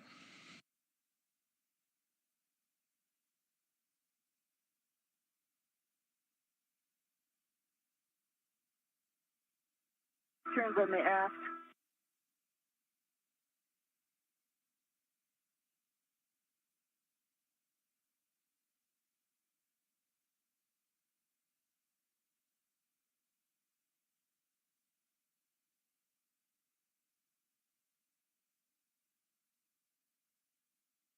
Three turns on the forward, 3.5 turns on the forward. But the one that's inboard most, can I try to use the ratchet just because it's far for me, and I feel like I'm putting a side load by putting my hand over there? I have the other 2 down at least 3 turns. 3 on the front, 4 on the aft.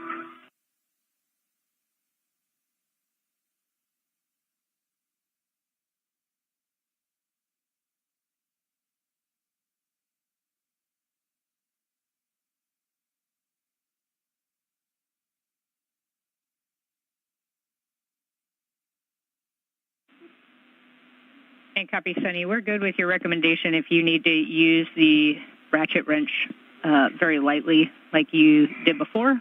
And if that works, you can.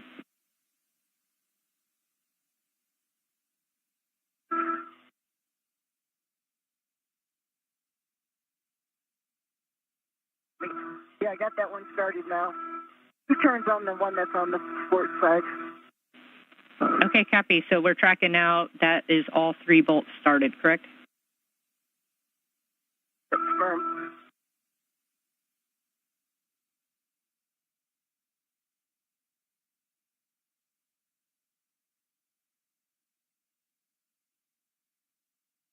Because I'm on that one, I'm doing 2 more turns, so it's going to be 4 on that inboard one. Coming up. Okay, copy, Sunny. 4 turns on the inboard one. Copy. With that, we're expecting 9 to 15 turns until you reach hand snug.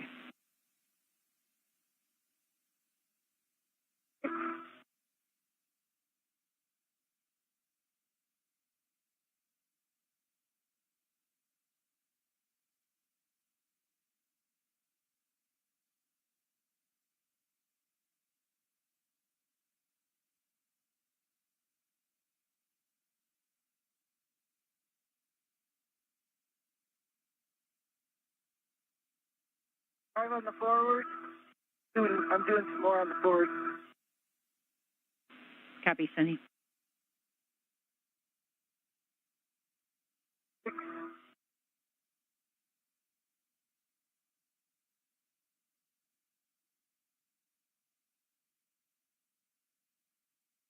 Then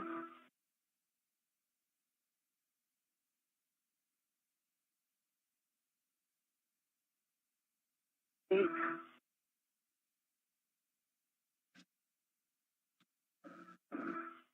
For those just tuning in, you're watching live coverage on NASA Plus of U.S. EVA 91 and a view of NASA astronaut Suni Williams as she continues to work on removing and replacing a planar reflector used in communications for visiting vehicles.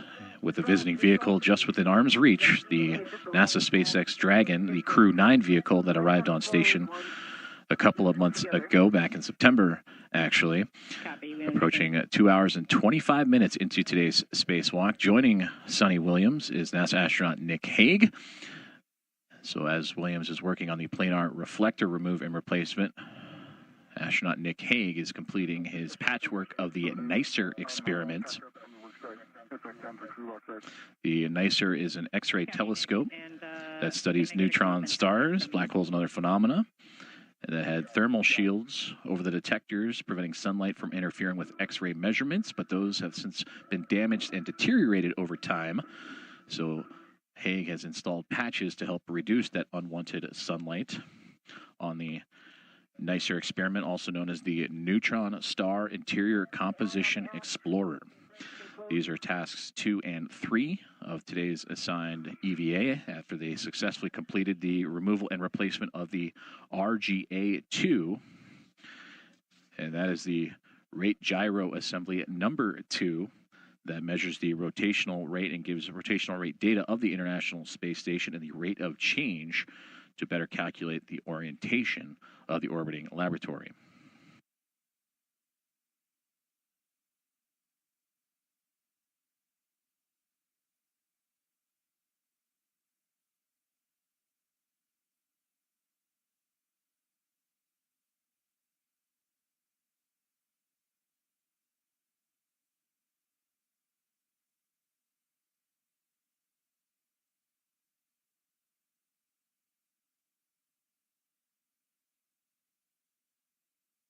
Let's get gloves, dry hat. 9 on the inboard.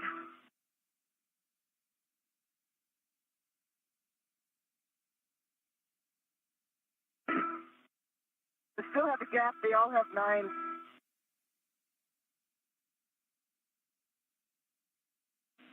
Copy, 9 on all, and at this point, this is where any little turn might reach that ham snug position, so just be careful as soon as you feel that stop. 10 on the forward. Little increase in running torque, 10.5, just a teeny bit. Copy, little increase in running torque at 10.5.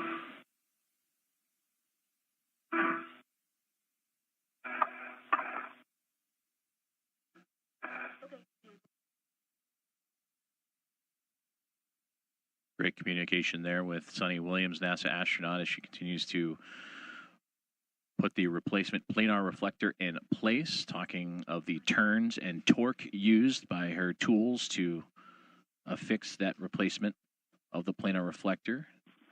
Nick, just off the your, zenith port of the Harmony module. When you're ready. Copy. Heading that way. And NICER team 11 on the is inboard happy with the work. Standing. And Suni, Take as many photos as my finger would allow. nice work, Nick. Suni, can we have you hold there for a second on the ratchet ups? We want to talk it over on the ground. Yep. And this view from the helmet camera of astronaut Suni Williams. How close you think those bolts are to being flush and completely installed? Yeah, I haven't done the aft one yet, but the forward one is about 1 millimeter. Inboard one, I can't look over there without getting too close, so I'm not looking, but it looks like the same height as the forward one. The aft one, I still have a couple more turns to do. I think I stopped at 9 there. Okay, copy. Just stand by there for us and let us talk it over. Thanks.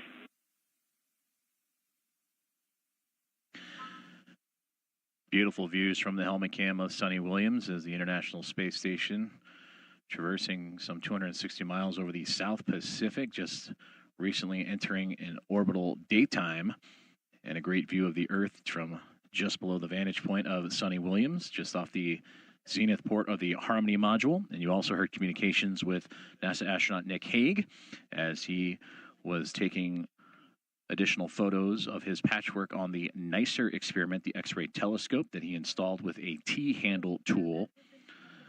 And you can see from Nick Hague's helmet camera just off on the left-hand side, just outside that NICER patchwork, as both continuing to work with teams here on the ground to complete what would be tasks 2 and 3 of today's EVA.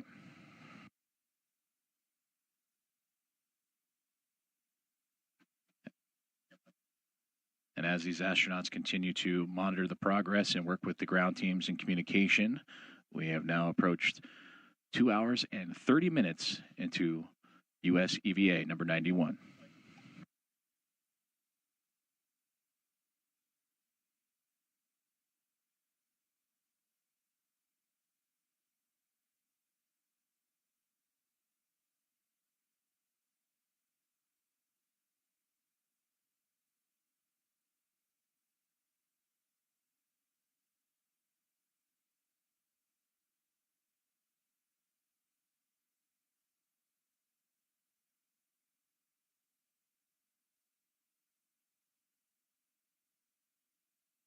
Leaving ALC2, back on the truss.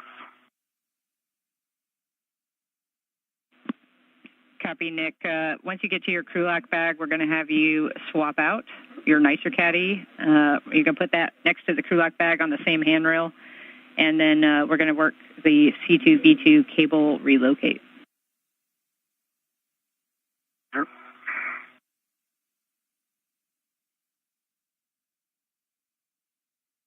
Good job, Nick. Crushing it. Unsteady. Oh, unsteady. Exactly. Okay, Sunny, I have some words. Where are we over the Earth? Some words for you with regards to this last turn. We have a request for you to try to use just the palm wheel on the last turn. And then if that is not possible, let us know, and we'll talk options. But we just want you to try to use, for these 3 bolts, the palm wheel only. Okay, the last one I have to catch up. Let me just do a couple turns on the last one. Catch up with the others. Okay? Yeah, that's okay. And then I will do that. That's okay with us, copy.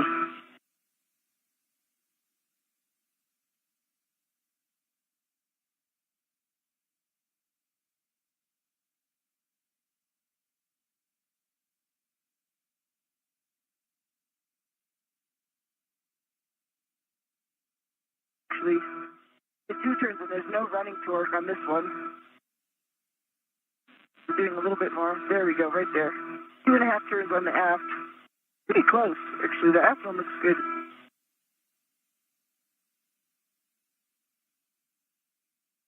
Right, this forward one.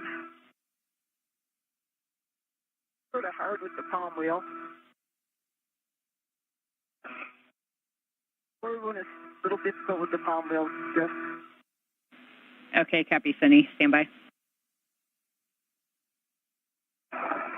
Try the inboard one. Inboard one I could turn about a half a turn, then it gets sort of stiff.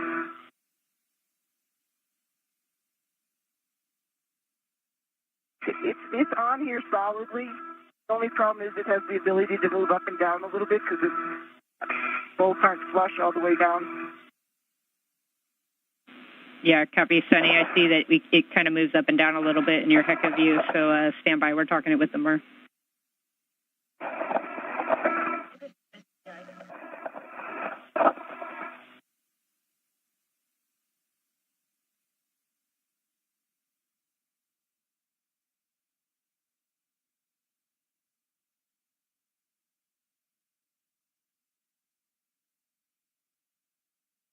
Mr. Caddy's on the same handrail as the crew lock bag.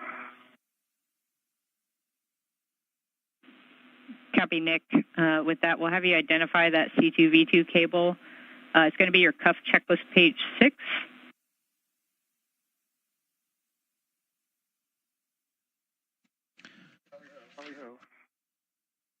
Awesome. So for the order of ops here, you're going to release the truss wire tie just inboard of the C2V2 stanchion and then release the cables from that, leaving the wire tie on the truss. Then you'll release the coils from the base of the antenna stanchion, and then you'll route the cable over to handrail 3002. Okay, and work.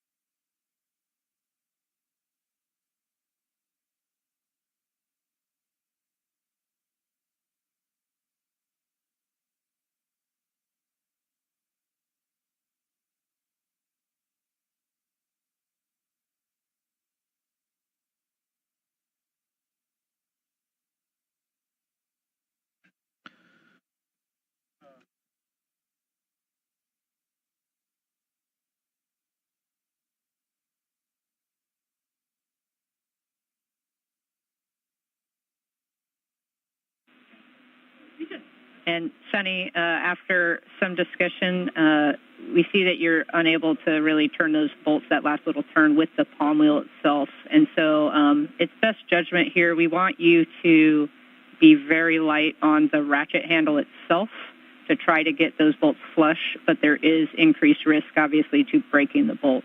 So very light, and if you think it in your judgment it's too much force building up, then just stop. Okay. And there you heard great communication between the ground teams here in the International Space Station Flight Control Room and NASA astronaut Suni Williams as she continues to tighten down the replacement unit of the planar reflector that allows for greater communications capabilities for visiting vehicles.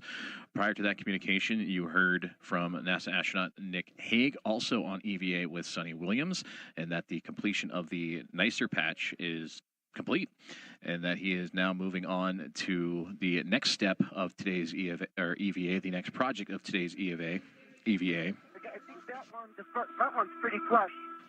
I did like 2 turns, and then I could definitely feel a increase in the running torque. It was pretty light in the beginning, so that looks pretty good.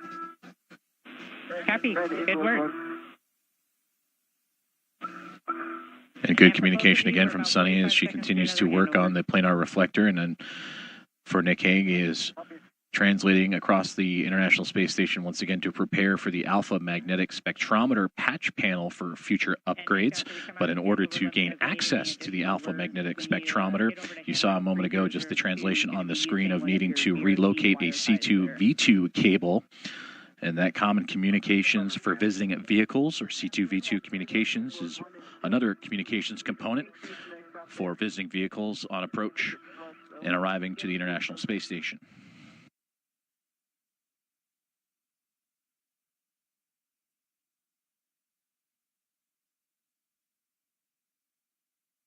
So we go about 1.5.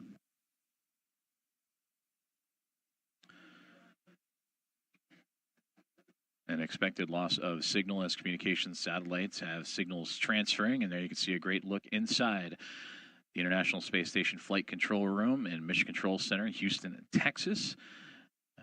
And as we start from the bottom of the screen, Flight Director Elias Mirmo, and to support the Flight Director for today's EVA, and Nicole McElroy sitting immediately to his right. And further down the aisle is NASA astronaut Jessica Whitner, who is the Spacewalk communicator and relaying information up to the International Space Station and today's spacewalkers in Suni Williams and Nick Hague.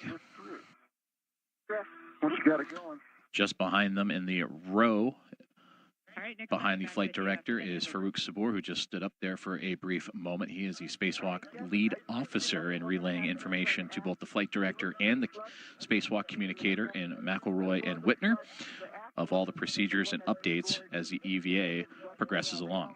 Came out the same amount of running torque at the end that was hard, and I didn't want to do it any further. And as I move the tether point, it doesn't go up and down anymore. So it's pretty much flush and tight.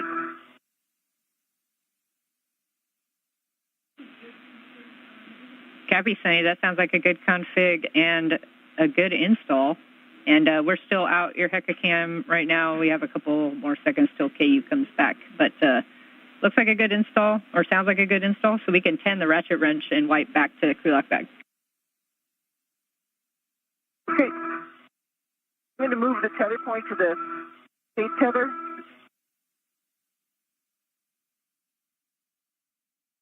Doing stuff.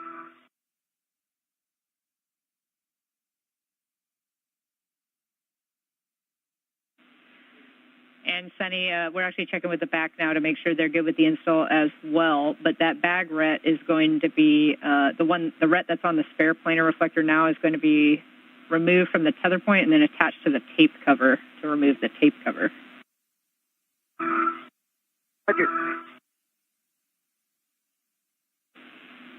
That said, we just got your HECA view back, and we wanted to see what that blue bag was and whether or not it's clearance to Dragon. We just kind of have a funny camera angle here. Bye. What did you do, Clay? Yeah, Sunny. We were just noting the white bag with like the blue stripe or the blue lip on it, kind of floating. Looks like floating out of the crew lock bag. That's fair. Get this working, and then I'll be back with you. So, quick block. Okay, Sunny. Yeah, we're good now. We noted it. We just got your heck of view back.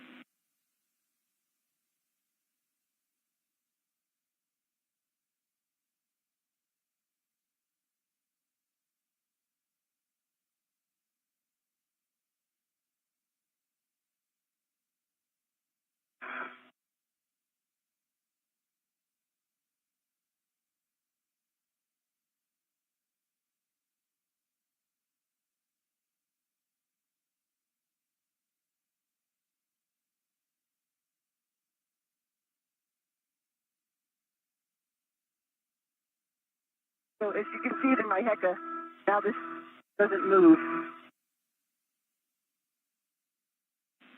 Yeah, that's good words, and we see it, and it is a good install. Backroom's happy as well, so we are good to clean up. So we will, when you're ready, release that ret and attach it to the tape cover, and then you can remove the tape cover from the spare reflector. Okay, it is being removed right now. It's off. Awesome. You can tend all that back to the crew lock bag, and then we'll get your camera out to take some photos.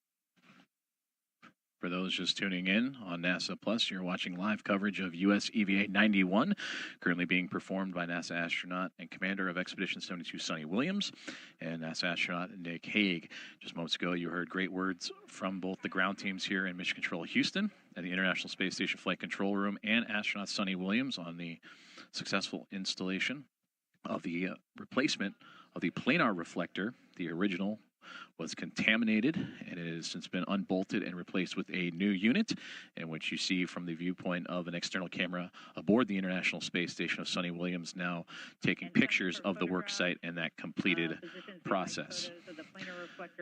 Coming up on 2 hours and 43 minutes of today's U.S. EVA. For NASA astronaut Nick Hague, he is currently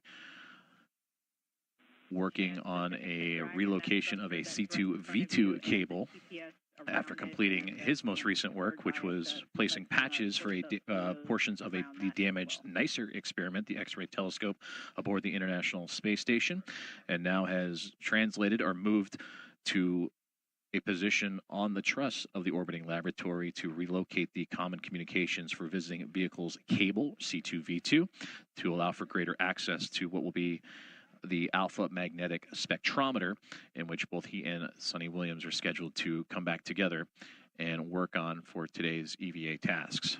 So to recap, the first task for today was completed, the replace of the rate gyro assembly number 2. And Suni Williams completing right now and wrapping up task number 2, which is the removal and replacement of the planar reflector on an International Space Station docking adapter, the zenith port of the Harmony module, and for Nick Hague, completing the patches for the damaged NICER experiment. People I'm rerouting, and they run, not run on top of each other, the two cables across 3002. Okay, we copy, Nick.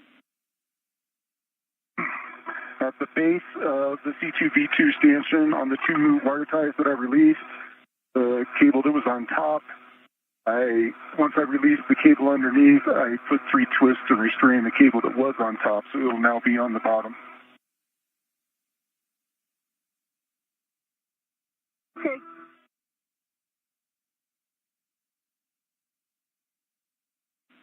Okay, Nick, we're good with that config. Thanks. Yes, I got pictures for you.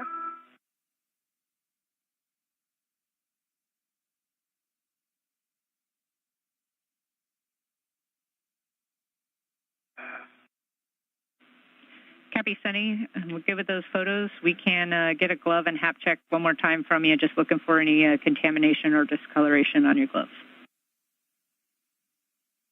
gloves look nominal. I have. Okay, with that, you have a go to egress the APFR and reposition below it recommended handrail 1616, just forward of the APFR.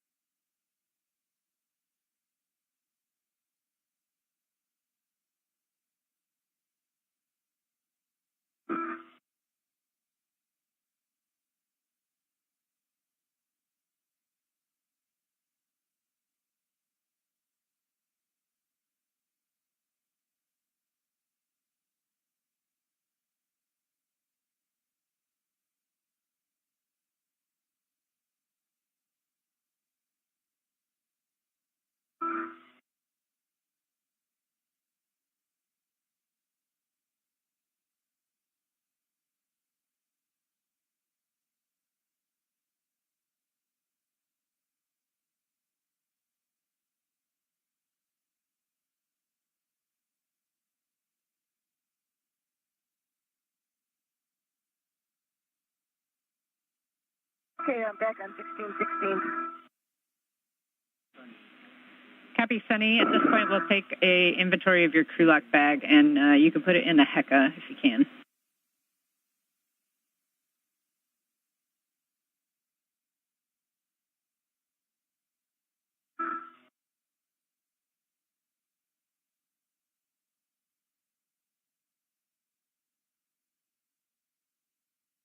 On the outside of the crew lock bag, I have integrated sets as well as a large, small adjustable.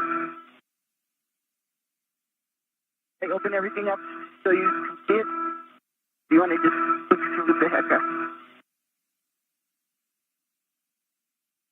HECA. Checking, Sunny.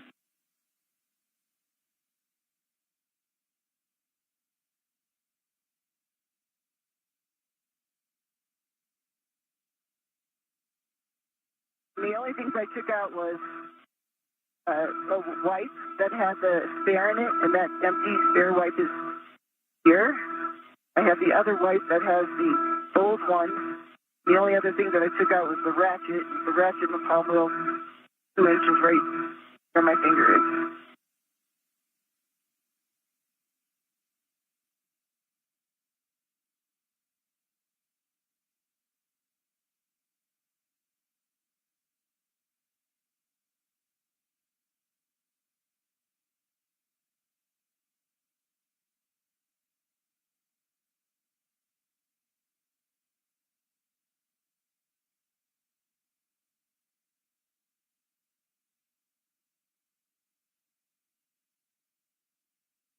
The other thing I brought in, of course, though, is the little piece of tape cover, which is on that,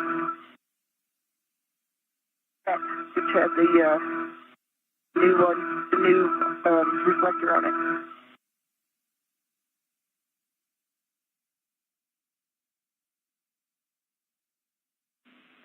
Okay, Sunny, sorry, I was just talking with the team here. So we just want to verify that none of the contingency tools that were underneath those wipes ever came out of the bag. Nope, they never came out of the bag, and I closed the bag as soon as I took the tool out. The bag was not open at all during the event. Okay, copy. We also want you to free up your trash bag for the upcoming AMS steps. So we'll have you take that that socket that you temp stowed in there and put it back on your PGT. Okay.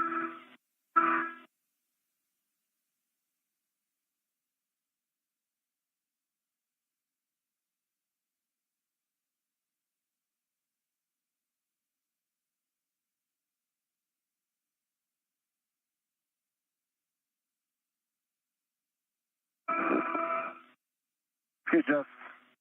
I've got the slack tied up at the base of the C2V2 stanchion. It is secured by 3 twists. There's 3 twists between the top cable and the bottom cable in both the wire tie locations that I reused. I took some closeout photos. Okay, copy, Nick.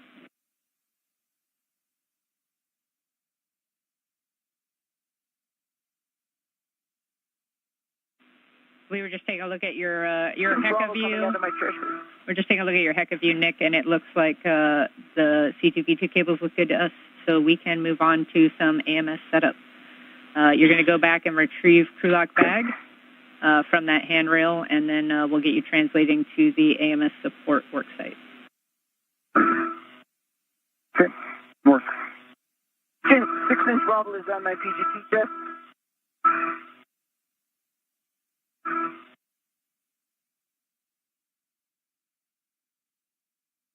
Crash bag is clean.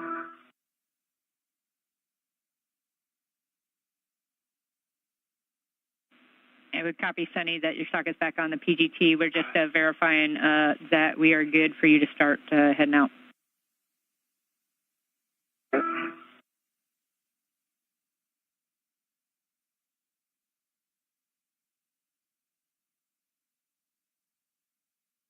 Block bag is on my BRT. All right, copy, Nick. We're going to have you translate to S1 Phase 2 Zenith via that long handrail you were next to earlier. It's handrail 3210. And I have a warning. There's a potential MMOD strike on the Zenith end of that handrail. We'd like you to just stop there on the nadir side of the handrail and take a look and give us an inspection if you can. Got it. And work. Sunny, for you, with that, we're good. You can bundle your crew lock bag to the APFR and then work to remove the APFR and stow that whole thing on your BRT. It was a good install of the planar reflector. And work. Excellent work, Sunny. Thank you.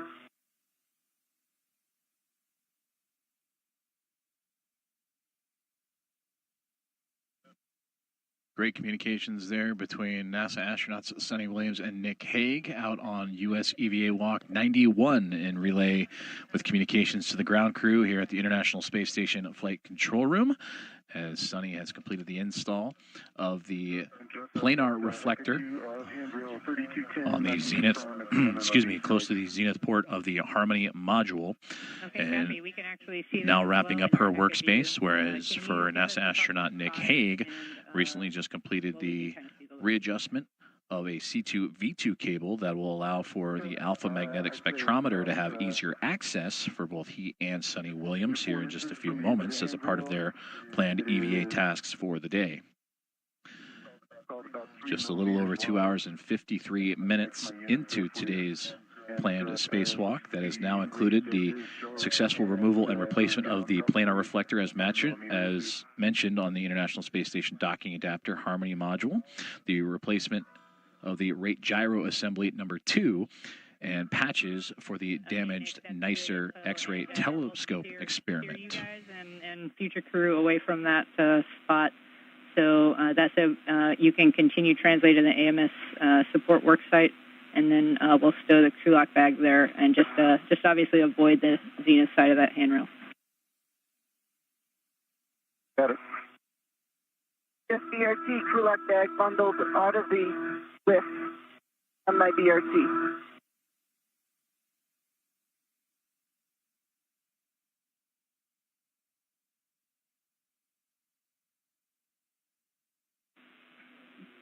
Copy, Sunny. We're going to have you stand by there for a second. We're having a discussion about a TA clamp. If you can just stand by there in the front of PME. It just came undone and I redid it. That's right in front of me. That's the one you're talking about.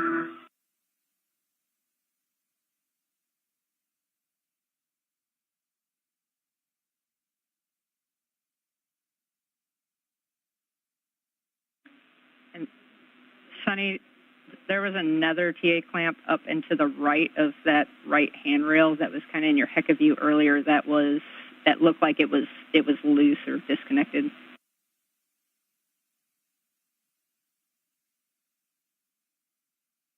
I'm looking.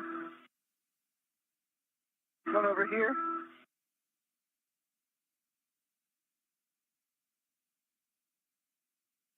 Yeah, Sunny, that looks like the one.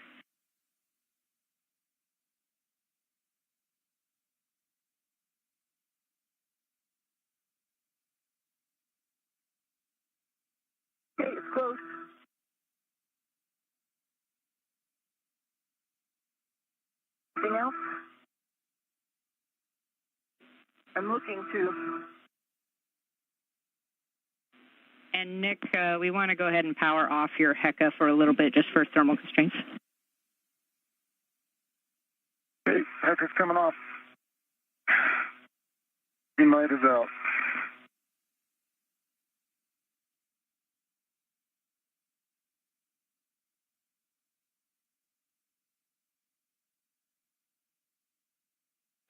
All right, Sunny, we're going to track that as a get-ahead completed. And so with that, you can start your translation back to the starboard seat of cart. On my way. What are you doing, get ahead? We're achiever.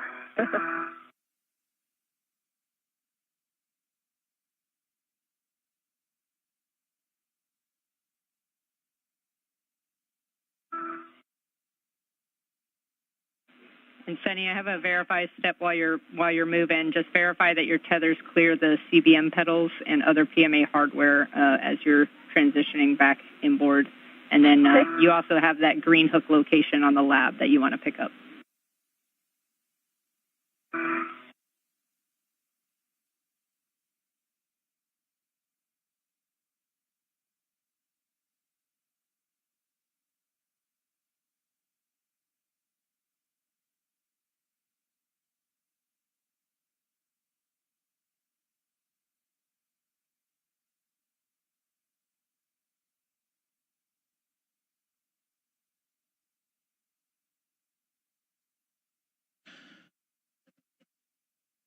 You're watching live NASA Plus coverage of U.S. EVA 91, currently underway with NASA astronaut and commander of Expedition 72, Suni Williams, and NASA astronaut Nick Hague. This view coming from the helmet camera of Suni Williams. She just recently completed one of a handful of tasks for today, and she just recently did the removal and replacement of the planar reflector, just alongside an international docking adapter, the zenith or space-facing side of the Harmony module. And in those fields of view, you saw that the SpaceX Dragon spacecraft was right within reach, and that spacecraft belonging to Crew 9, who arrived on station back in September. So now Suni will be joining NASA astronaut Nick Hague in preparation for preparing the Alpha Magnetic Spectrometer for future upgrades.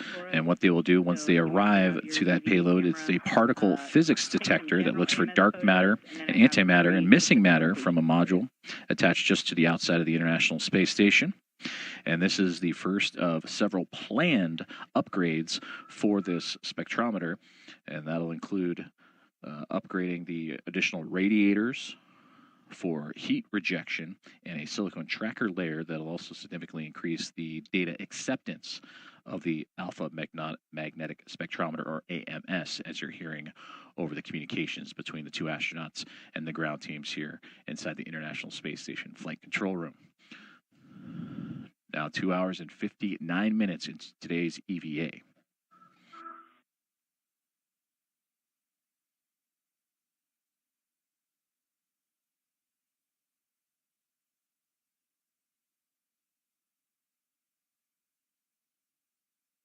Because I have no pride, the green hook goes at the end of the red reel, correct?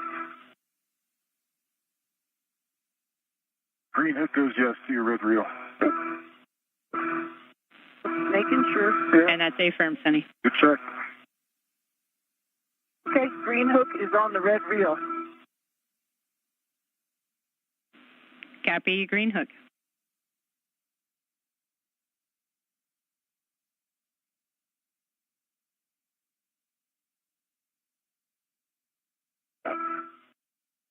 Jess, I'm ready for those specifics. Okay, Nick, the first location, we want you to take photos towards the ACC cable underneath the AMS. Okay. A little bit of a tough angle, but I see the bottom of the ACC cable. Copy. After that, we'll have you take pictures of the current patch panel config, the lacing config, and then views along the future power cable routing location. So it's basically lower AMS handrail aft towards the UMA connector panel, towards the other connector panel. Okay. Mark.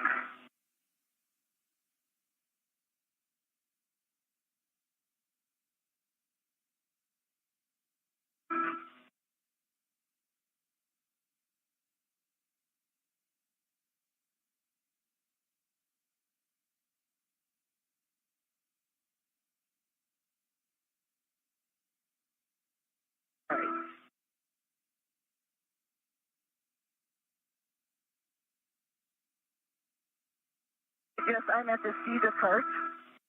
Over to the cart.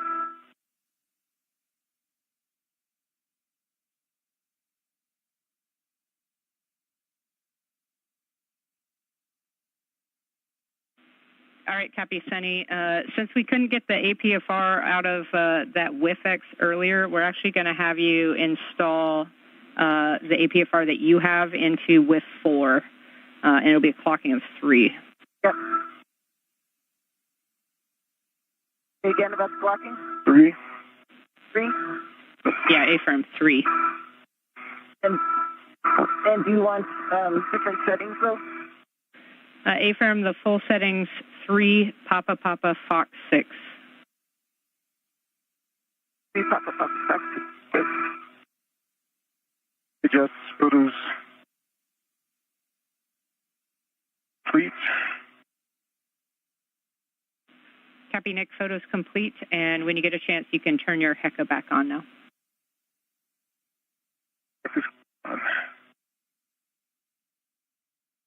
Green light.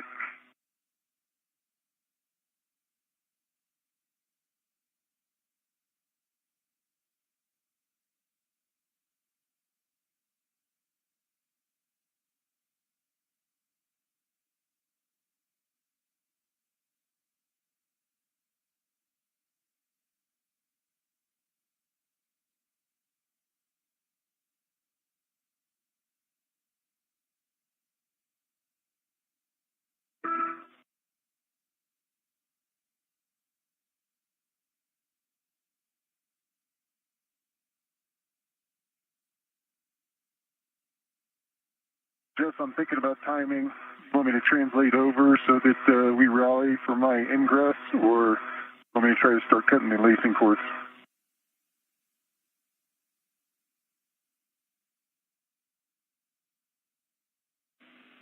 Okay, Nick, actually, we're going to have you stay there in the support position for a little bit. We're going to have you start to cut some of these lacing cords. But before we do that, I just want to give you a big picture on how we're looking. We're still showing you guys 15 minutes ahead on the day for both crew.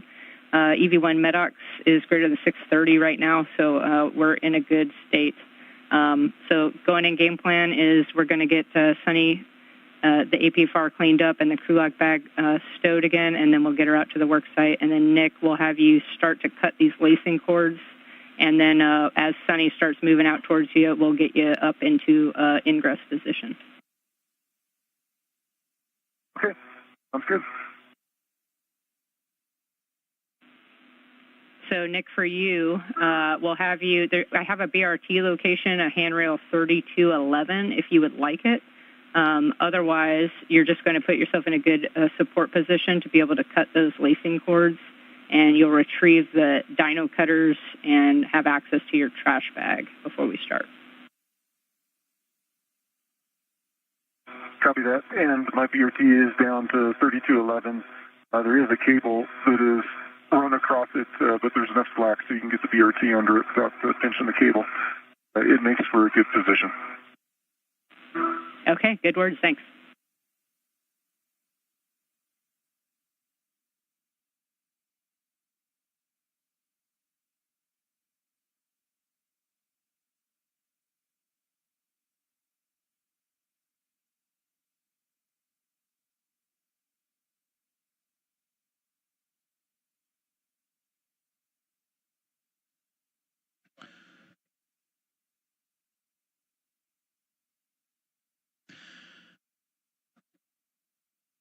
This is Mission Control Houston, where you are watching live coverage of U.S. EVA 91, featuring NASA astronauts Nick Hague and Suni Williams, as we have just crossed over the 3-hour and 5-minute mark of their planned tasks for today. You heard communications between the two astronauts and the ground teams here inside the International Space Station Flight Control Room with Flight Director Nicole McElroy and Spacewalk Communicator Jessica Whitner, and also communications from Farouk Sabur, the Spacewalk lead officer, and giving updates on the timeline and tasks, as they are approximately 15 minutes or so ahead of schedule. But right now, both of them preparing after recent activities, completing the replacement of the rate gyro assembly, number 2, the removal and replacement of a planar reflector just outside the Zenith Harmony module, the space-facing module, or port, pardon me, of the International Docking Adapter, the patches for the damaged NICER experiment, and then Nick Hague just recently completed the replacement of a C2V2 cable, a common communications for visiting vehicles communication line, to help set up for the visuals of the Alpha Magnetic Spectrometer setup, and that is what Nick Hague is doing now, and Suni Williams will be joining him shortly. Now, this will be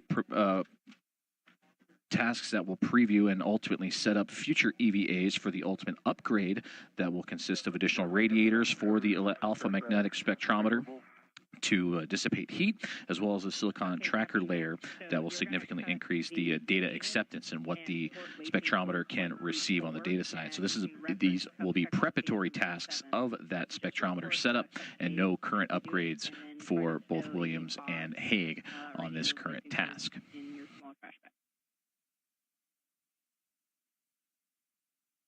Okay, copy that. You were a little broken there. I think I got the go to cut 1 through 4. And if I get those, I'll check in with you. But I've got the trash bag ready. Affirm, that's a good readback. And just report cuts as you make them. Copy. And we do have your HECA camera back as well.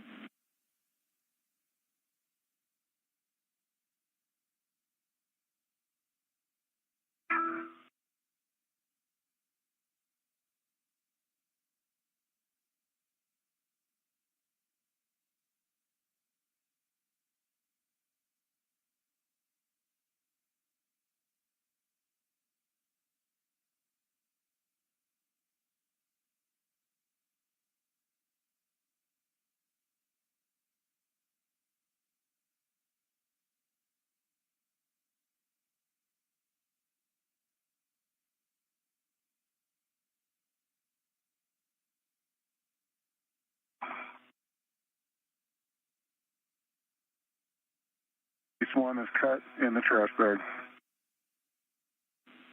Copy, Nick.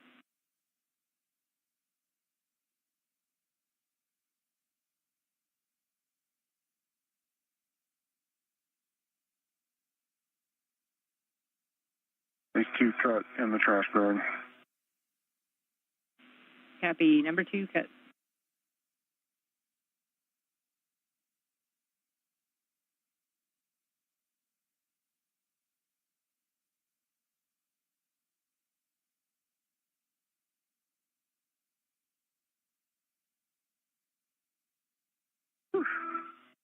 Stand by for just a sec.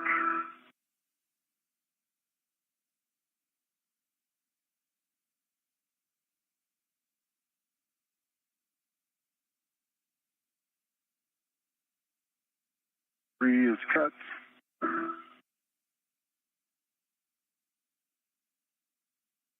In the trash bag.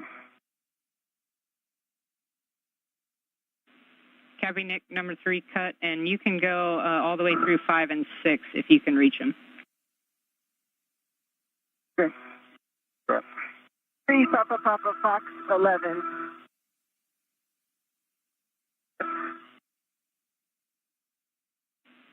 Copy, Sunny. We were looking for Papa Fox 6 if you can. 06.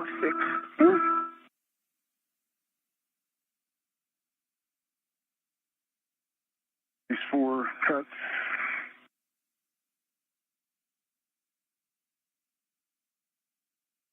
In the trash bag. Copy, Nick.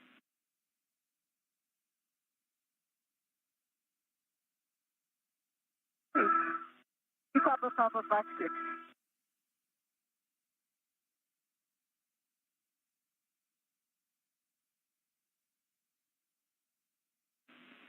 Copy, Sunny. That all looks good. And just one more confirmation that you could depress that pitch knob. Depress it, and I had to move it. It came back up again, out in the Papa spots versus the November spots.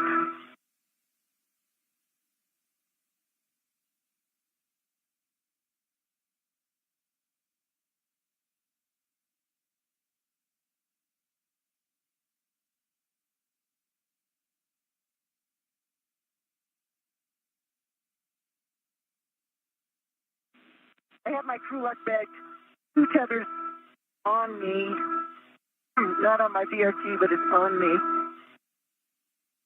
on my mini workstation. Large, small, and the integrated are both on my mini workstation.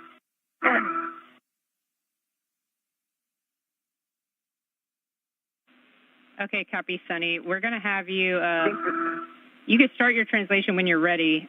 We just need you to press the CETA cart brakes again and verify that for us. And then we're actually going to have you just temp stow that crew lock bag on face 6 by the CETA spur so we can get you out to Nick for the AMS task. Okay. Sounds good.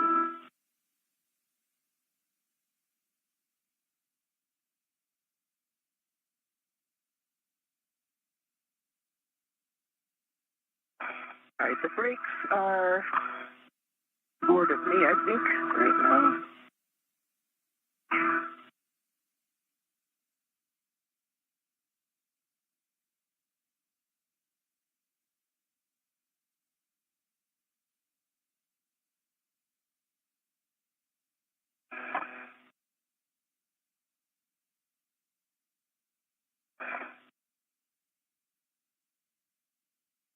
One, 2 times. That look all right? Copy, brakes. Before I start it off.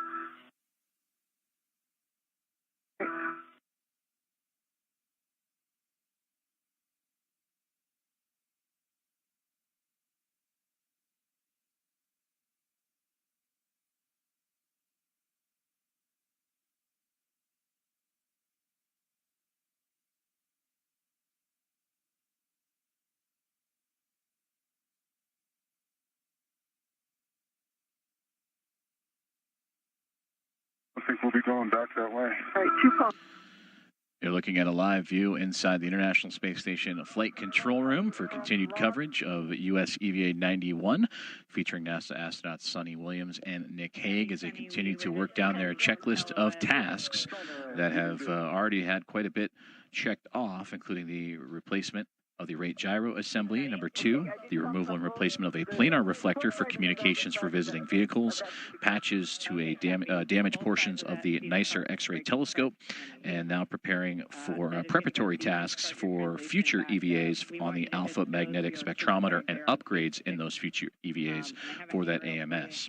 And this is all a part of the 273rd Spacewalk in support of International Space Station assembly, maintenance, and upgrades. And of that maintenance, looking back at the Alpha Magnetic Spectrometer, that was launched back on May 16th, 2011, the penultimate or second to last space shuttle launch, in which Shuttle Endeavour would carry that up to the International Space Station on STS-134.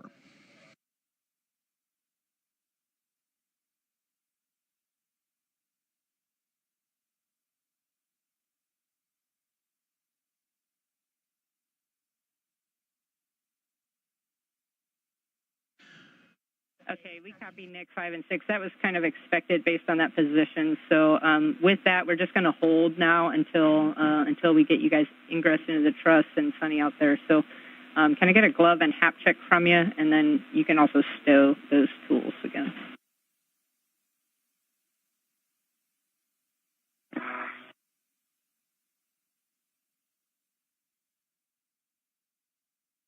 The crew lock bag is on 3413. And the large, small, adjustable. And copy, Sunny. If you want to stow your PGT there as well, you can do that too.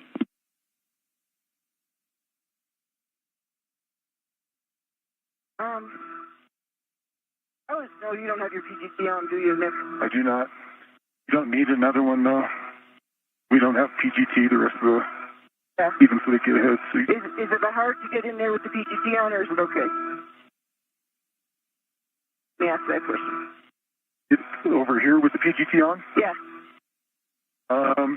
It'll impede your reach a little bit, but I think from a support perspective, you'll be able to do everything. All right, I'll just leave it on me for now. Over there. Okay, copy, Sunny. You can. We're fine with you keeping your PGT as well if that works for you guys. You can start that translation out to meet Nick, and then Nick, once you get the gloves and hap check and then the tools stowed, we'll have you reposition outboard for that truss ingress prior to Sunny getting there.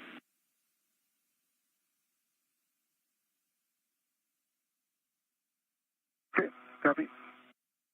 Actually, it will take me 5 seconds. I'll take it off right now. I have a tether on the crew lock bag that I could tether it to. No problem. Here. Yeah, it'll make you a little smaller. You'll be able to fit into this wedge a little bit better. Yes, I've got good gloves, no change to the baseline, dry hap. Okay, copy, Nick. And then when you're ready, you can reposition outboard. And that's just translating nadir to the phase 1, phase 2 edge, and then back zenith again along the diagonal to the trunnion pin. And then you're just going to hold there.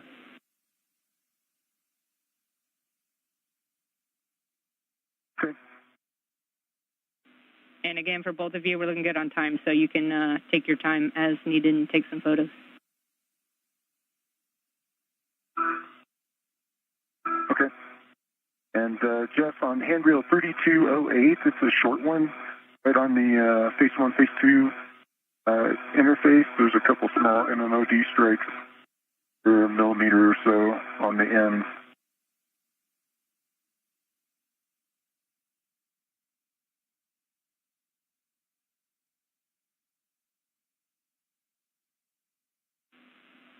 Copy that, Nick, about the Okay, MMOD strike. PGT is double tethered to the crew lock bag, And copy, Sunny, about your PGT. So, Nick, for you, for those MMOD strikes, that 3208 is actually Sunny's green hook location right now. So if we could get a little bit more SA as to those MMOD strikes. Are they on the side of the label or the side opposite?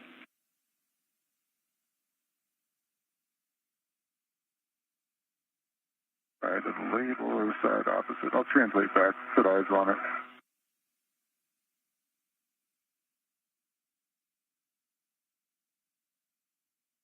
You back with me on Hecka? A firm, we're back with you on Hecka. Yeah, so you should be able to see the one right between 0 and 2 on the edge, on the label side, and then on the far end, you've got one near the fastener toward the end. Small, but they do have a bird edge. I can see that. Okay, copy. Yeah, we're struggling to see it a little bit in your Hecka view just because of the size of them, I think. But we copy bird edge on those as well, so we might look for another handrail location for green hook. And Nick, we don't need any more 2002 info is there. right next to it.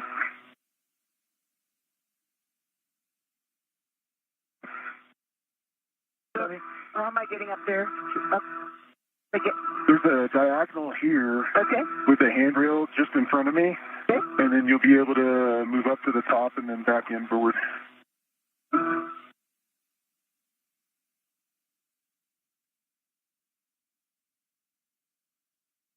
Ready?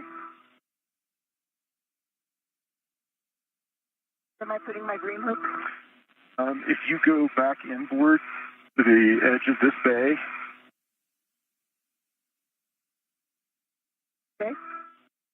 and you have the handrail up there? It's going to be a little bit more inboard of that. That's the one I called out the couple small MMOD strikes, though.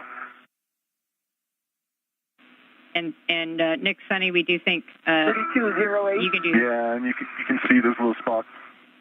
We do think you can use 3002, which is that one we use for the C2V2 routing as your green hook location.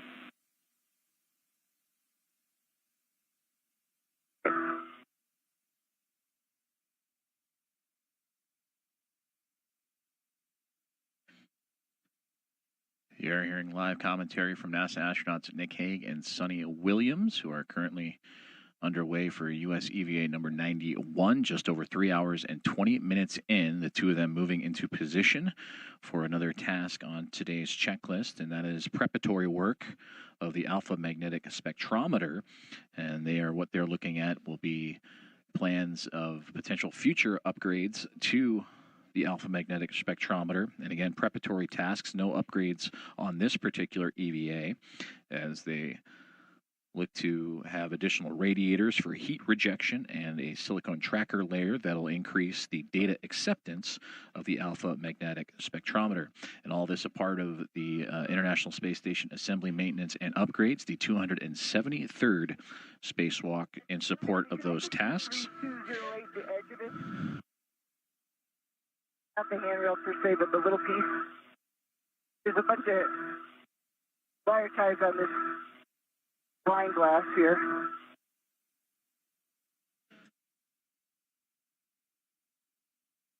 The International Space Station currently in an orbital nighttime that they have just entered. So you see the helmet cameras from Nick Hague and Suni Williams. Hague on the left and Williams on the right as they continue to translate or move around the outside of the International Space Station to better access the Alpha Magnetic Spectrometer. All right, then where am I going? Let's see. There's a large, long handrail right above your head, and that's going to take you up phase 2. So a little bit inboard of where you're looking. Kind of raised up with directly, there you go. And on the zenith end of that is where that MMOD strike is. It's about 4 inches from the end. Yep. Yeah, it's big. And Suni, we're tracking with where you put your green hook location. We're good with that for now.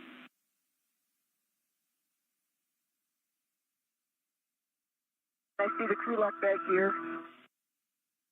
Yeah, and where that large hook is for the crew lock bag, that's where I had a BRT.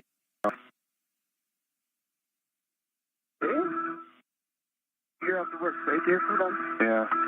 And so I don't want to throw your feet aft, station aft. Keep your head kind of where it's at, and then that'll put you in a good spot to look at the patch panel.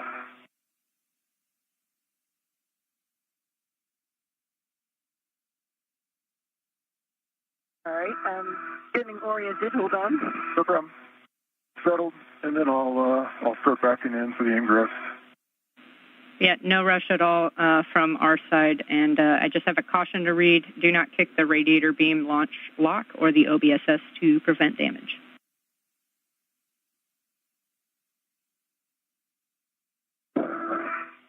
Copy all.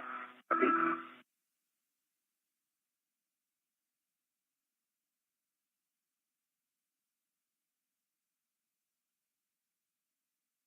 You're getting the lacing cord.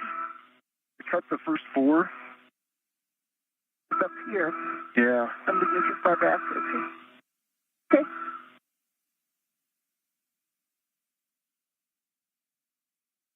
So you put your BRT where they have this cable also. Yeah, I just kind of snuck it under it.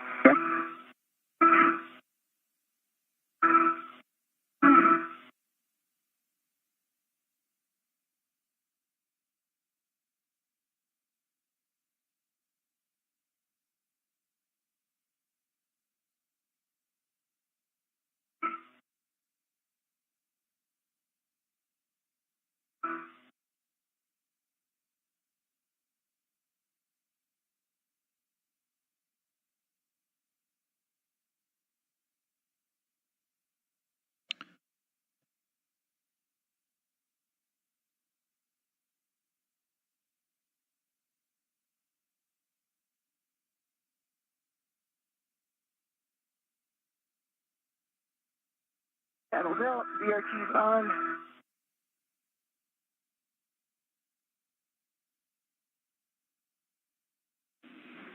And Suni, we hear that your BRT is on, so you're feet first. You're in position.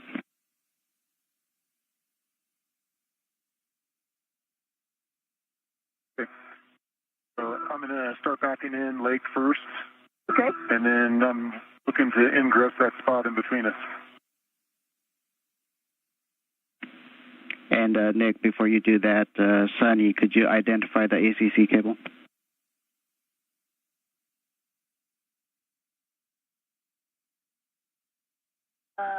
I'm looking. So, Suni, in the middle of the radiator beam there is a small little cable that stretches. Do I have to get lower? Yeah, you gotta get lower. Oh, I see. Yeah, I see. Yeah, that's the ACC cable. Okay, I got it, Matthew. Okay, and before Nick, before you I with my own little go inside, Suni, could you perform a glove and hap check? And we would like you to really inspect the glove since you were close to that handrail. And 1 minute to a handover.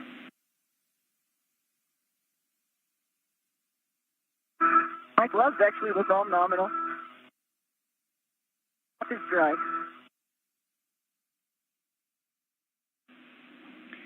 Okay, copy that. Nick, I have a caution for you, actually for both of you.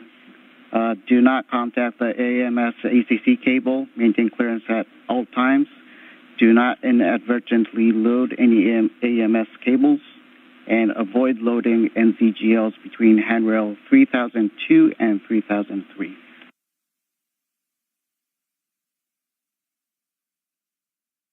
Copy. Copy. Okay, if Suni has a good view, Suni, you can give a go for Nick to ingress the worksite.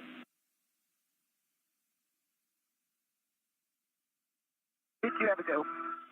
Hey, around here.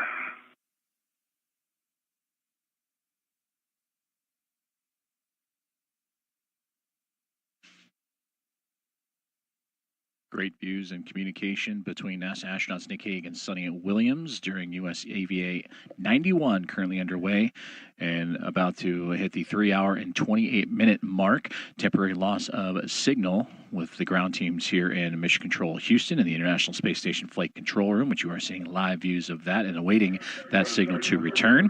For both Hague and Williams, they are preparing for access to the Alpha Magnetic Spectrometer and the setup there for preparatory tasks to prepare for future EVAs on this Alpha Magnetic Spectrometer. And those EVAs would see upgrades to the system, including additional radiators to help reject heat and an additional silicon tracking layer that'll significantly increase the data acceptance that the spectrometer can receive. To recap this EVA so far, the team has been working diligently, in fact, even a little ahead of schedule. They began with the priority task of removing and replacing the rate gyro assembly at number 2, and that rate gyro assembly helping those on the ground as well as those aboard the station calculate the rotational rate and the rate of change in the orientation of the International Space Station and help better calculate overall orientation. And then the two astronauts would move on to tasks 2 and 3.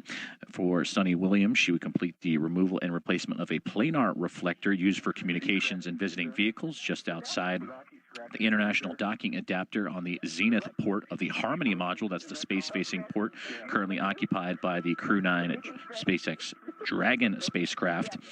As for Nick Hague, he would move on and complete tasks that would see patches for the damaged NICER experiment, the X-ray telescope aboard the International Space Station, and patching areas that were allowing unwanted sunlight to enter and prevent accurate readings.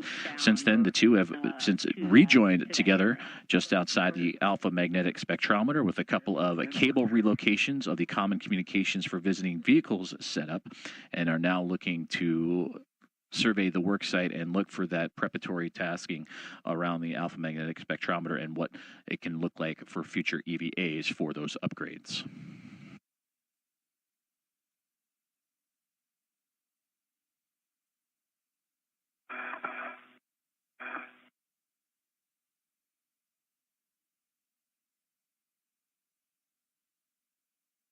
Hey, watch my head because this is going to raise me up. Yeah, I don't don't go any higher. You're about 4 inches.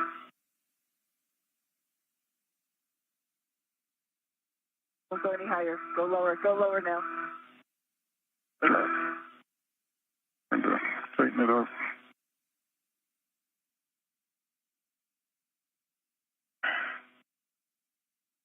Below. Yeah. Yeah, like 2 inches. Not like that. Like looking way down. Yeah, I'm gonna work towards you. I don't know if you guys can see it in your hat there. There's another MMOD strike. It's right on AMS. I don't think it interferes with the work volume. Copy. Yep. Okay, so I'm going to try to angle towards you. Like this. Okay, so what's my helmet clearance now? Stop. You're about 2 inches. Okay. That's better, a little bit, 4 inches. Okay. And then, Nick, once you're there, we've also been using a mini workstation end effector to that left handrail, kind of right where your hand is, to kind of hold myself there against the BRT. Yeah. In place.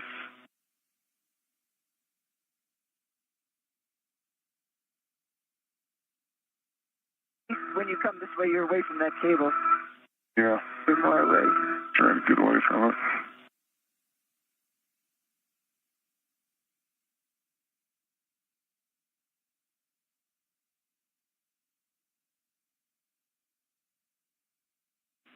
And for both your SA, the AMS radiator that's kind of closest to Nick's helmet right now is okay to have some incidental contact. We just don't want to really bang into it. Okay. Okay.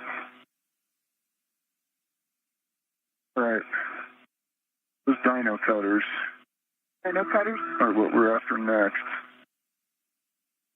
Yep, A-firm. We're looking for the dyno cutters and a trash bag, and then you guys can work together on that to cut the rest of these lacing cords.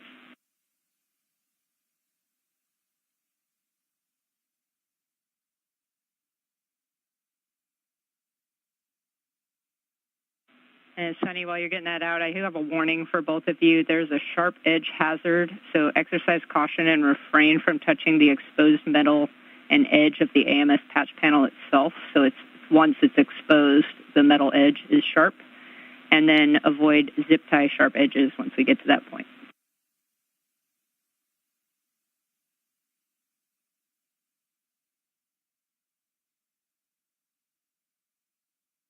Metal one is the dyno cutter, right? Yeah, the big scissor looking one. Yeah. Oh.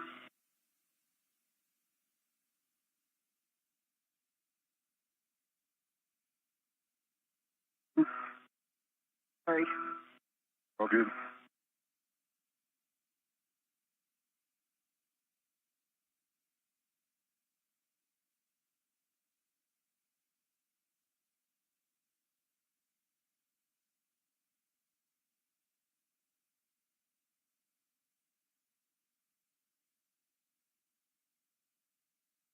And Do we need a trash bag for this?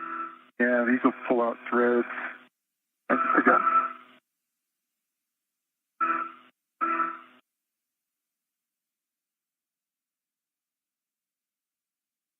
That one's blind. I can't. You put your eyes on that better to be able to cut it. Back away, give you some helmet space. This one right there.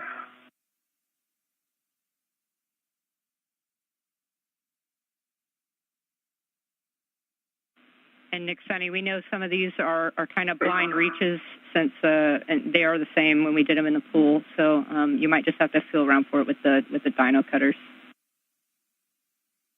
Okay. Let's create some space with it with these others first. Can I do that? Yeah. Yeah, that was exactly what we were going to recommend as well. Might be helpful to cut the rest and then get those last.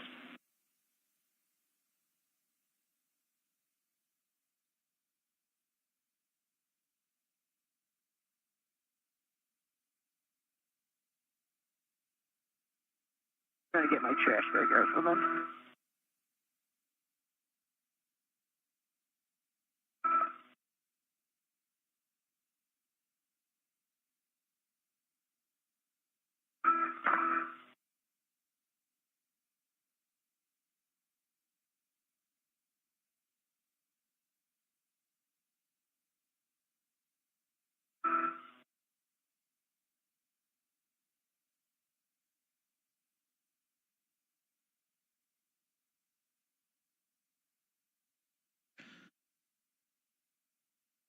You're looking live at the helmet cam of NASA astronaut Nick Hague, working in close proximity with his partner for U.S. EVA 91 today, Suni Williams, as they look to release some ties that are holding down cloth covering a patch panel of the Alpha Magnetic Spectrometer. This is one of several tasks for the two. Many have been completed already as they release some of these ties, the two working together to look at potential future upgrades and availability and upgrade plans to help inform future EVAs for the Alpha Magnetic Spectrometer.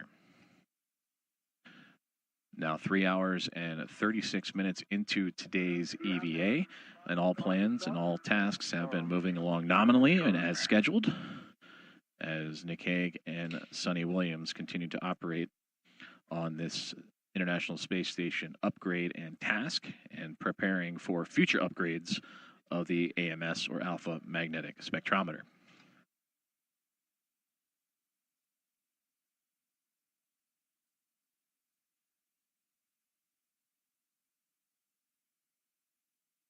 Oh, nice.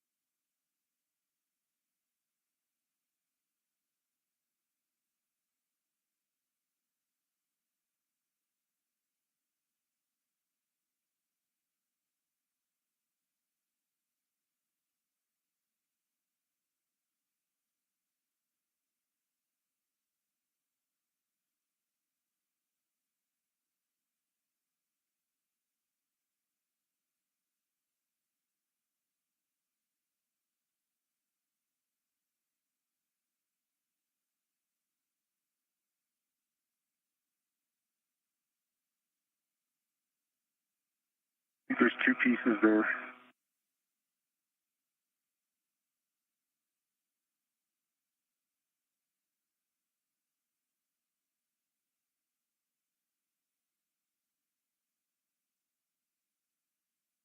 At 9? That's 9.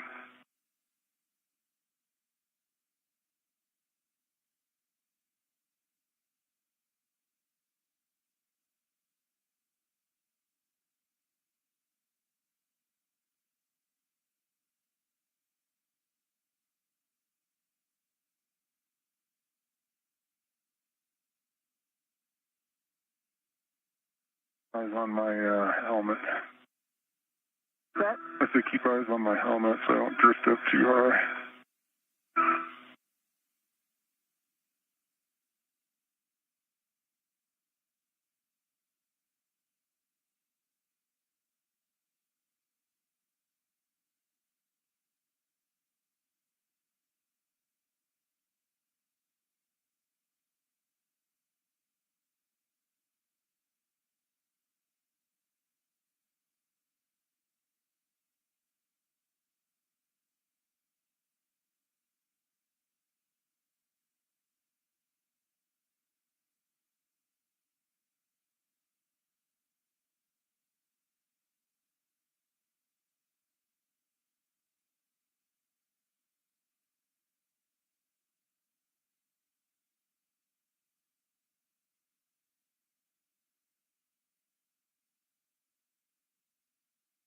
Great views from the helmet cams of NASA astronaut Nick Hague on the left, EV1, and NASA astronaut Suni Williams, EV2. As together they continue to work to loosen the ties around the beta cloth covering a panel on the Alpha Magnetic Spectrometer. And once inside, they will take a look at the spectrometer and survey for potential future EVA plannings for upgrades that'll see additional radiators installed for dispersion of heat, as well as increasing its ability to receive data from its experiments. Now 3 hours and 41 minutes into today's EVA, and everything so far has gone expected, even so much so as having the team of Hague and Williams get a little bit ahead of schedule, and that includes replacing the rate gyro assembly number 2, the removal and replacing of a planar reflector to help with visiting vehicle communications when they approach and dock with the International Space Station, patching the damaged NICER experiment, an X-ray telescope on the International Space Station that was seeing unwanted light enter the experiment, and those patches have been completed, and now both Williams and Hague working together on the Alpha Magnetic Spectrometer. Okay, Jeff, there's some surprise connections here. Copy. Nick, what are you seeing? Do you want to do these ones over here? Where I took out 9, looks like it is peers below it as well. That's an additional one, I guess, below position 8. And then 7 I took out, but there's another one at the corner between 7 and 8. Do you see it with my Hecka?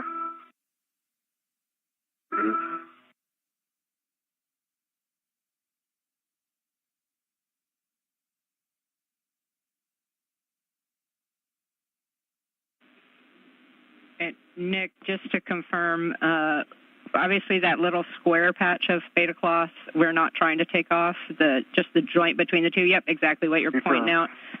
So those other ties that you're seeing are preventing the beta cloth we're trying to take off from being moved.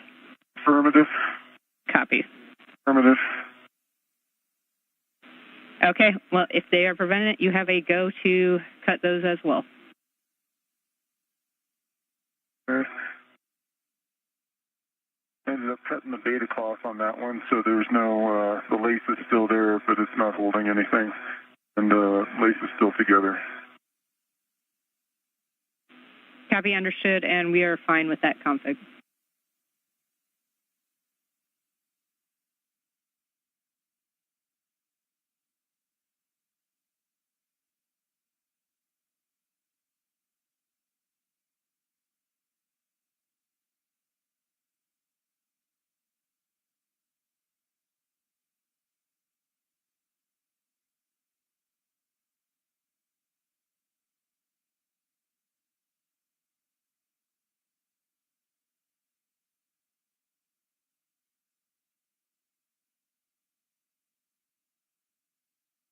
These two over here you need to get.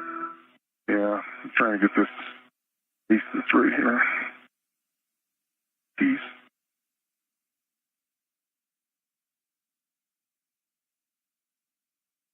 Doesn't really go anywhere. I don't know if you can get that. Okay, so that's released. That's released.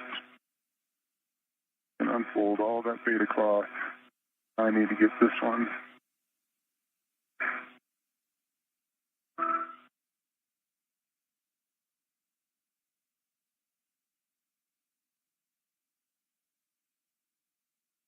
Oh, nice.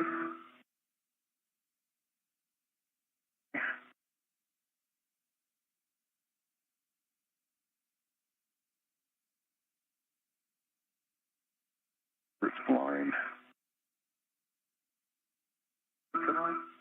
Pull that up just a little. It's not going to come all the way off because of this last one. Yeah. I'm going to try to underneath it. Go between. That's it. Yeah.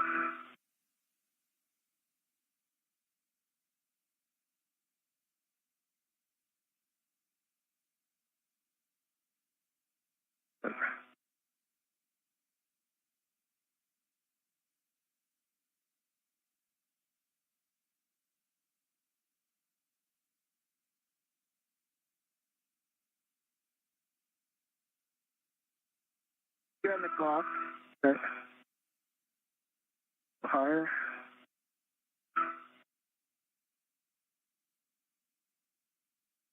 That's it.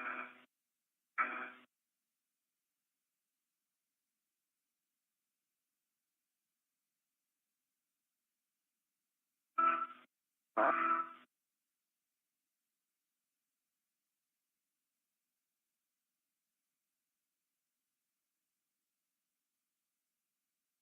Just grab that and hold.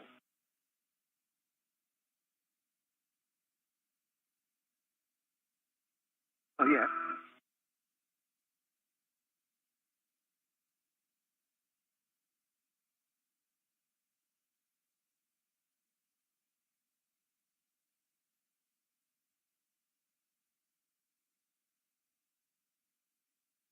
Try it from here? Yeah, give it a shot. I'm shooting in the blind here. That? I said I'm just in the blind completely. Yeah. Lift that up. Does that help you? Down out of the way a little.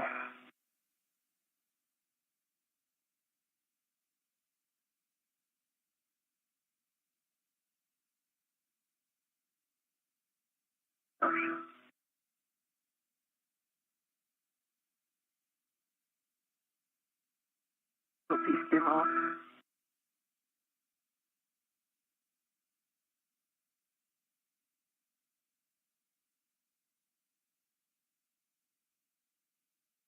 The little teeny piece there now. Come on.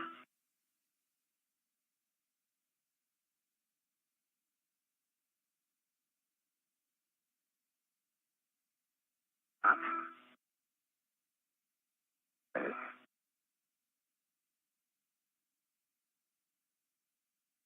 There you go.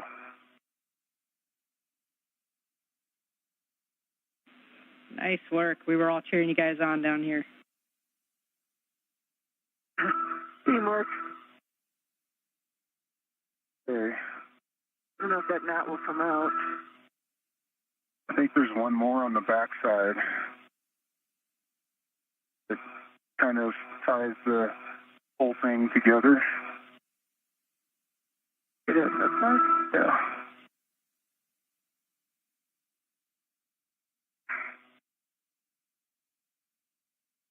Put a hand on my helmet.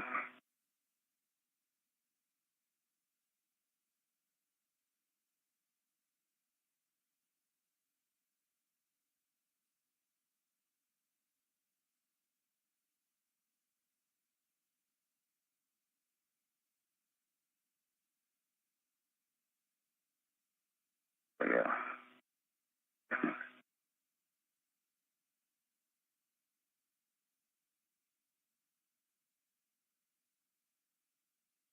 Yeah. Hey.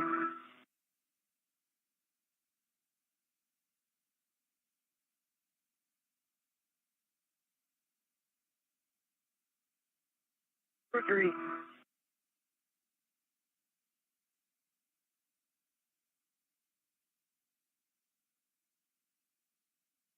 We need the other cutters next. And the zip tie cutters.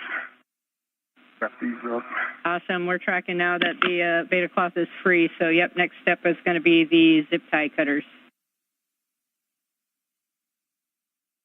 And then, Nick, if you need to secure the beta cloth back, you can use a shorter long wire tie. If you don't, and it'll stay back, you can just leave it without. Okay, I'm going to try to go without. And as we get into some areas, we may need to install it. Copy, sounds good.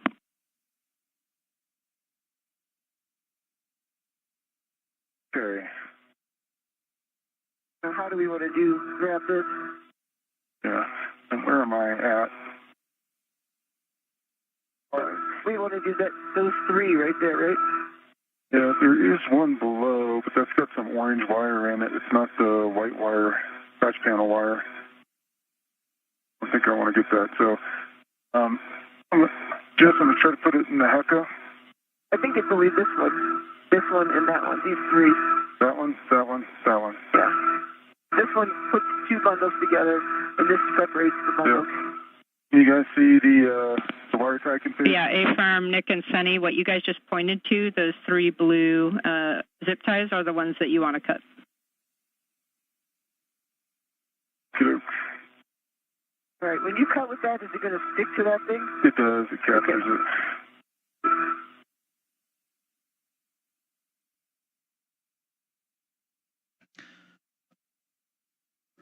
NASA astronauts Nick Hague and Suni Williams continue to work diligently on a patch panel connected to the Alpha Magnetic Spectrometer as a part of today's U.S. EVA 91 tasks as they look to free up ties. They just moved out of the way a beta cloth to allow access to this patch panel just a few moments ago. Now 3 hours and 52 minutes into today's EVA, and all tasks for both Hague and Williams have gone right on schedule. In fact, so much so they are a little bit ahead of schedule, but continuing to work on this patch panel and look at the Alpha Magnetic Spectrometer and do preparatory tasks in preparation for future work.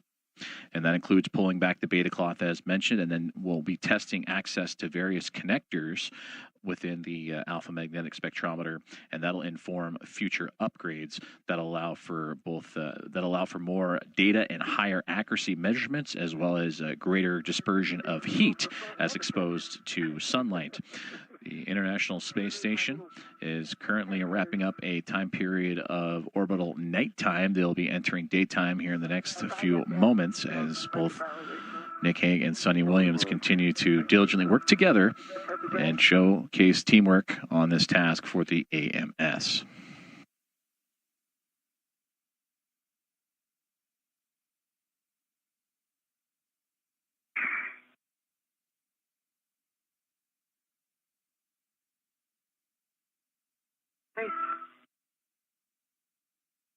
Wire ties down.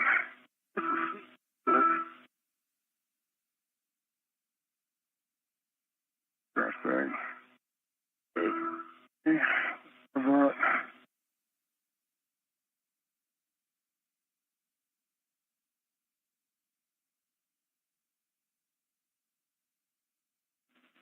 All right, we see the zip ties cut and Sunny back in the Kulak bag. You're going to stow that zip tie cutter and then pull out the connector tool simulator and the EVA GoPro. It worked.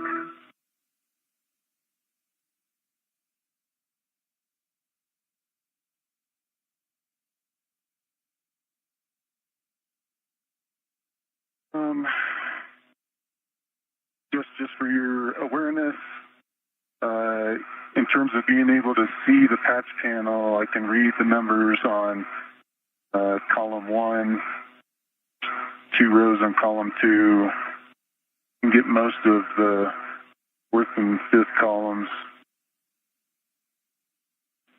Okay, copy that, Nick. And then if you have any words on how you got into the body position that you are in just for future crews, and you could just reassess your body position there to be able to reach all of these connectors. The furthest column from you only has one connector that we need to go after. Understand. As I am right now, I'm pretty much aligned. Feels like I'm aligned Mater Zenith, and I do just have the BRT up and over the I-beam onto that handrail. The angle is weird, so my BRT actually is at a 45-degree onto that handrail. That makes it reach without pulling me too close and too high. I have the GoPro on to sort of take a look at it. Okay. I don't know if I'm getting it, but Point that to me, and I can get some video over here too. I think it's on. Yeah, I saw that flashing. Okay. Cool.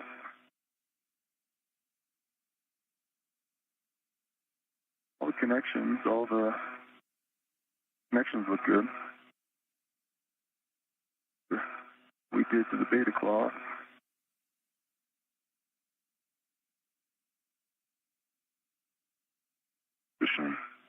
camera. Face together. It's coming back toward you. The ret is locked out. Pulling up my stuff list. To get you overall so they could see. Body position.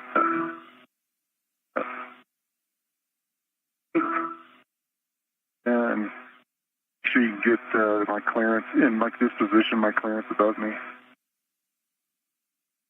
Cable is way in there, so you're I'm a long ways away from it. Yep.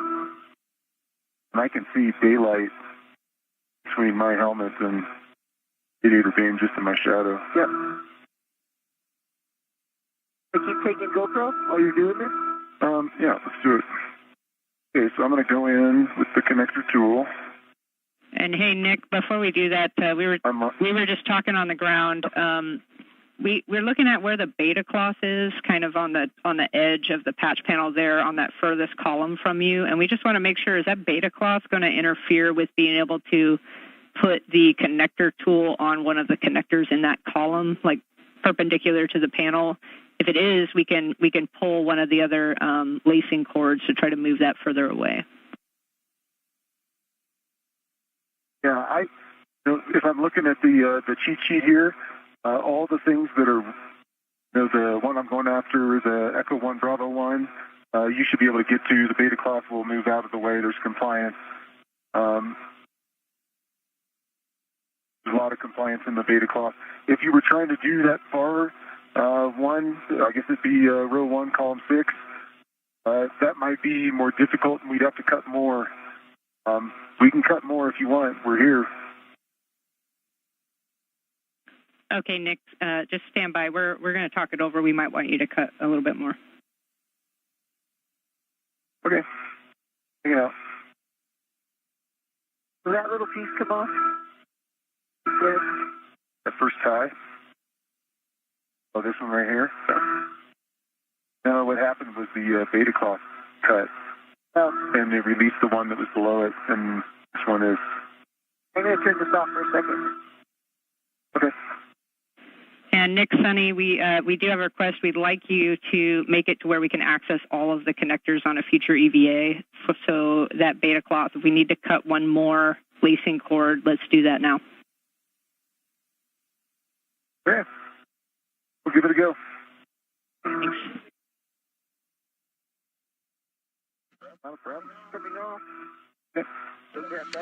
Fantastic communication there between NASA astronauts Nick Hague and Suni Williams as we continue live with our coverage of U.S. EVA 91 as the two astronauts continue to work together on the Alpha Magnetic Spectrometer. And we mentioned before that this is all preparatory work, what can be done, and getting visuals on the job site of how future upgrades and future EVAs could handle. And that was the communications you heard with Nick Hague describing his body positioning and taking notes, as well as Suni Williams describing his position, again, for future astronaut and future EVA missions, and also the position of the beta cloth and the patch panel they recently just gained access to, and gaining visuals on that part of the Alpha Magnetic Spectrometer as well.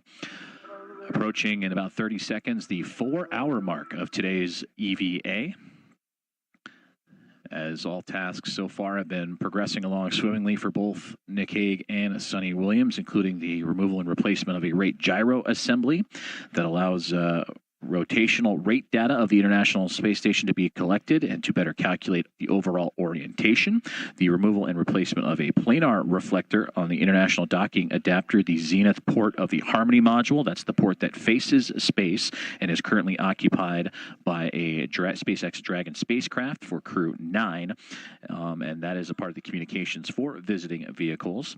And then the patches for the damaged NICER experiment. And that NICER patch executed by Nick Hague worked well, and that is a part of the X-ray telescope that measures various X-ray phenomena, neutron stars, black holes, and the like. And that was receiving unwanted sunlight and unwanted X-rays from said sunlight, and that patching has since been complete. So now, after moving a C2V2 cable to gain greater access to the Alpha Magnetic Spectrometer, that is what Suni Williams and Nick Hague are doing now, continuing to survey the work site for potential future upgrades and informing the team here on the ground at the International Space Station Flight Control Room of what those upgrades could look like.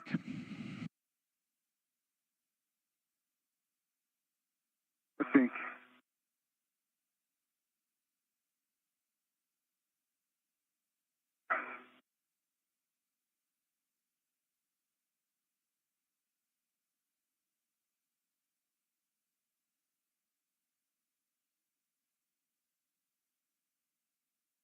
think down there that needs to move? there's not much else I can cut without this whole thing coming apart. Yeah.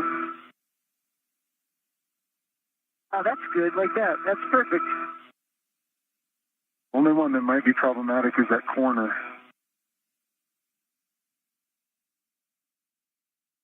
It's red. It is. Jess, are you seeing all this on HECA? Yeah, we're seeing it too, Nick, and the team's saying they'd like to cut that corner if possible. That said, do you think that's going to liberate that piece of beta cloth too much? If we get this one here, I could cut this, but then that gets rid of the kind of the dome aspect of it, so make it hard to put back over. Cut that one right there. What happens there? Still there? Then I think it folds back even further. If I can get to this one right there. Yeah, yeah. That's the one that's right next to you, on that hand, yeah. Yeah. And for both of you guys, you can cut that exactly what you're talking about. And then as far as it going back over the patch panel, that's just a nice to have. So if we don't get it, it's no big deal. Okay.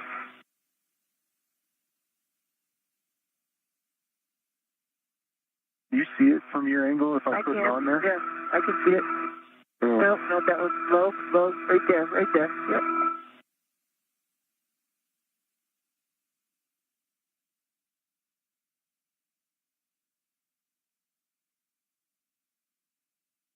Connected to that square one, but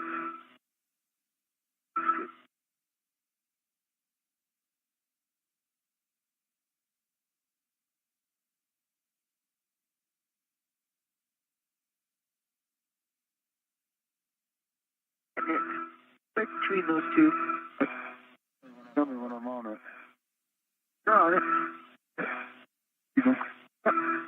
So, but it's down there. Take the tool. I'll see if I can reach the pod. Get right there.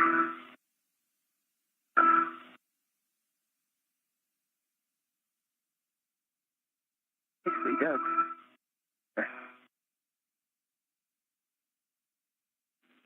And Nick, for your assay, we took your HECA down for about 5 minutes just for thermal constraints. Okay. And now you have access to everything. Easy. Okay, awesome. Well, we would like to get your HECA back before we actually start the fit checks, but I have a couple words for you. And I know you got to do a tool swap back to the bag before we do that. Okay. And for both of you, when you can, I'll take a glove and hap check.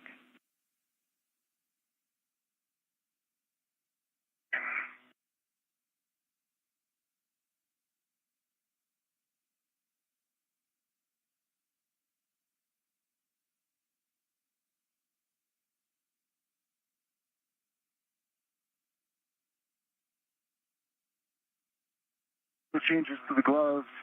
I have. No changes to my gloves either in a dry hat. Cappy gloves and hat. Go back in.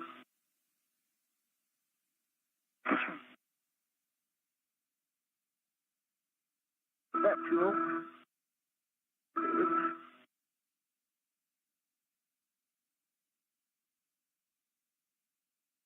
Oh, look at the moon out there. That. A nice view of the moon right there. Luke? Yeah, on the other side of the Kulak bag for you. Yeah, there you are. Here you are. So blue.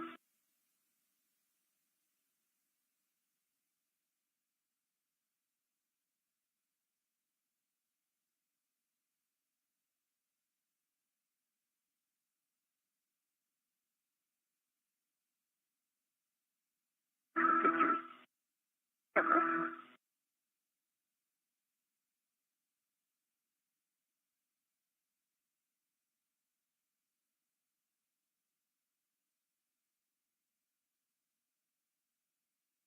Now Velcro down your cover. Your cover. Oh no, you witched it well. Nice.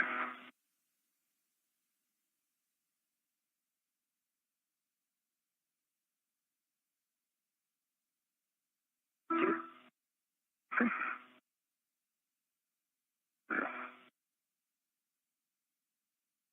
This Velcro is old. I know. I was fighting it earlier.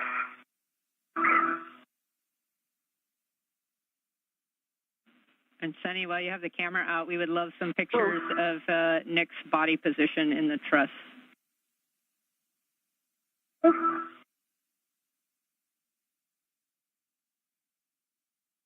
Ryan, see what we get.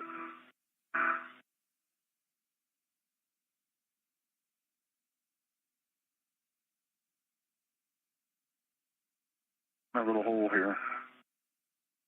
I'm going anywhere. Yeah. Wonderful to hear the ongoing communications between NASA astronaut Nick Hague and Suni Williams as they continue their work on the Alpha Magnetic Spectrometer and evaluating the work site for future upgrades on future EVAs that will allow for additional radiators for heat rejection, as well as trackers to significantly increase the data acceptance of the Alpha Magnetic Spectrometer. But we take a look inside now of the International Space Station Flight Control Room in Houston, Texas at Mission Control Center, and there you see from the bottom of your screen working your way up, that is Flight Director Elias Mirmo in support of the EVA Flight Director today. And that is Nicole McElroy and her Vista flight team. Jessica Whitner, a NASA astronaut. She is the Spacewalk communicator for today's flight, and you are hearing her voice in relay of all the communications to Nick Hague and Suni Williams. And JAXA astronaut Aki Hoshide is the Capcom for today, relaying communications to the team that is still inside of the International Space Station. We are 4 hours and 8 minutes into today's EVA. That has so far gone right to schedule. In fact, so much so they are a little ahead of schedule. That includes multiple tasks that have been completed both together for Hague and Williams, as well as individual tasks as well. I'm just right there. You're right there. Yeah. It's funny. I think can you feel them? Like if you, it's just right there. Yeah. Right there. There's a bigger hole to his. He opens up if I go a little bit more. Yeah. You could slide into that place where you can just feel those connectors. Yeah. Okay, copy those words. We are tracking now, and Sunny, just for your sake, we just lost your HECA as well. Lost it? To correct, we turned it off for thermal constraints from the ground, and it'll be back up shortly. Nothing for you to do. Okay. Okay. So while we're waiting for the HECAs to come back online, I'll read you a caution and where we're going with the fit checks. So for the caution, we want to avoid torque and twisting motions on the harness boot and sideways force on the connectors. Okay. And then as far as the fit checks go, I know you guys will have cuff checklist page 8 available to you. I will read out column and row that we're going after, as well as the connector number, since you might be able to see it as well. And then once we attempt the call it install, I'll just ask you a series of questions. One, could you actually reach the full install position with the stinger in contact with the panel surface? Then we'll report the band number with the highest cable in contact with the tool. And then without actually rotating, I just want you to assess whether or not you would be able to rotate the tool counterclockwise about 30 degrees. Okay.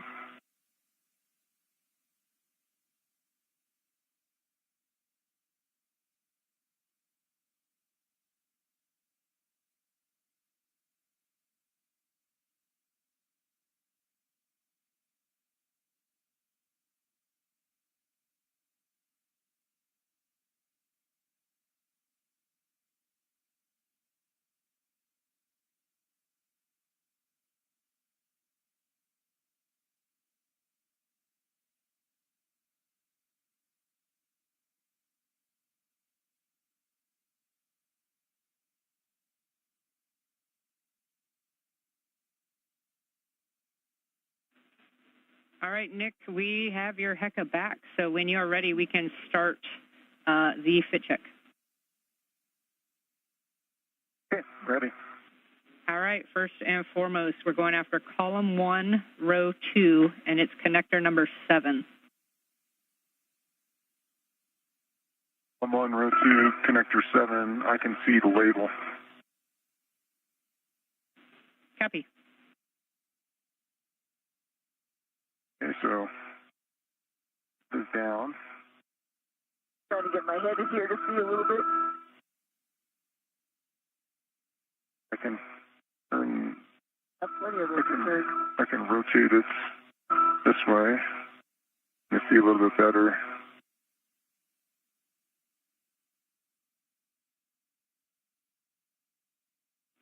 Copy, Nick. So that kind of answers 2 of the questions. We were able to achieve full install, and to confirm, you could rotate it counterclockwise 30 degrees. Stay firm. Just put the handle toward the outboard of the patch panel. You avoid all the clearance issues.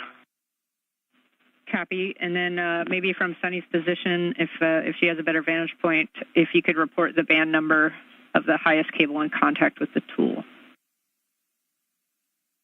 Oh, this one, right? This one right there? Yeah. Yeah. Like 9. Yeah, I call it a 9. It's at the highest red band, but it's below the handle. You can avoid it, though. Yep.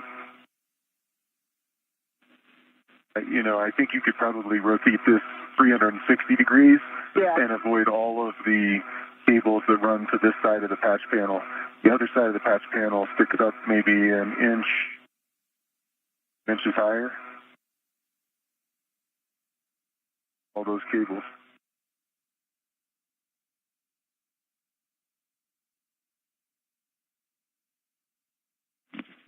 Okay, copy, Nick. We're good with that. We have about a minute and a half until a quick handover. I think we can knock out the next one. It's going to be column 2, row 1, and connector number 11, if you can see the number. Connector number 11, trying to see the label. I see the label.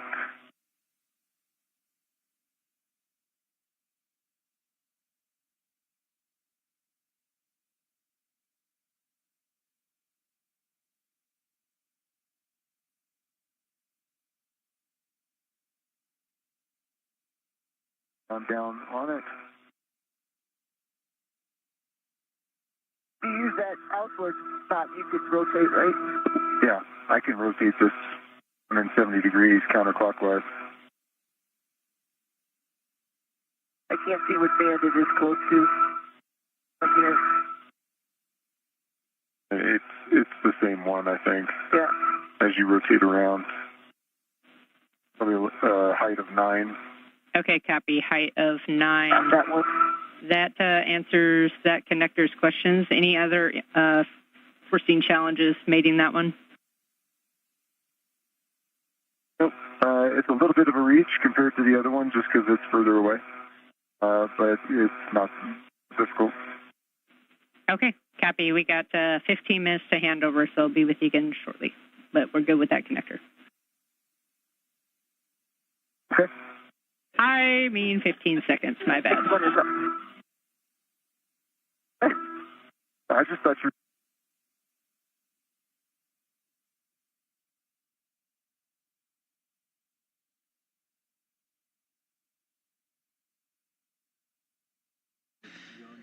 An expected transfer of communications currently ongoing, as you see live views and some smiles here inside of Mission Control Center and the International Space Station Flight Control Room, as Jessica Whitner, the one in the middle of your screen there, relaying information up to Suni Williams and Nick Hague, the 2 NASA astronauts participating in today's spacewalk. Just over 4 hours and 15 minutes into U.S. EVA number 91, as the 2, both Hague and Williams, continuing to showcase teamwork in working on the job site of the Alpha Magnetic Spectrometer and reviewing the patch panels for future upgrades and future EVAs. It's installed on the. It's column 6, row 4. On B, I can't read the label fully. Second from the bottom. 1224. Yeah, that's correct. It's Echo 1, Bravo 1, but column 6, row 4 is correct. Okay. And so it's all the way down. That's no problem. You've got about the cables the cables on this side actually go higher than the handle. They're all biased to one side of this, so you can rotate this 180 degrees counterclockwise. Start with the handle toward me. And yeah, I think that it gets you all your info. Last question, is the reach okay? Yep, the reach is okay on this one. Okay, copy. We'll have a go to continue. We'll go to the next connector. We'll be back in column 1, row 3, and it's number 4, if you can see the label. All right, reposition a little bit.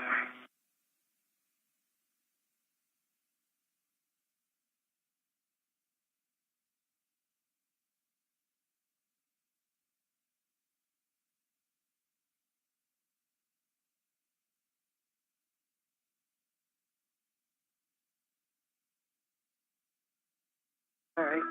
So it is the same situation. Yep. Because you're on that edge. I am flush with the panel, so tools fully installed. The highest cable goes to kind of the last red line. I have probably all the cables on this side of the patch panel are below the handle, so I could rotate 270 degrees counterclockwise. No problem.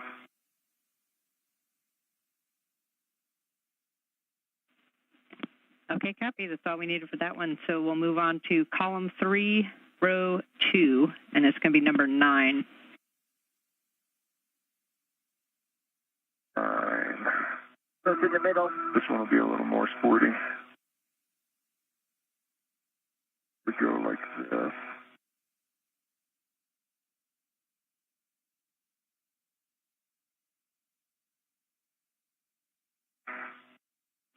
And happy to take any extra words here on.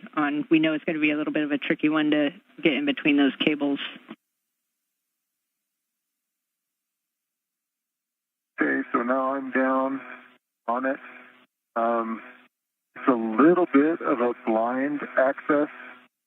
I can see the stinger touching the base, but I wouldn't be able to fully see the connector.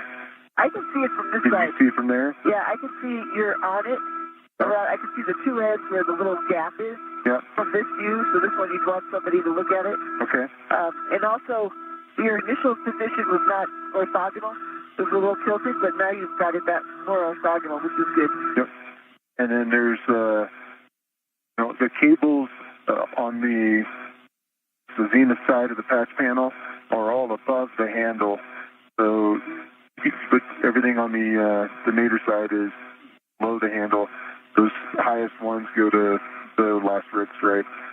You could rotate counterclockwise 180 degrees.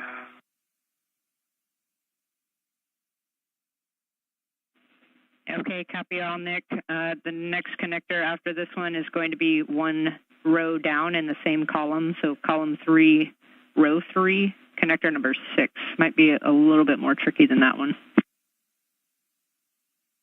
Again, I can see when you get all the way down on it. Is that cool?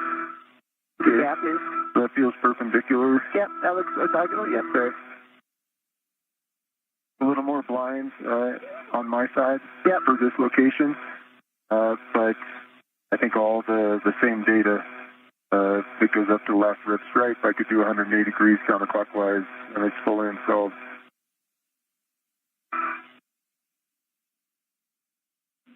Okay, copy all. 3 more to go. The next connector will be on the other panel itself, column 4, row 2.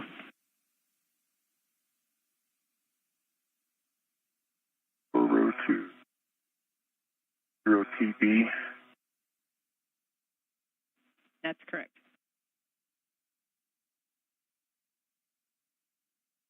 One's a little more tricky. Yeah. put the handle in just the right location.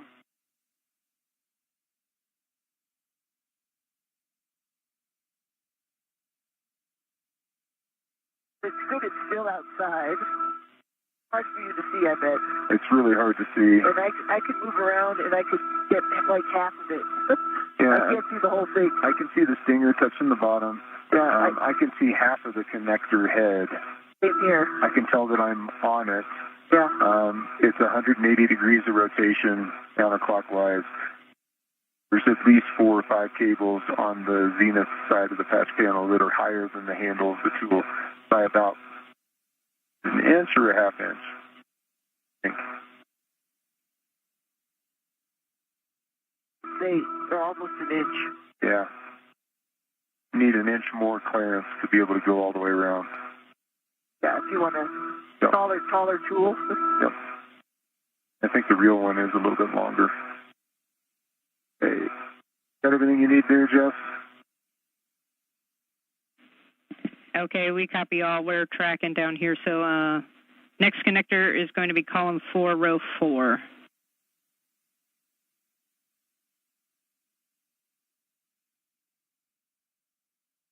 That isn't it? That one, yep. I can see both sides of it. That you. It's hard to do.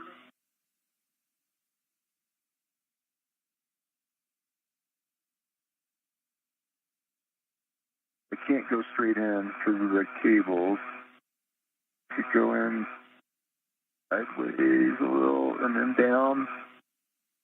Yeah. But you can see I'm having to nudge some of these cables out of the way just to get this perpendicular to the connector. Okay, I can copy, see both Nick. sides from here, but it looks. I don't know how much you want to move those cables. Probably it looks like maybe 15 degrees off of vertical without moving any of the cables. So I'd have to bend them about that much. You could still rotate at 180 degrees because you can rotate away from those cables. Okay, copy, understood. It seems like we can rotate just fine as long as we set the handle in the right position, but otherwise it's a little bit tricky to get perpendicular here.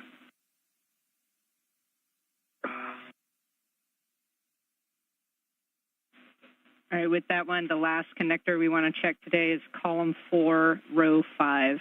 And if you can see the label, it's Echo 1 Alpha 0. One right below that last one. Yeah, this one's easier. Oh, that's a good idea. Well, I think. Full bundle is pushing me off to the side. So again, I have to put stress on all those cables. I'm probably 20 degrees off vertical. Be able to get it straight, I'd have to bend all those cables. Could rotate 180 degrees. The handle's in the right location, but those cables are an inch above the handle, and they're interfering with me being able to put this down vertically.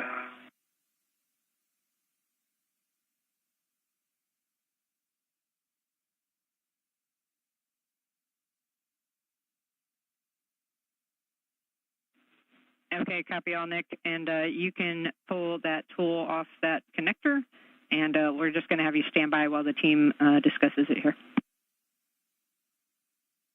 Okay.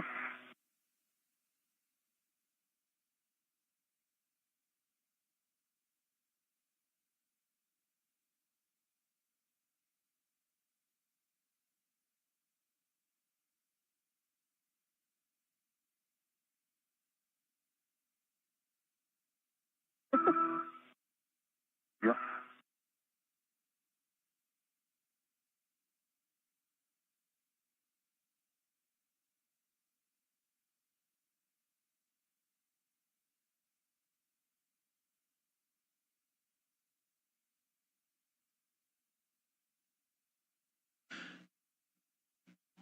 You are tuned in live on NASA Plus to the ongoing progression of U.S. EVA number 91, featuring NASA astronauts Suni Williams and Nick Hague as they continue to progress through their checklists.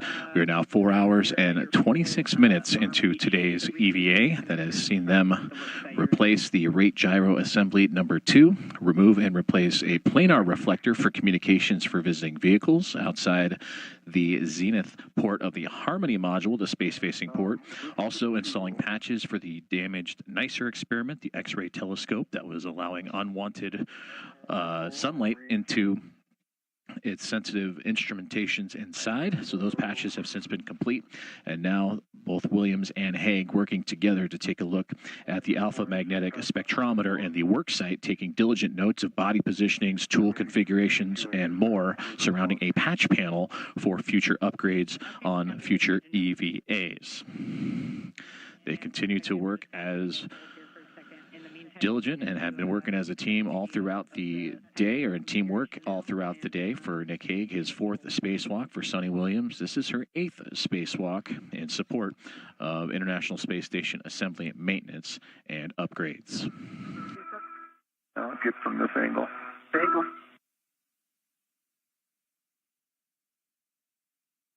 I have a third arm. What do you want to do? Pull down that beta cloth. What's the Do the big one? yeah.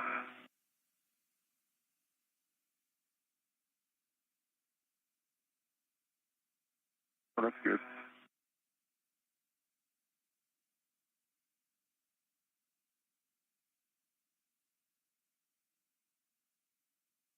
I'm real stable when I hold it like that. So, like that.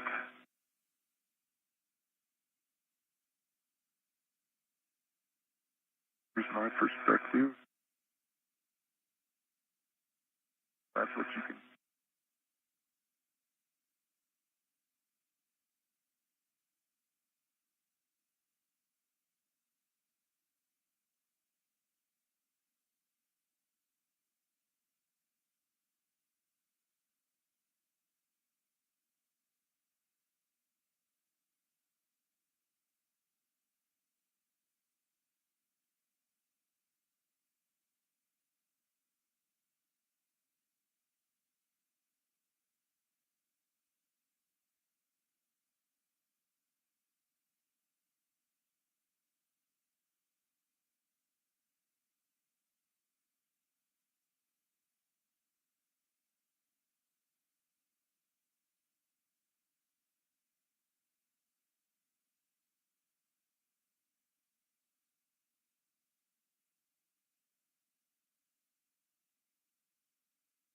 I'm just trying to get some overall. Yeah, I was trying to pull the lock bag out of the way. Back in the way a little bit. Yeah.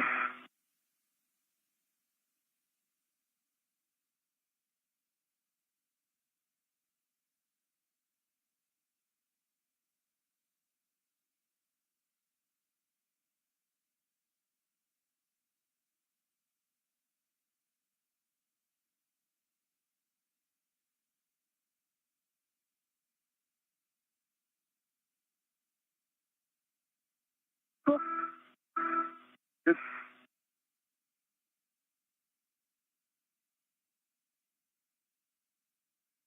Where's my helmet relative to the radiator?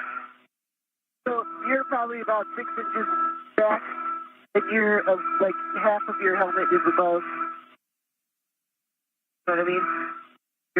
You're not totally underneath it. Okay, got it. So I'm if you a go little lower, bit back, and I've got 6 inches to go up yeah, before I have to hit it. Okay. and it's just the edge. That's the part they don't want to touch. The stuff underneath Yeah. is incidental. Okay. They turn this off. Oh, it doesn't matter.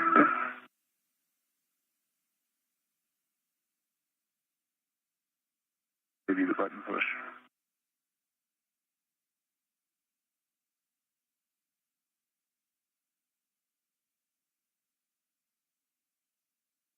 Hey, did you grow to love that RT? Oh, right here? Yeah. Yeah, it works. Kind of keeps me stable. Yeah. I'm wedged in here, so I'm not sure how critical the stability is. This is more effective. Defector to the handrail right in front of you. Yeah. They're drawing you in because you end up reacting away from it, and so that counteracts it. That's good.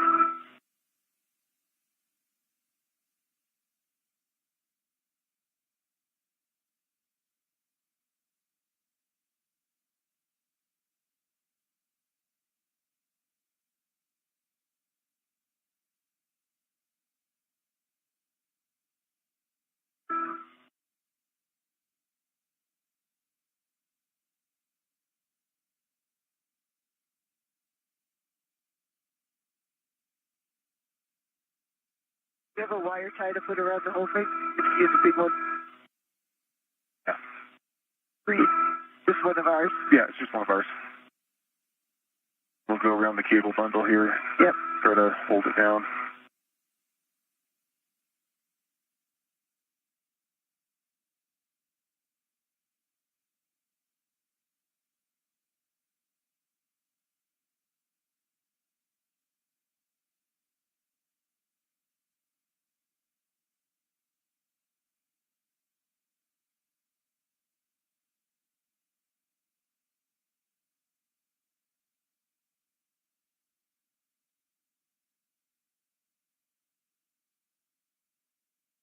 Camera?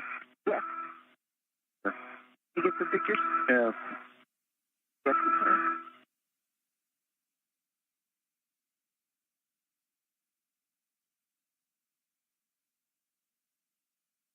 Here we go.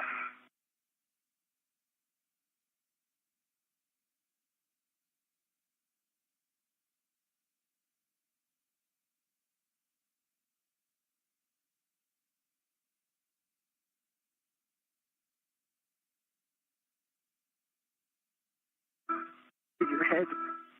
He's in there. Yeah. A little in the motion. Just the page. Oh, yeah.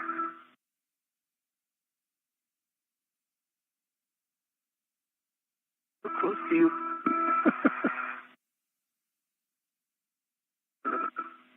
Okay, Nick, Suni, I got some big picture words for you, and then we're going to start to clean it up on AMS. Ready for the words. All right, so we're showing ourselves right now an hour ahead on timeline, which is awesome. We are looking now at after we clean up the APFR here, we may have a couple photo opportunities, specifically one for the MMOD strike, Nick, that you saw on AMS during your ingress. We would like to get some photo documentation of that. And then we may have a couple other locations, teams working that now. Once we get you cleaned up at AMS and start heading inboard, we're looking at trying to get you guys both out to that troublesome APFR that we had earlier, and maybe with both crew out there can get that collar unstuck. But waiting on steps for that. How copy? Copy all. That's interesting. I don't like that. Camera's still functional. But that is not captive, right? I don't. So I think just the cover is captive. You want me to put that in my trash bag? Potentially. I'm not, no, there's a tether through it. Okay. Just want to confirm the eyepiece that we put onto the camera. Probably see it in my HECA. It came off. Is this captive?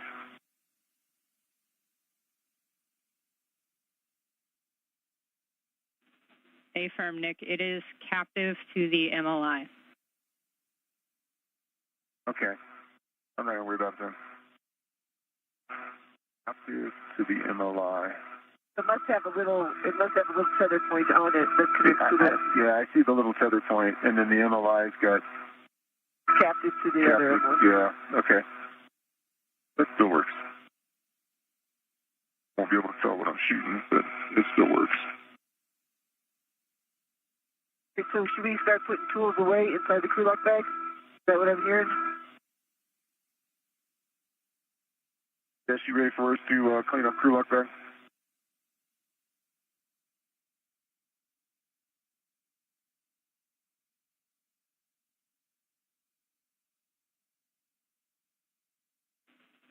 Okay, sorry, Nick. We were talking about your camera there. You can actually try to reinstall it. It sounds like it's like a friction fit. If you can actually just like get it back on that location, but best effort there with that. Oh, sorry, correction. It is a threaded fitting. So best effort there if you can get it. If not, we'll probably just leave it. And then Sunny, for you, we can start putting the tools back in the crew lock bag. It worked. And those threads are small, so I'm just going to let it hang off its tether. You can still aim and point the camera.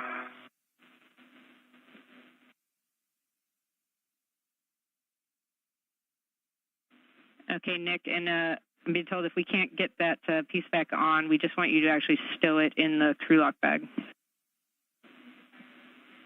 And correction, that's going to be the entire camera. Our camera.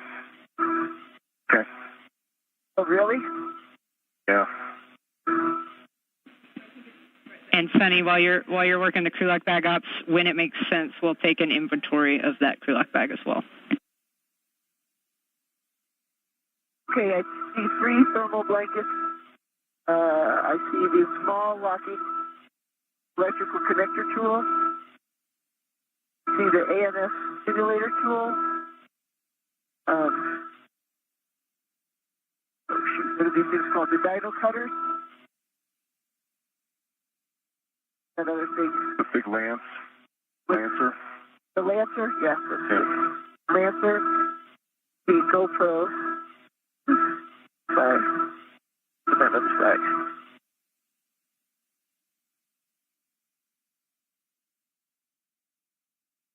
Great communications between the teams on the ground here in the International Space Station Flight Control Room up to NASA astronauts Suni Williams and Nick Hague as they continue to progress along their EVA today, U.S. EVA number 91, in which they are approaching 4 hours and 39 minutes into this EVA. You heard Spacewalk communicator Jessica Whitner, NASA astronaut, relay up to the crew that they are about an hour ahead of schedule.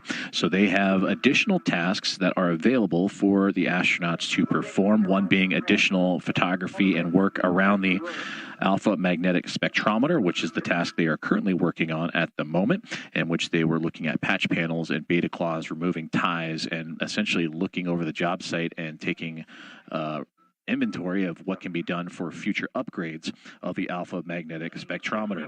The team also relayed information about taking additional photography of MMOD, or a micrometeoroid debris strike that has no effect on the performance of the Alpha Magnetic Spectrometer or any areas of the International Space Station, but they had noted that in the journey of the astronauts today crossing paths over the International Space Station, it would like additional photography, and then also for them to both address the APFR, or the articulating portable foot restraint, that was addressed earlier today by NASA astronaut Suni Williams, as they had a couple of pieces on that APFR, again, the articulating portable foot restraint, that were stuck and unusable at the time before moving on to future tasks. So again, approaching 4 hours and just over 40 minutes now of today's EVA with NASA astronauts Suni Williams and Nick Hague, as they wrap up and start to add on or wrap up their tasks at the Alpha Magnetic Spectrometer and move on to potentially additional tasks assigned by the teams here inside Mission Control.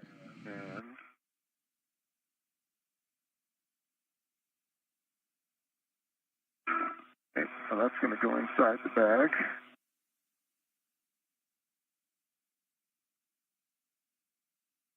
Pretty stable, so.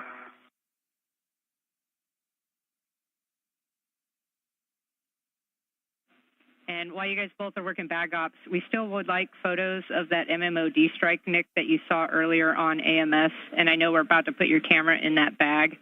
So either choices are to pull the GoPro out and then carry that with you, or transfer Suni's camera to yourself. Copy, Jeff. The location of that MMOD strike is directly across from the handrail 3013, and I have taken photos of it for you already. Okay, great. Problem solved. Thanks. Yeah. Okay, I'm going to release this one now.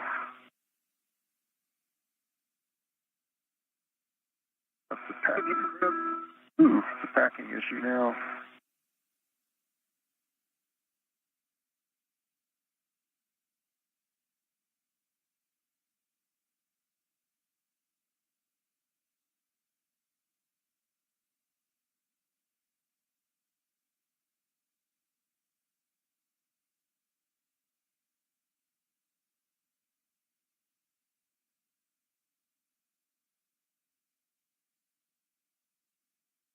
Okay, GoPro to the other side.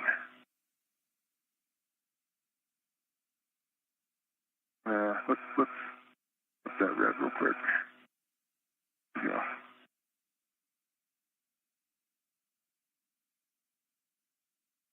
Okay, look toward me.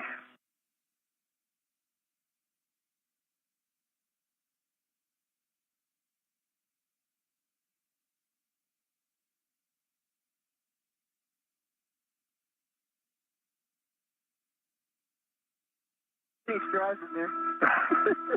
No joke. An extra handle now, too. All right. Buttoned up.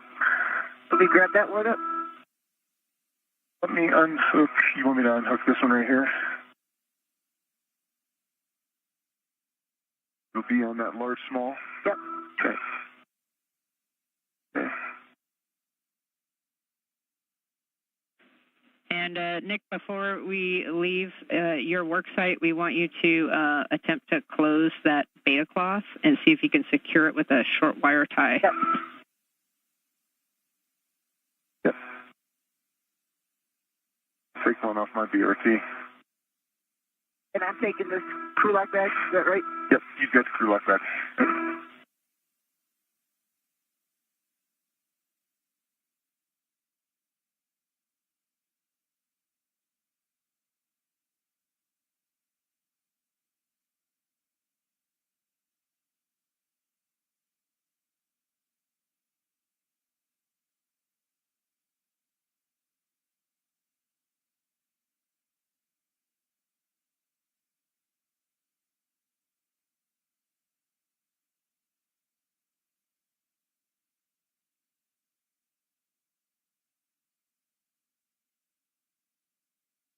Cleared on my exit. Cleared.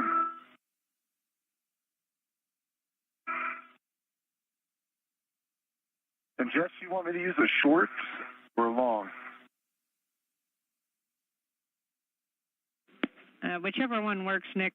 We have listed here a short, but if that doesn't work, you can use one of the longs.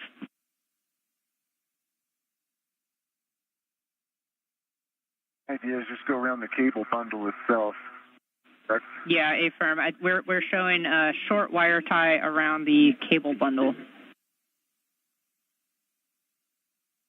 I was thinking if I put a long here, then I could, after I do the twists around the cable bundle, then I could use those long arms of the wire ties to kind of go around it and hold it in place.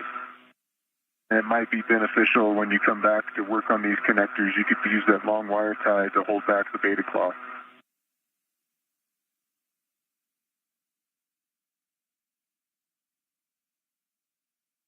Go ahead and string it around, let me know.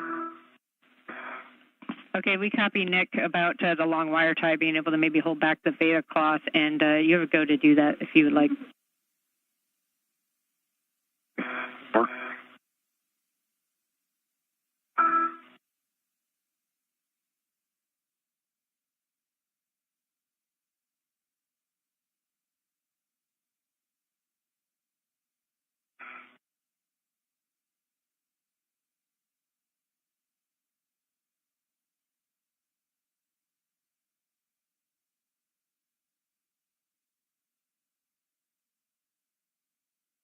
twist around there.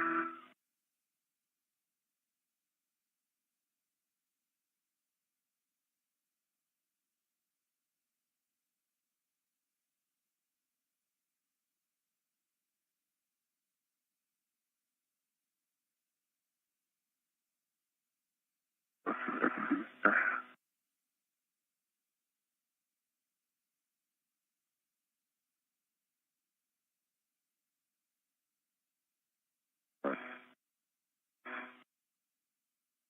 I'll twist it up.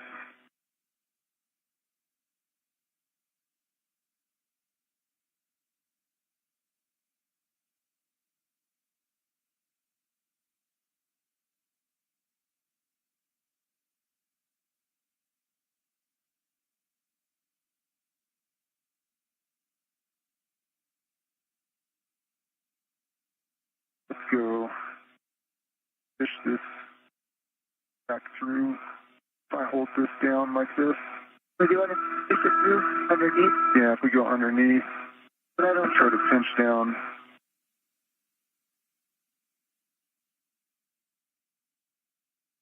think about that. Just going to do the same thing it just did, though. Pull out. You hold on to this corner.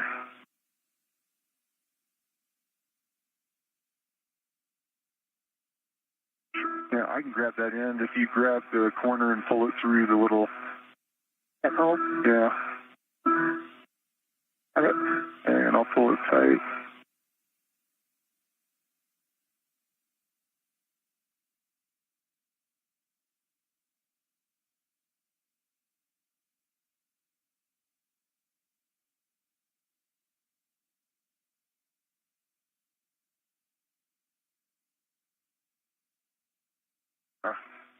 Not that much hope out there, though.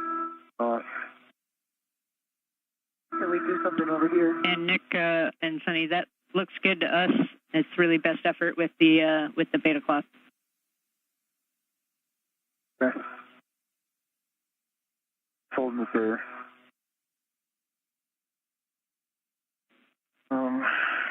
Show you guys what it looks like in the Hague.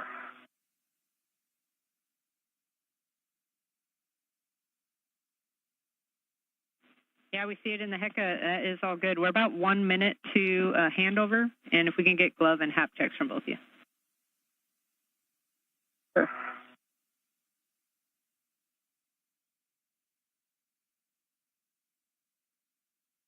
Well, same.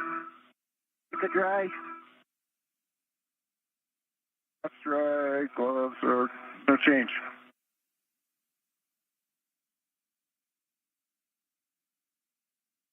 Copy, gloves and hat for both of you. We're going to hold here for 30 seconds until after this handover for your egress. Okay. Sonny, you're just going to watch me the same way? Yep, exactly. Talk me out. Yep.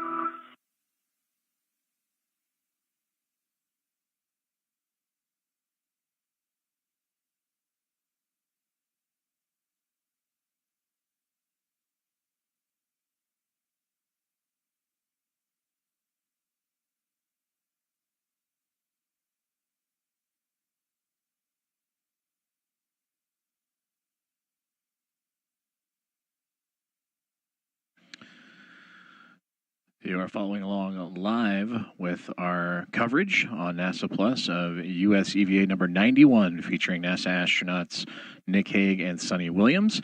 And there you are seeing the teams here on the ground at Mission Control Center, Houston, and the International Space Station Flight Control Room, featuring Flight Director and EVA Spacewalk Flight Director Nicole McElroy in the middle of your screen there, talking with Spacewalk communicator and NASA astronaut Jessica Whitner, who is relaying communications up to both Hague and Williams as they have started to wind down their procedures on the Alpha Magnetic Spectrometer.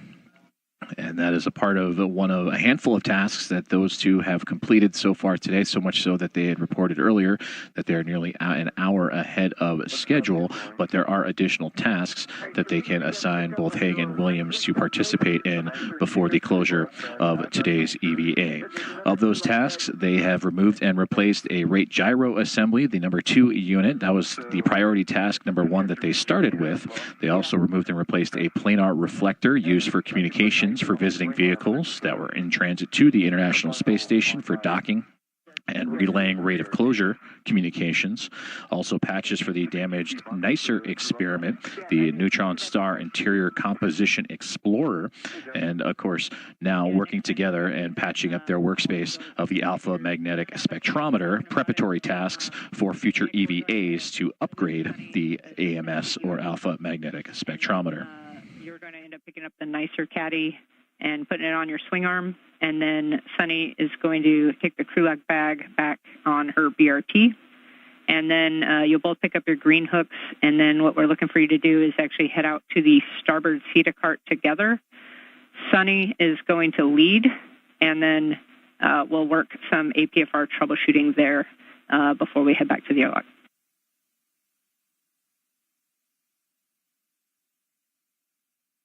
Okay. Sounds good. I'm going to pick up my BRT. Yep, Nick, when you're ready, you can work with Suni to egress the AMS worksite. I think this is the worst part of your head getting in here is when you're way in trying to do the BRT. Yeah. Other than that, the rest of it is pretty clear. Right now, your back ear fliss is probably 6 inches from top of that AMS area. Yeah. It's a tight fit on that BRT around that handrail. Being able to get your fingers on the paddles, there's not a lot of access. And you just heard their communication from Spacewalk communicator Jessica Whitner relaying up the next steps for this EVA, USA EVA 91, as they complete their tasks at the Alpha Magnetic Spectrometer.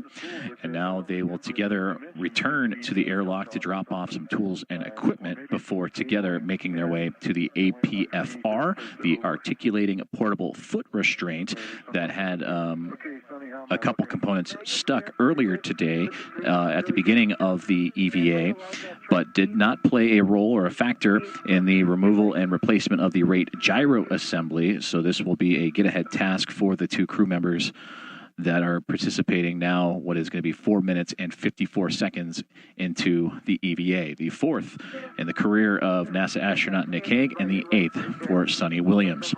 They have just entered an orbital nighttime period as the International Space Station currently flying over Europe and the southern border of Poland. I guess I'm going to start to move as well. Yep. I'll meet you on phase one. Okay, copy, Suni, and we need to see you out of the truss, Nick. When you can and you're in a good spot, you can check your safer handles are down. And then, Suni, once you meet up with Nick on phase one, we want you to just do an inspection of tabs and BRT tab up. Okay. Will do.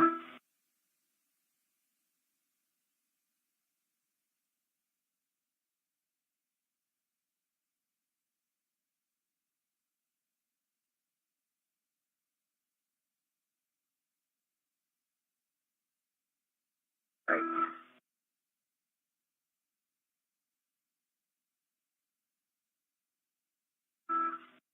Okay. Get up my green hook now.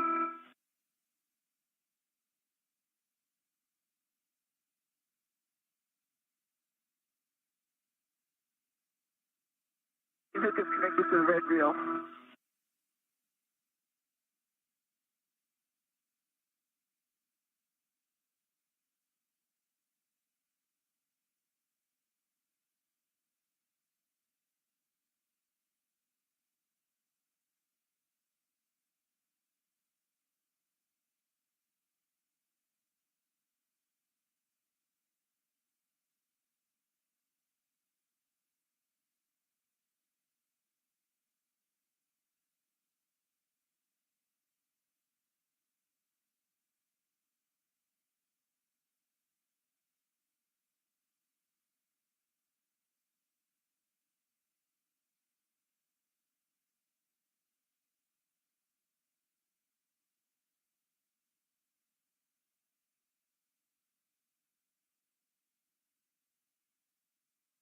I'm just looking at your tab. You see it? Right tabs up. Left tabs are up. Looking good. Okay. Saber handles are down. Yep. Green light's on. All right. I'm gonna get configured here. I've got to get this transferred over onto my swing arm and pick up my green hook, but you're leading over that way. Okay. So if you want to start that way, Okay. I'll catch up to you. And Nick, Sunny, we are tracking along and just want to make sure, Sunny, that you've picked up your green hook on 3208. Sunny has her green hook and crew lock bag, and I'm just starting to translate torch. Copy all. You heard me. I said that his tabs are up. Yeah, affirm. We heard tabs are up and safer handles are down.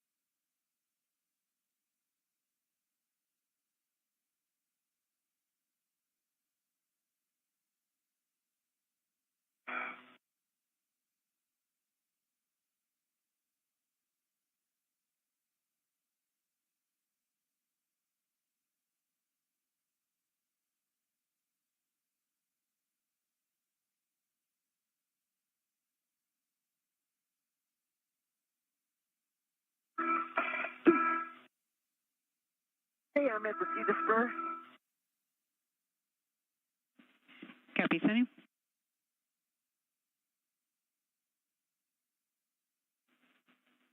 And we see you both go into the starboard CETA cart back where that troublesome APFR was.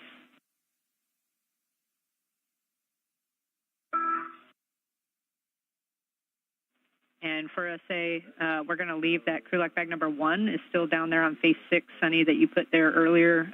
Nick will be grabbing that, but on the way back to the airlock after the APFR troubleshooting. Okay, sounds good.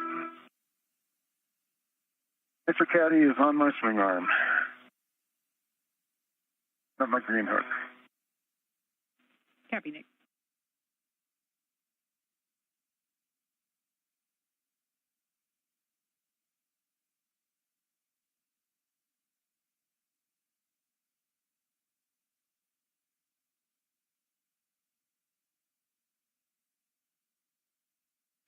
Continuing to follow along the progression of U.S. EVA number 91 as we view from the helmet cam of NASA astronaut and designated EV1 spacewalker Nick Hague as he and NASA astronaut and commander of Expedition 72, Suni Williams, continuing to translate or move across the International Space Station from where they were previously at the worksite of the Alpha Magnetic Spectrometer and making their way now towards the APFR, the Articulating Portable Foot Restraint, as the two have accomplished a large majority of their tasks and even have gotten ahead of schedule. So this is an opportunity to review a piece of hardware that was stuck in a current configuration and was a little troublesome, but played no impact in its intended use was to be a part of the replacement of the rate gyro assembly number 2. So with the extra time or get ahead time, an opportunity to go back and revisit that before future spacewalks.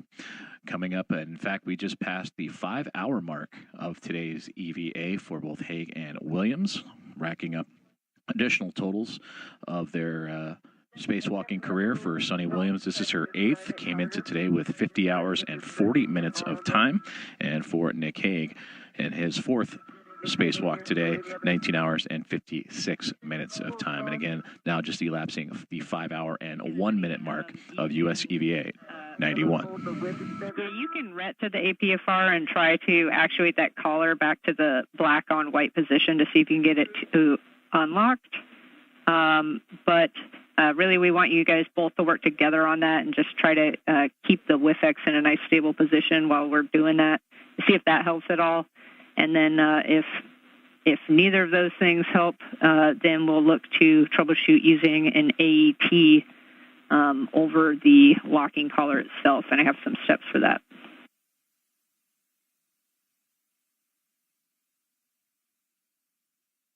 Okay.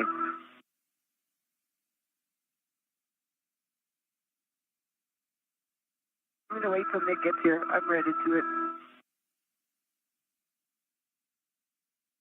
On my way. Yep. I'm up high. Okay. To keep our tethers, like, untangled.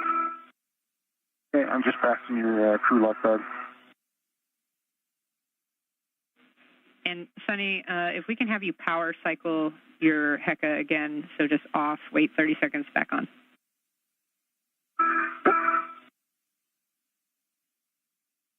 Off.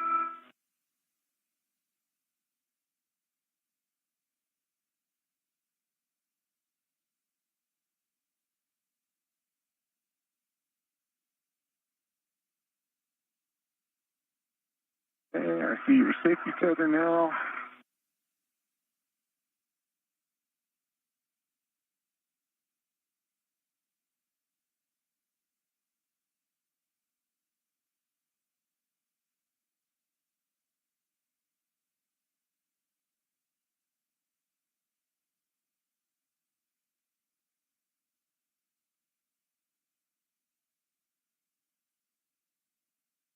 All right. It's this one here. Okay. Hang over there.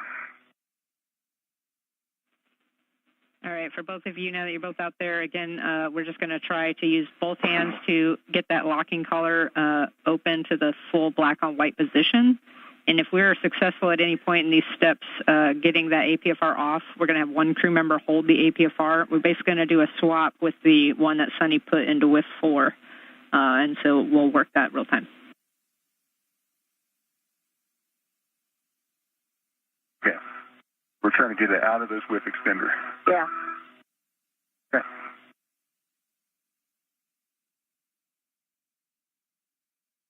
Like a hold with extender or something? Yeah, if you want to stabilize it.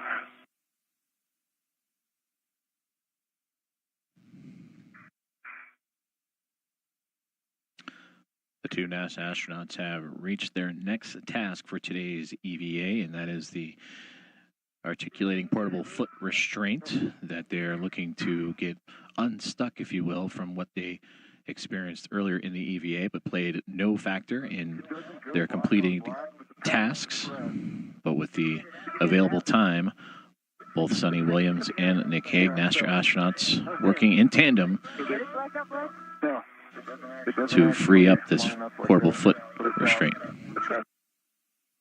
I'm tethered to it, so it's fine. Okay. All right, we see it out. So, now we want to put... Yeah, one of you guys are going to hold that, and then the other one, we're going to look to pull the APFR out of WIF 4 and into the WIFX.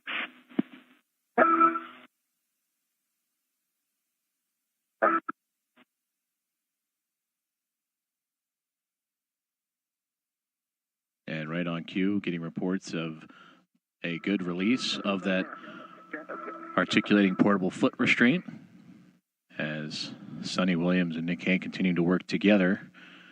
And Suni, as you move that down, Got that one. the clocking's going to be 12. And which one? Why don't you put yours in first, Suni? So the one that's going to go into the, not the whiff extender.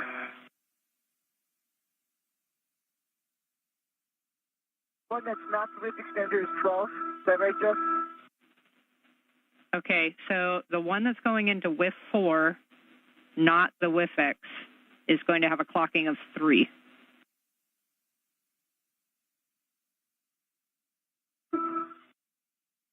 From that side, me. 3 zenith. Yep. Try to get it there. Yep. Verify your red.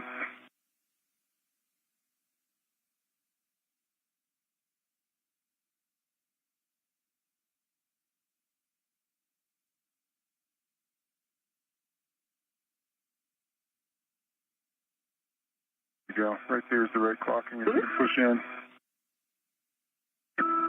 Right, that's pulling me this way. Oh, that's... No, that's a BRT. Okay.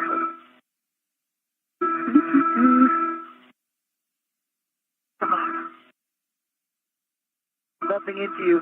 That's okay. If I'm in your way, move. Right. Doing APFRs. All right, get in there, you.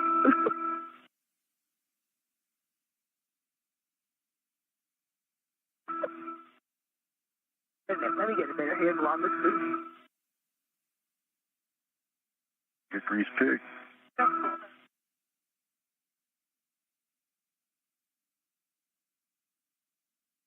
Fingers.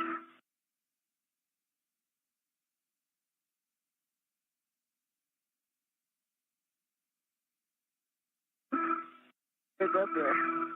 Put it out. Get one in there. Good full twist. Good pull, good twist. Yep. There. Copy. Good full twist test.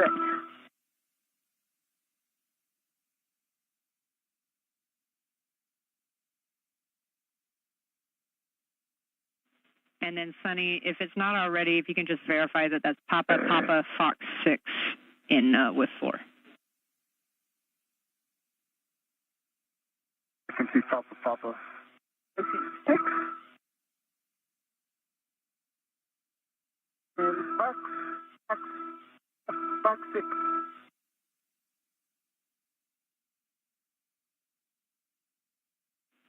All right, complete. Thanks. This one, what is the clocking here? The clocking for the WIFX is going to be 12. This one's 12. So 12, and it's Papa Fox 6 as well. Affirm, Nick.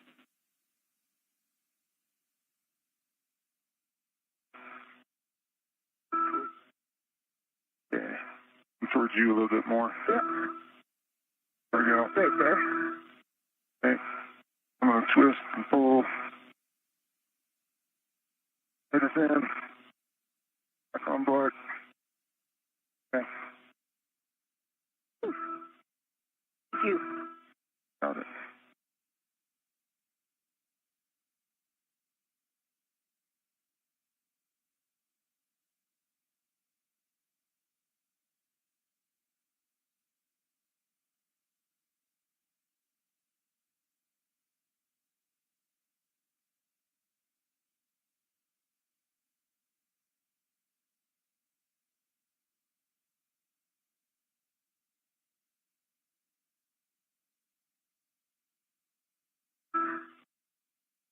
All right, Jess, what's up next?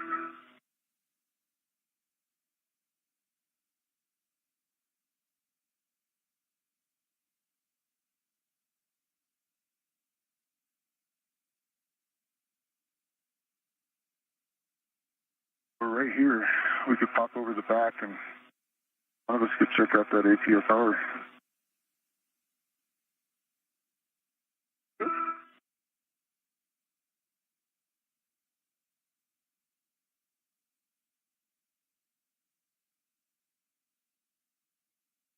Coming up with the plan. Hey, feeling? Yeah, I'm feeling good too. And Nick, Sunny, nice work on those And APFRs. Just give us the finger that took the pictures. Give us 1 minute to talk the game plan here. Yep, no problem. Hands are a little tired, but yep. I'm fine. Yep.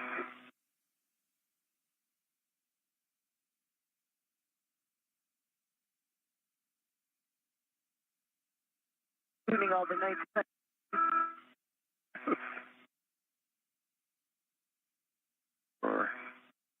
we can't forget the brakes when we leave.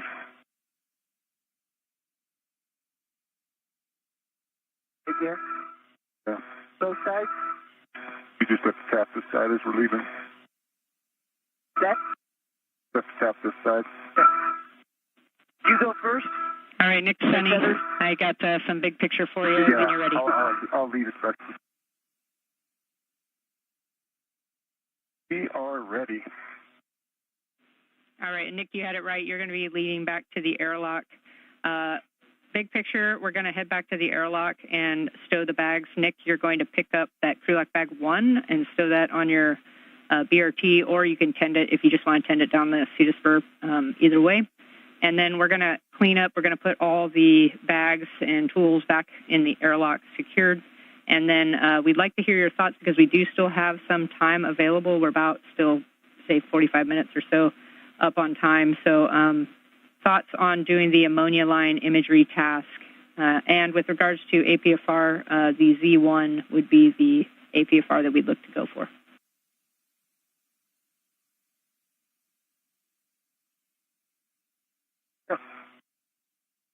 That seems reasonable.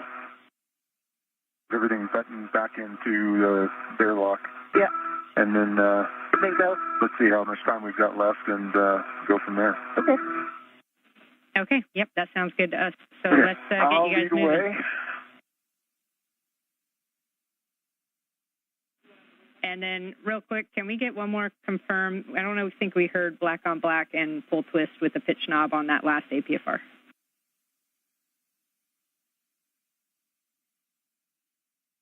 Confirm. Okay, copy. Yeah, black on black, good full twist test on the APFR in the WIFX. Copy, thanks for those words. And Sunny, if you can hit the starboard Cetusburg brake pedals on your way as well. I did, thank you. Did twice.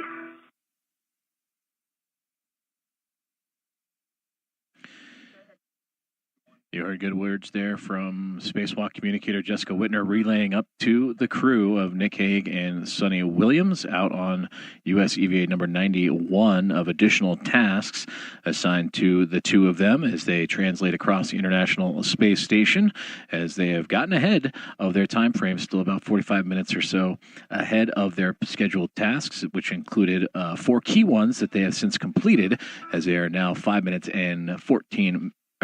hours and 14 minutes into their scheduled EVA. So with that extra time on their schedule, able to stop by the airlock and stow bags and continued cleanup before wrapping up today's EVA. But they will also take some imagery of an ammonia line for additional engineering and research purposes. That will be coming up here shortly. And then another articulating portable foot restraint will be reviewed here shortly along those lines as well. So that is what the additional tasks have been relayed up to both Nick Hague and Suni Williams towards the back end of this EVA and spacewalk today. Let me grab this screw lock bag real quick.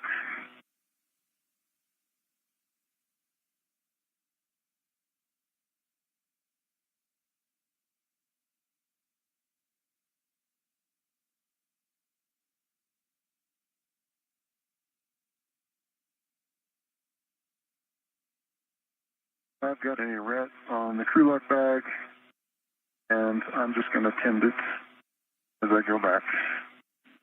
Copy, Nick.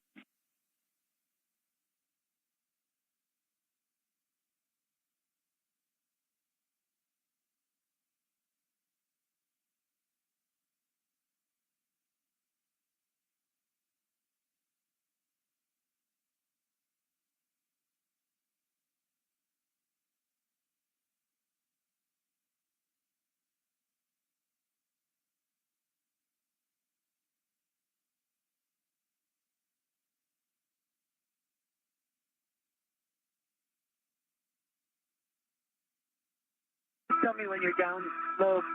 Yep, understand.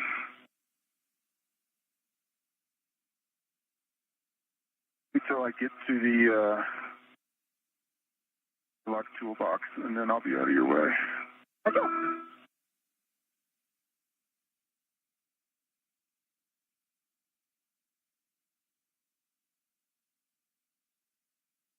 I'm at the airlock toolbox.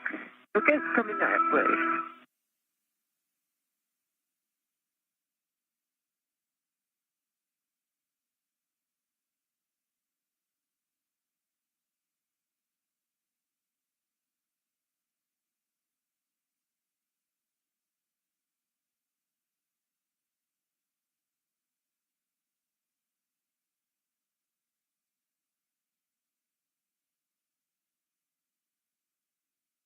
And down to Petersburg.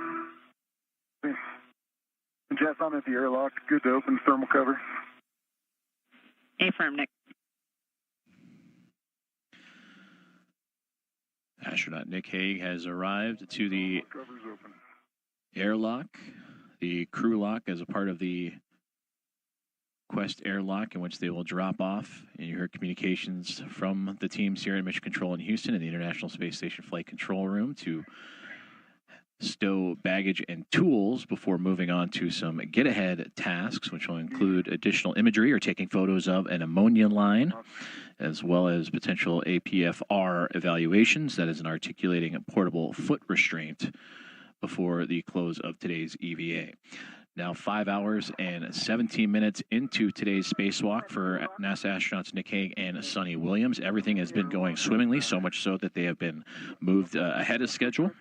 They accomplished their 4 key tasks, which were to replace a rate gyro assembly, remove and replace a planar reflector for communications for visiting vehicles, install patches for the damaged NICER experiment, which went swimmingly, as well as together working on the work site of the Alpha Magnetic Spectrometer, releasing beta cloth and ties to access a patch panel to gain some preparatory information on testing and tools and that configuration for future upgrades. But as mentioned, working ahead of schedule and diligently as a team all the way throughout, and now looking at a couple of opportunities for get-ahead tasks before completing today's spacewalk.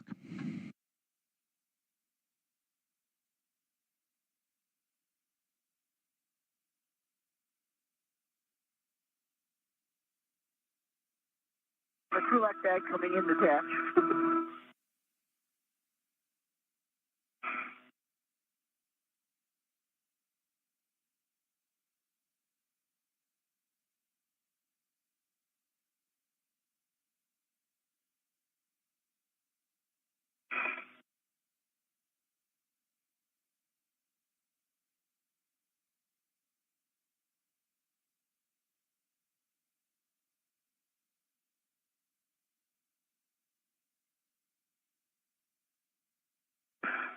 Okay.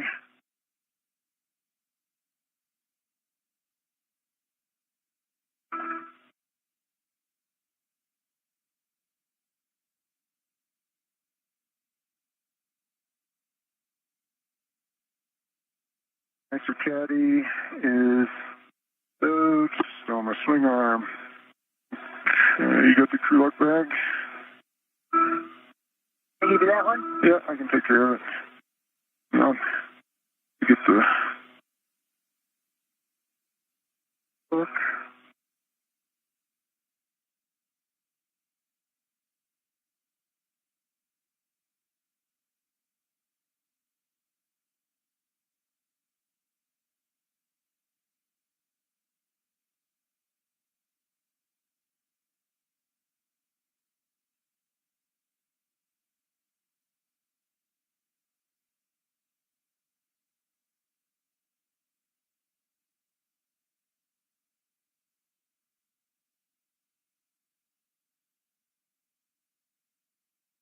Okay, releasing yours.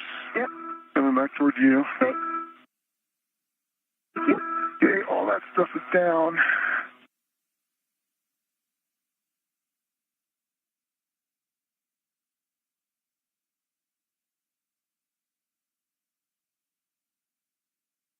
Okay, I'm coming back out. All right, and Nick, before you come back out, we just want to confirm in the airlock that we should see 2 PGTs, 2 crew lock bags, and the NICER caddy.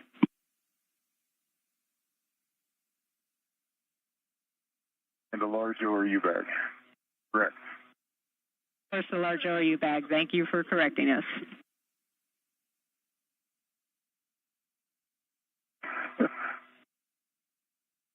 it's just it's wonderfully in my way in here.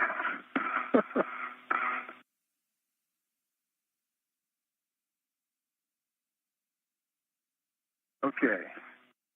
So, On the backside. on the backside, I'm coming out. As you come out, I will take a look at your paper handle. Okay. Left is down. BRT tabs, left side are up.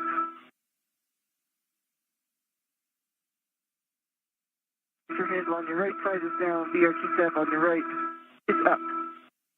Okay. Standing.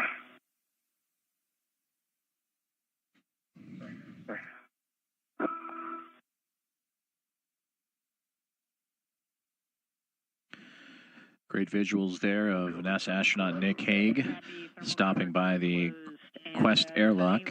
Almost close. The theme of the day, we would ask that you turn your HECA back to the on. Thanks. Okay. HECA is green light on. Okay, copy. We will continue to troubleshoot. All right, so for both of you, we see we have about 20 to 25 minutes before we want to bring you guys back to the airlock. And with that, we're just going to take these tasks as far as we get in that amount of time. So what we see is Suni with the camera is going to execute the Node 3 ammonia or the Node 1 ammonia line imagery task, and we'll start translation first. And then Nick, we're going to have you follow Suni to the Z1 APFR toolbox, and then actually stand by.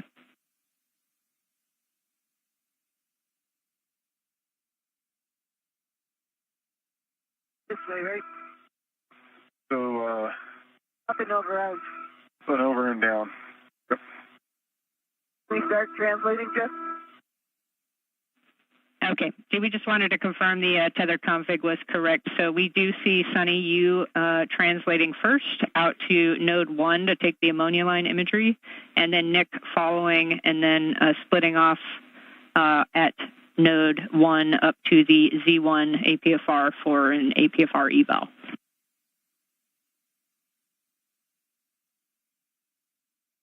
Okay, copy. We're on our way. Okay, so let me remind myself where I am. This one is there. Just come across here. Yep.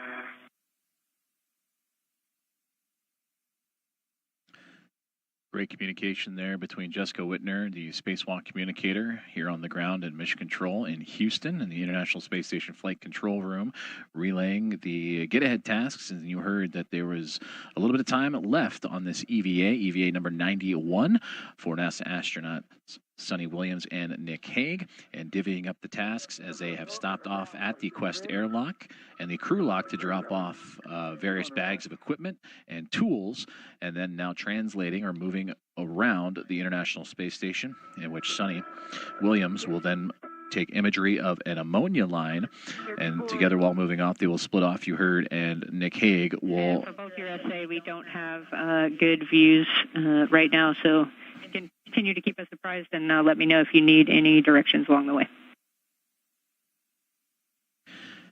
And for astronaut Nick Hague, he will evaluate an articulating portable foot restraint that you saw them working on just before returning to drop off the tools of the airlock. And that is a visual of the airlock itself and the astronauts making their way around it before proceeding with these get-ahead tasks and additional tasks after completing the 4 key ones on today's checklist. And Suni, the first photo for you is actually going to still be on Node 1. You're going to be head facing nadir on Node 1 handrail 0107.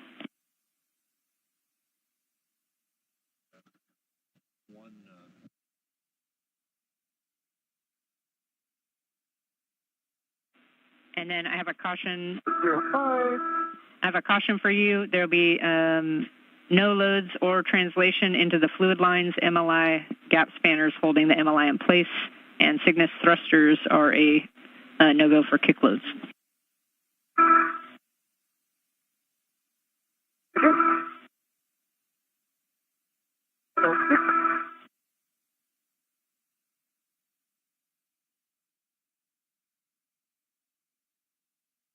The cables here.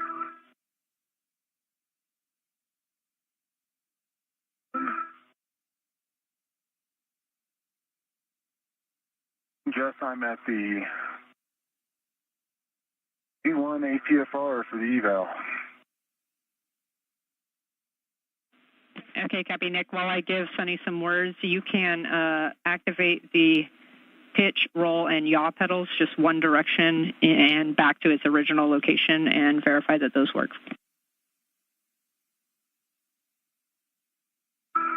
Okay, and work. Okay, I'm at 7107. Signator. See the cupola. Copy, Suni. If you've identified the MLI covering... Coming up right in my face. If you... Yep, we're waiting for... Yep. Yeah, there's sunrise. We want you to identify that MLI covering the aftmost connector bank on node 3, on the node 3 starboard end cone, and then you're going to photograph and scan the MLI from the aft side looking forward.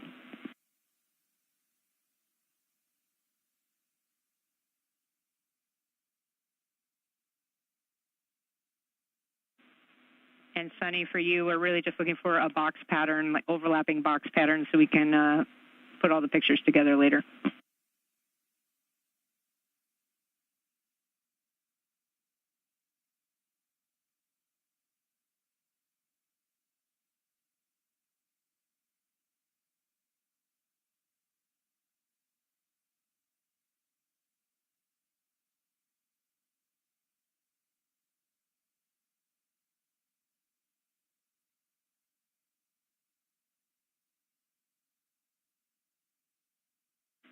And Nick, for you, I do have a warning. There's a potential MMOD strikes, or there are potential MMOD strikes in the vicinity of that APFR. So let us know if you see anything, and be careful with your hand placement. Okay, got it. So far, yaw and roll are functional. No issues. Copy. I heard yaw and roll functional. Can you confirm you've done pitch already, or are you working on that now? Oh, working on that now. Do you have final settings that you want me to leave this in, configuration-wise?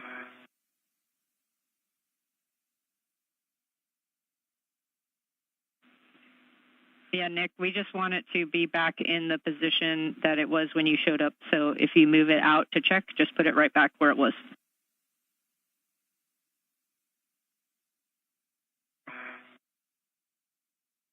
Okay, Jess, you're just looking for orthogonal pictures, really, of this side coming over, correct?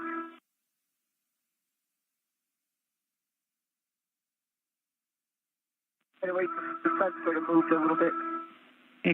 Copy, Suni. Can you repeat that last?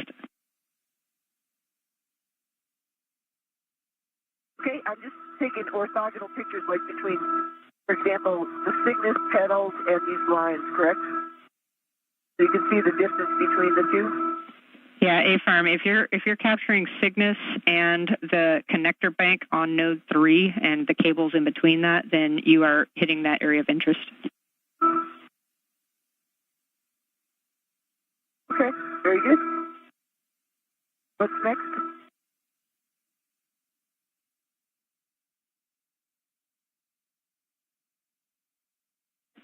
Okay, Suni, the next location is going to be translating over to node 3, handrail 0619, and that's going to be zenith from where you're at right now, and then across the two gap spanners, the two diagonal gap spanners to node 3, and then at that lower gap spanner, you should find handrail 0619.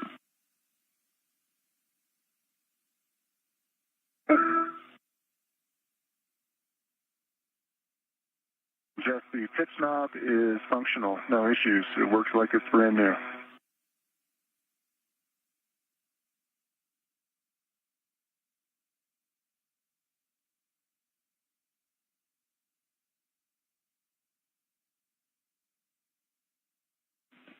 And great news, Nick. Can you just verify that it is the pitch knob is back out?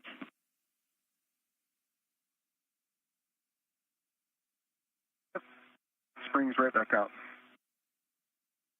Yes, I'm at 0619. Copy from 0619, Sunny. You're going to photograph that MLI again, and then capturing the entire length of the MLI and the surrounding modules.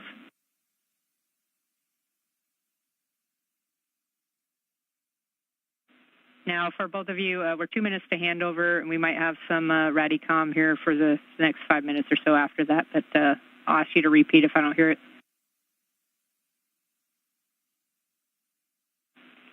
Nick, for you, we can do the active WIF eval now, so you can reposition for access to the active WIF and then tether to the APFR. And then we don't want to actually take the APFR out, but we just want to actuate the locking collar to make sure we can get it to the white on black position and that the paddles themselves can be depressed, but don't actually pull the APFR out. Okay. I'll get in position.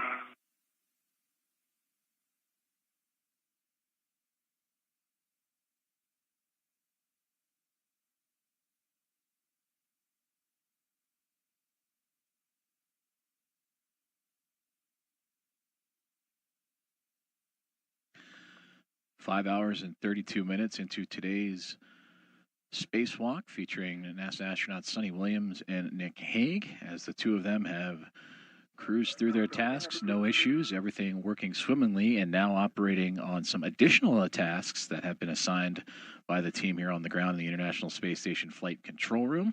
The space station currently entering an orbital daytime period after just flying over Sydney, Australia, and approaching the west coast of New Zealand. It's one handrail nadir of that current handrail you're at, and we're 20 seconds to handover, and it's the same photograph series that we're wanting.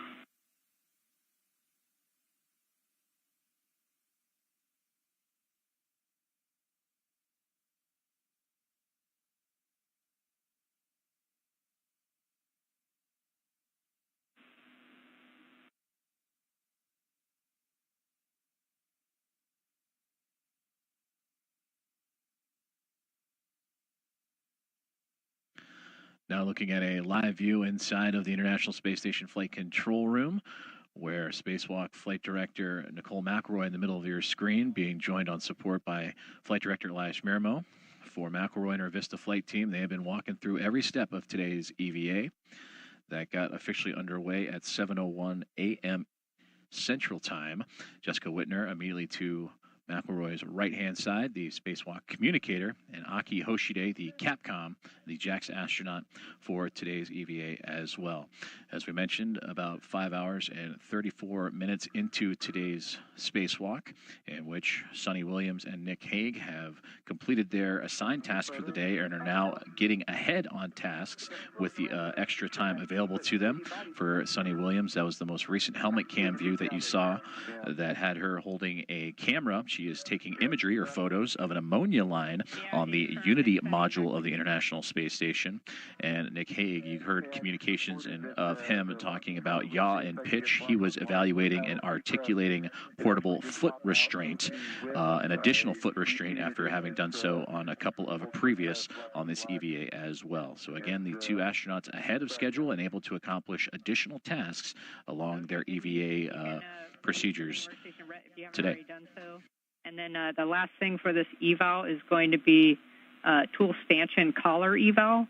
So you'll reposition for access to the tool stanchion collar, and then you'll pull that tool stanchion handle out and rotate the collar in both directions as the worksite allows, and then you'll just have to put the handle back to stow the stanchion back in its original place. Okay, Jess, I moved to 108. I think the next one is one more up. And Suni, the next 617. The next one is actually 0616. So it's a long handrail in between the two shorter ones. So it's directly nadir on node 3. Okay.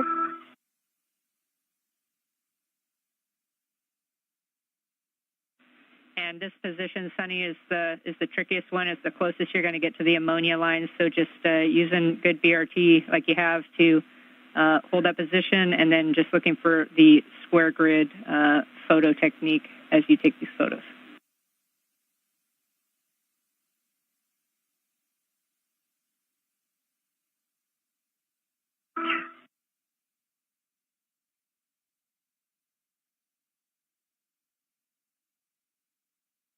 Just the tool stanchion collar actuates just fine, rotates freely. It's back in its original position.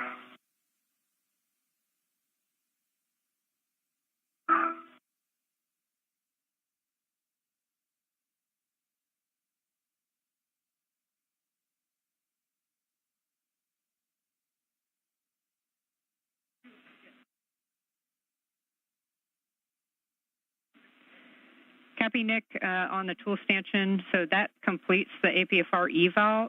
We would like to just get one more double check if you can read out the settings on that APFR and just one visual look over to make sure we don't see any MMOD hits.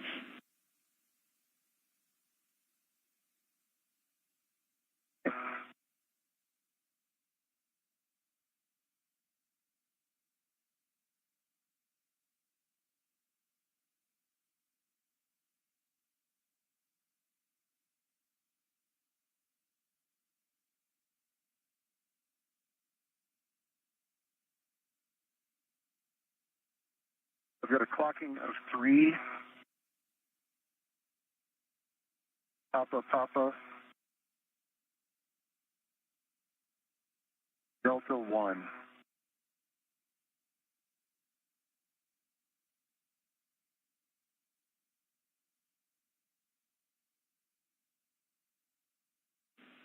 Copy, Nick. We're good with those settings. So that completes that APFR eval. Unless there's anything else, we can get you heading back to the airlock.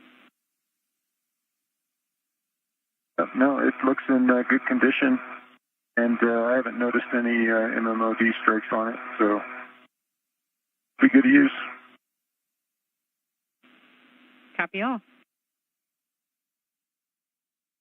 I think I'm complete here as well. Copy, Suni. With that, we're complete with our ammonia line imagery, so you can restore the camera and then start your translation back to the airlock as well. With the tethers, we see Nick leading back, but he should be in front of you. Okay.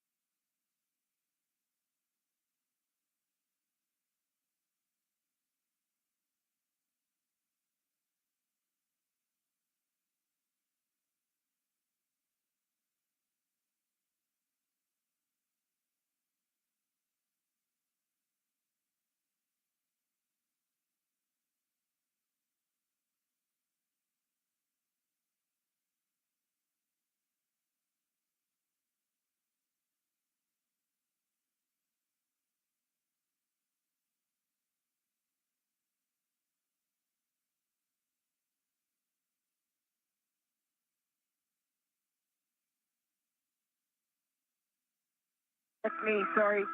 Oh, you're good. We're out of the snarl.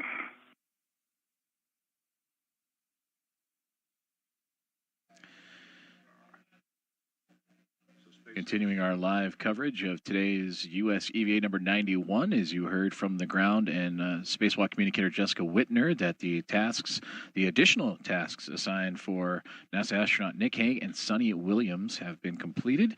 For Suni, taking imagery or photos of an ammonia line, and for Nick Hague to evaluate an articulating portable foot restraint aboard the International Space Station. approaching now 5 hours and 42 minutes of EVA time. That got underway at 7:01 a.m. Central Time, 8:01 a.m. Eastern. The team has been working efficiently and cruising right through their assigned tasks. They had 4 major ones for today, including the replacing of a rate gyro assembly as the top task, removing and replacing a planar reflector for communications for visiting vehicles, patching up a damaged portion of the NICER X-ray telescope to allow for that to be fully operational once again, and then assessing the worksite and potential for future upgrades to the Alpha Magnetic Spectrometer. And as mentioned, the additional tasks they were able to squeeze in because of their efficiency throughout the day today were to take imagery of that ammonia line on the Unity module and evaluate an articulating portable foot restraint. Now you see the imagery right there of astronaut Nick Hague. He's the one with the red stripes on his uniform. You can see that illustrated on the legs of his spacesuit. This view from Suni Williams is the two standing just outside the Quest airlock and looking to begin their journey back inside the orbiting laboratory. And there you can see the team that has been working with the two astronauts every step of the way today, led by Spacewalk Flight Director Nicole McElroy there in the middle of your screen, Flight Director Elias Mirmo, who will be directing the next U.S. spacewalk. That'll be occurring a week from today, there for support. Jessica Whitner just down that middle row. She's acting as the spacewalk communicator, relaying all instructions up to the crew outside the International Space Station, and Aki Hoshide of JAXA as the COTCOM for everyone inside of the space station. And just behind in that back row, you see Farouk Sabor in the back row to the right, the spacewalk lead officer today that's been helping orchestrate a lot of these tasks and seeing what's available for get-ahead opportunities for the two astronauts. Okay. I am in.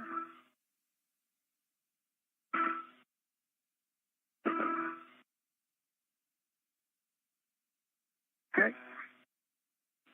All right, Nick, Sunny, just had a quick handover there. We're back with you now. Yep. Sunny has her waist tether down to the airlock D-ring extender, get close by lock, and at a good path, so I'm going to release her anchor hook.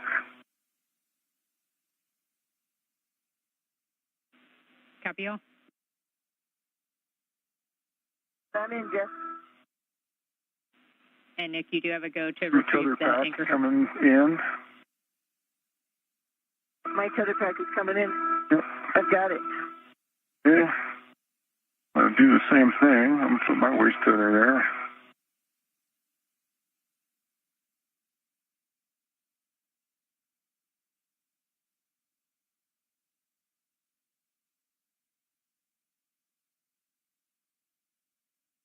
Okay, gate close, block on block. With that Jess, I'm going to release my safety tether back. Yeah, copy, Nick. We heard black on black for EV2's anchor hook on your waist tether, so you have a go to pick up your hook. I put my waist tether to the airlock D-ring extender. Both of ours are today. Okay. D-ring extender. Copy. Understand the config now. You still have a go. Copy. Okay, my anchor hook is picked up. Swing around and come in feet first. You're clear of the bag. I'm clear.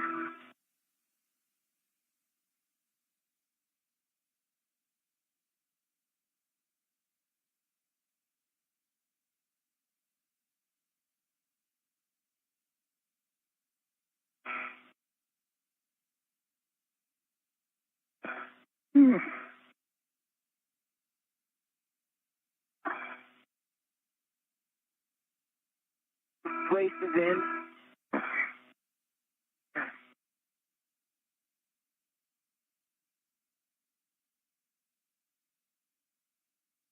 And there's an excellent view from the helmet camera of NASA astronaut Suni Williams as you're seeing them start to re-enter the Quest airlock and the crew lock portion of the International Space Station after completing a multitude of tasks outside of the orbiting laboratory. You can see at the feet of Williams, Nick Hague backing in to place. They were talking over their tethering configurations on how to make sure that they are properly attached and safely attached to the International Space Station. There's up here.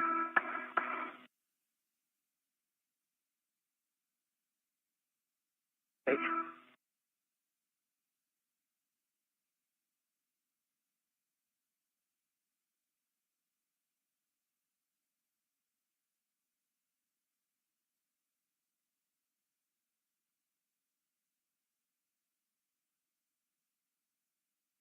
All right, Jess.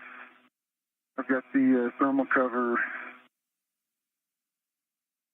rets attached to the D-ring. I see 1, 2, 3, 4, 5, 6 lines.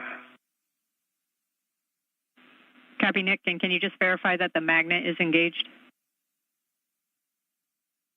The magnet is engaged, although it does not want to stay very well. Hang on a second. There's a flap of cloth over it. Better. Okay.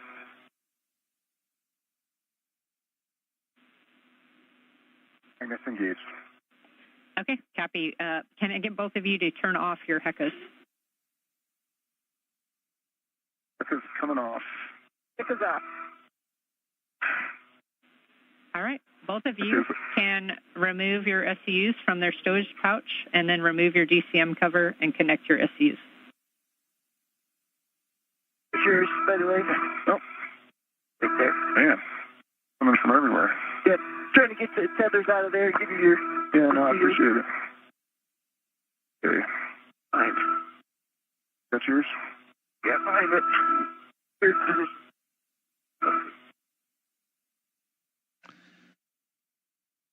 And there you heard the communication from Jessica Whitner, the Spacewalk communicator, up to the crew as they have now begun the ingress process, or returning inside the International Space Station after a hard day's work out and about the orbiting laboratory in the vacuum of space, completing the 4 key tasks and an additional 2 tasks on today's spacewalk. Now approaching 5 hours and 49 minutes of EVA time as, again, the crew aboard the International Space Station, both Williams and Hague in their suits, but their support team of Butch Wilmore and Don Pettit will be awaiting for them. And there they are right there looking through the hatchway. They are in the equipment lock of the Quest airlock portion, and they are looking through the window at both Hague and Williams as they make their way back inside the International Space Station. Just a couple.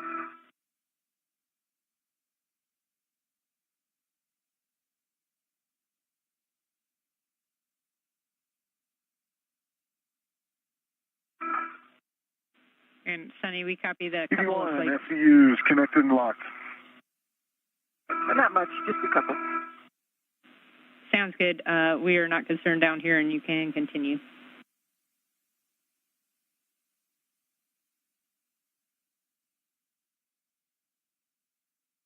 Okay, Jess, we're both hooked up to SCUs. Okay, copy, Nick. Thanks for clarifying that. At this time, you can go switch water off the forward position, and you can expect an H2O is off message. And message received. Water's off. Message received also. Water's off. Copy.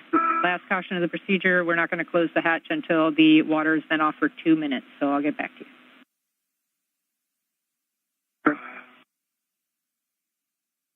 Job. Nicely done.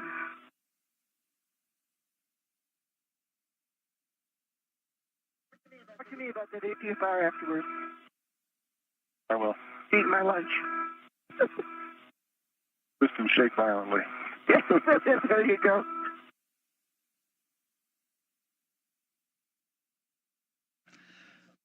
Some fun and friendly words exchanged between astronauts Nick Hague and Suni Williams as they return inside the crew lock portion of the Quest airlock and continuing with their ingress portion after a hard day's work on EVA 91 outside of the International Space Station.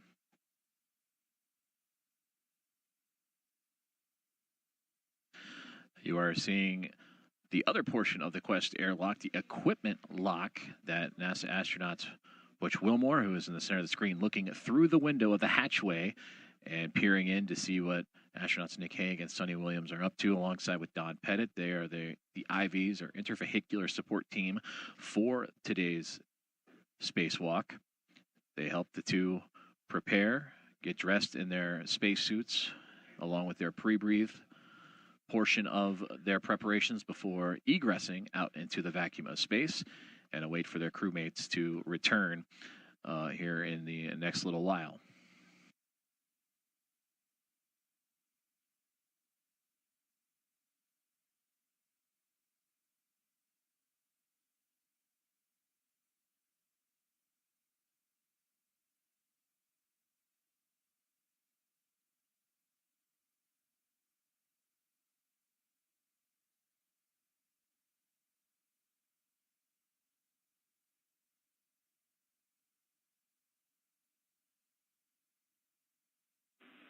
All right, Nick, Suni, that's 2 minutes. So, Nick, you can verify the outer hatch is clear of any hardware and tethers, and then verify the handle position per the hatch decal. And when that's done, you can close and lock the hatch. Work.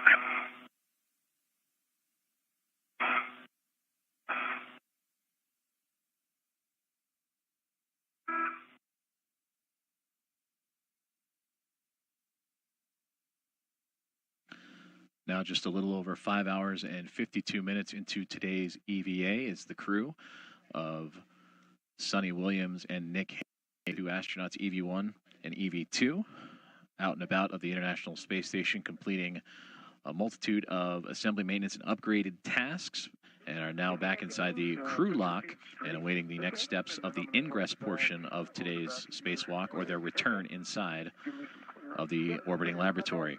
You're seeing a live look from inside the equipment lock, the other half of this airlock, the Quest airlock, in which their support teams on the other side of that hatchway. That is Barry Wilmore, NASA astronaut, looking in and keeping an eye on both Hague and Williams, and Don Pettit immediately off to his right-hand side.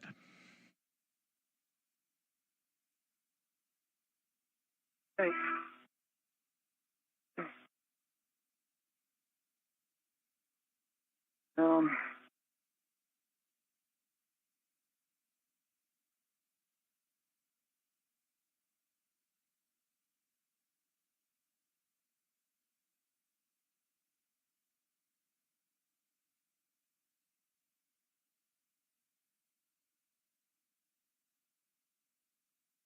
Okay.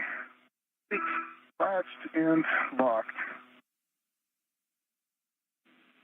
Hatches closed, Jeff. Copy, hatches closed and locked. Suni, on the UIA, we are going to check oxygen EMU 1 and 2 valves. 2 are open. Oxygen EMU 1 and 2 are open. Copy, switch power EV1 and 2, 2 valves to on. Power EV1 coming on. LED is on. Power EV2 coming on. LED is on. Copy, Suni, can you check that EV1 and 2 volts read 18 to 19? Yep, confirmed 18.6 on 1, 18.6 on 2. Awesome. Both of you, please switch power now to SCU and EV. Expect warning tone. I'll wait for you. Okay. I'm in SCU.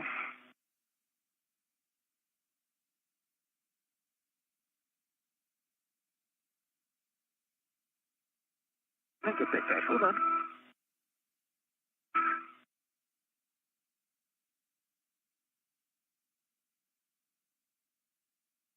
Wait. Click it.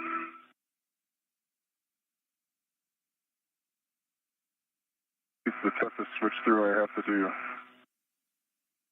Hold your arm in half 3 times in order to make that throw.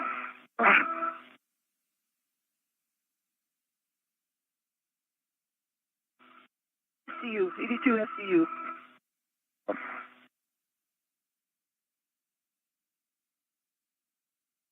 For me? Yes, I heard you. Okay. Jess, we're both in SCU. Okay, copy, Nick, Suni. With that, I'm going to go ahead and sign off here and hand you back to Butch. But before I do that, I just want to take a quick moment to congratulate both you and the entire team today on a safe and really highly successful EVA. Some of these tasks we accomplished today were really a long time in the making, so it really was the combined efforts of both the team on orbit and the many, many teams on the ground that made today a reality. So I just want to say thank you all for dedicating the time and the effort that you did.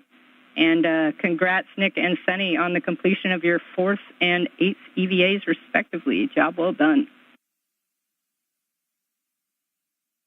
Thanks, Jeff. You did an awesome job today. And, you know, those are great words. As you mentioned those teams, it flashes through my head seeing the faces and the smiles of all those people support us at the MDL and the VR lab and Building 9 and the team that makes this happen is it's just really special to be a part of it and get to do this with them. We're about 2 months short of the 60th anniversary of the first spacewalk, and it's just really cool to be part of that legacy and do our little bit.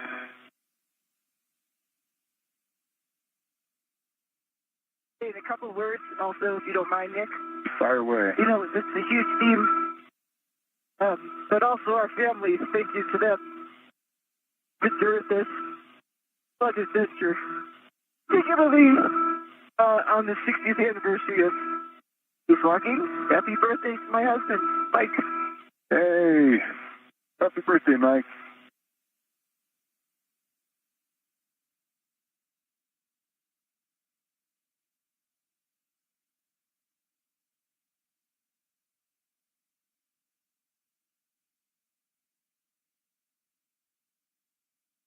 All right, Butch, I think we're back with you. And Houston, just confirm you want me to pick up from here. Yeah, affirm. Thanks, Nick and Suni, for those great words. And Butch, you have the comm. Fantastic. Well, UHA and Gizzard also want to send happy birthday wishes to Mike. And with that, we're going to step into get you guys in here. So both of you, O2 actuator to press. Copy. Verify O2 pause press is displayed. Good.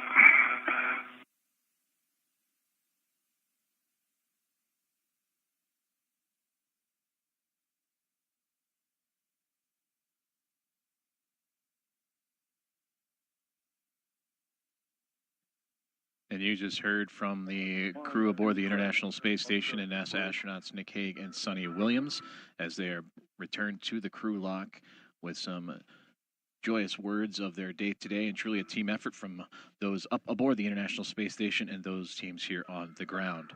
Approaching 5 minutes and 59 seconds of today's EVA as the support teams aboard the orbiting laboratory. Butch Wilmore, you see to the left, Don Pettit to the right, just outside of the hatch, and just on the other side is where Hague and Williams await as they continue to begin their ingress procedures to return inside the orbiting laboratory. And that's EV1 and EV2 both in press. Affirm. Pause press is displayed. Yes. All right, Nick, check the EV hatch MPEV is closed. It is closed, Butch. Okay, we're going to start throttling the equalization valve, so let us know if we need to stop. Will do.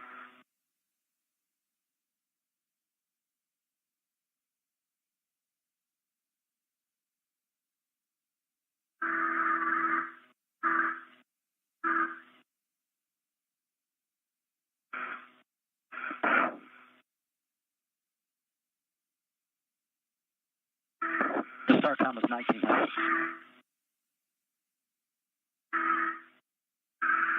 Before expecting alert time, you're currently at 1.5. Okay. Copy, Butch.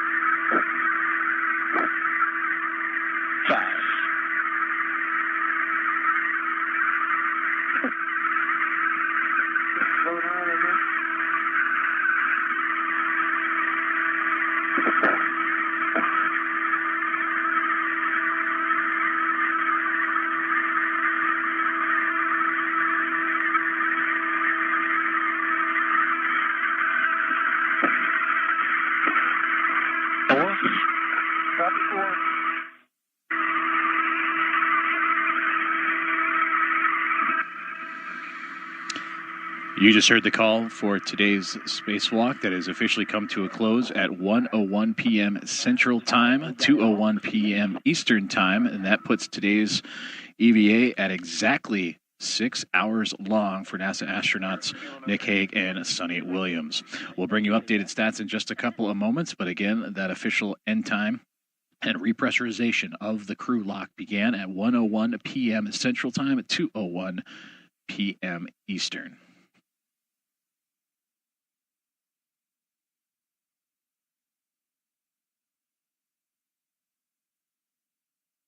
All right, good timing. Thank you, Aki.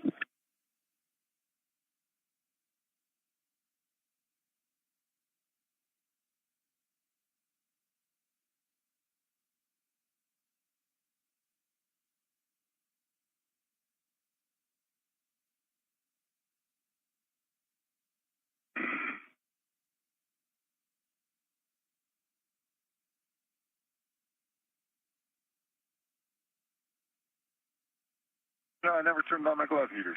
Neither, me neither. Look at a nice temperature all day long. Yeah. Pretty good. Not too cold, just right. Yeah, I never had to touch the TCD once we went out there. Yeah, me neither.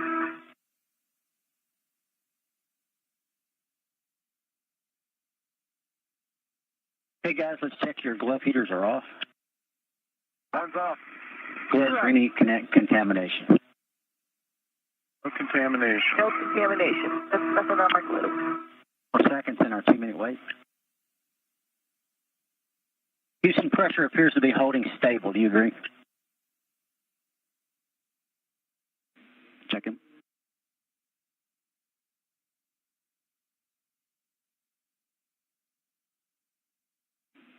Give us another minute or so. We'll get back to you. Okay, sounds good. Standing by. Standing by another minute, guys. Standing by.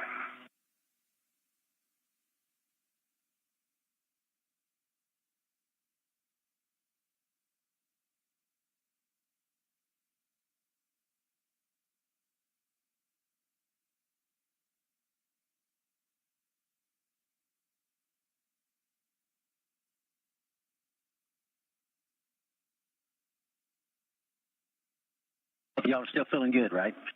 Feeling good. Feeling good.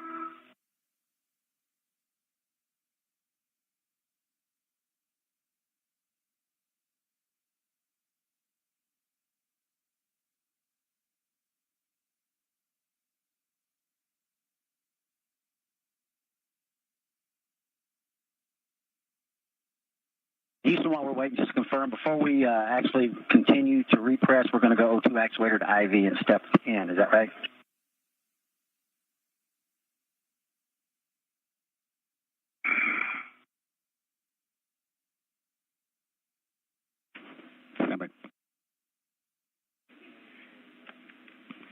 And, but you are correct, and we are good to continue at this point.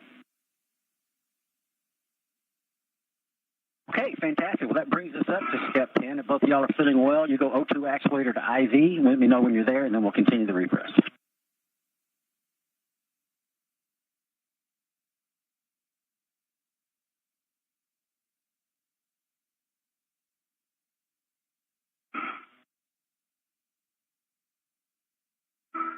DD2's an IV.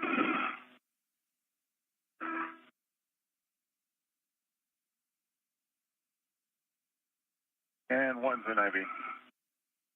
All righty, here we go. IV hatch equalization valve. We're going norm to continue the repress. Expect alert tone.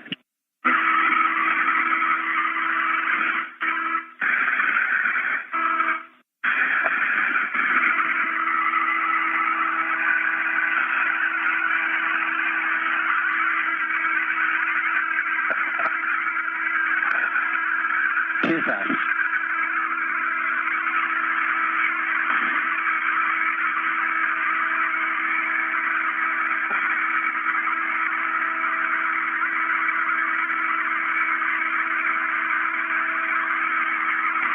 PSI.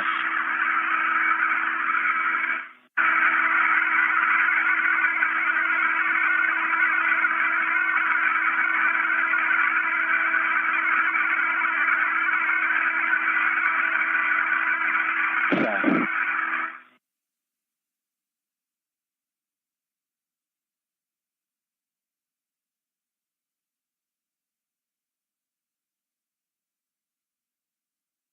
Nine PSI. Happy 9, feeling good.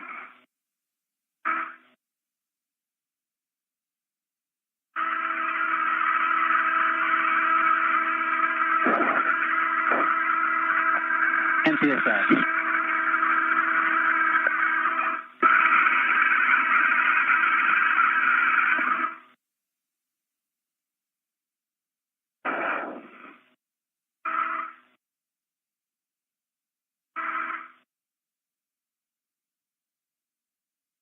Thank you. 11 PSI.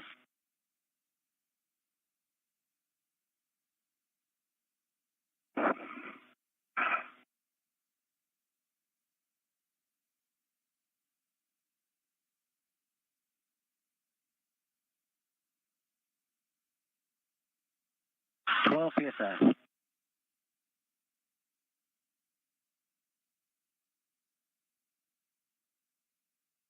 think it's lunchtime. Lunchtime. Gonna have all the meals all at once. Yep. Brunch, dinner, all in one. 13 PSI. Happy 13, feeling good. Same here.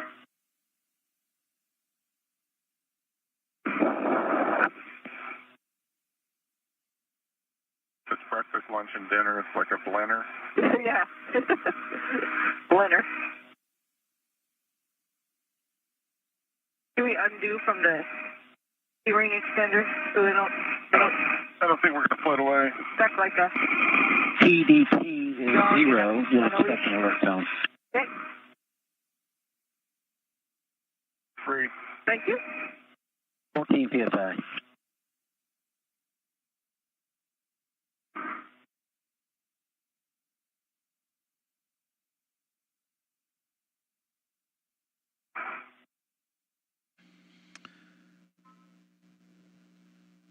We continue our live coverage of U.S. Spacewalk 91 as NASA astronauts Suni Williams and Nick Hague have returned inside the crew lock after an exactly 6-hour spacewalk today that saw them accomplish a multitude of tasks. And as we update the numbers with that time frame, today the 273rd spacewalk in support of space station assembly, maintenance, and upgrades.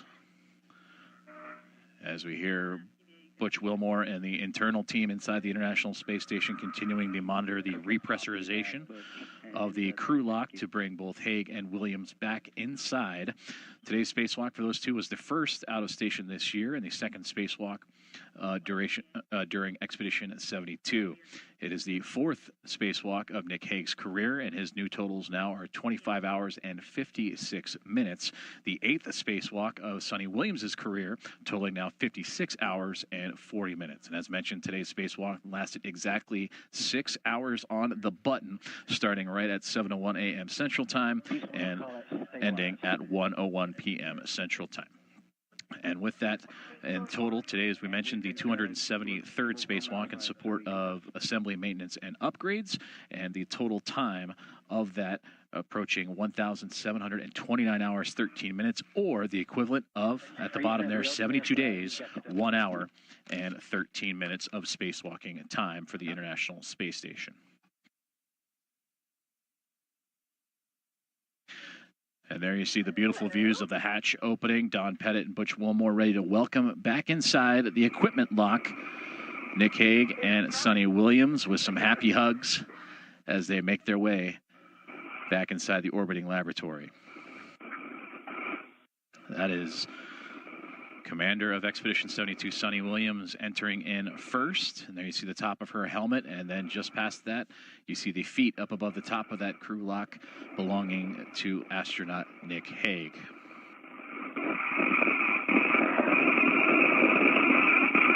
We're still seeing no pain.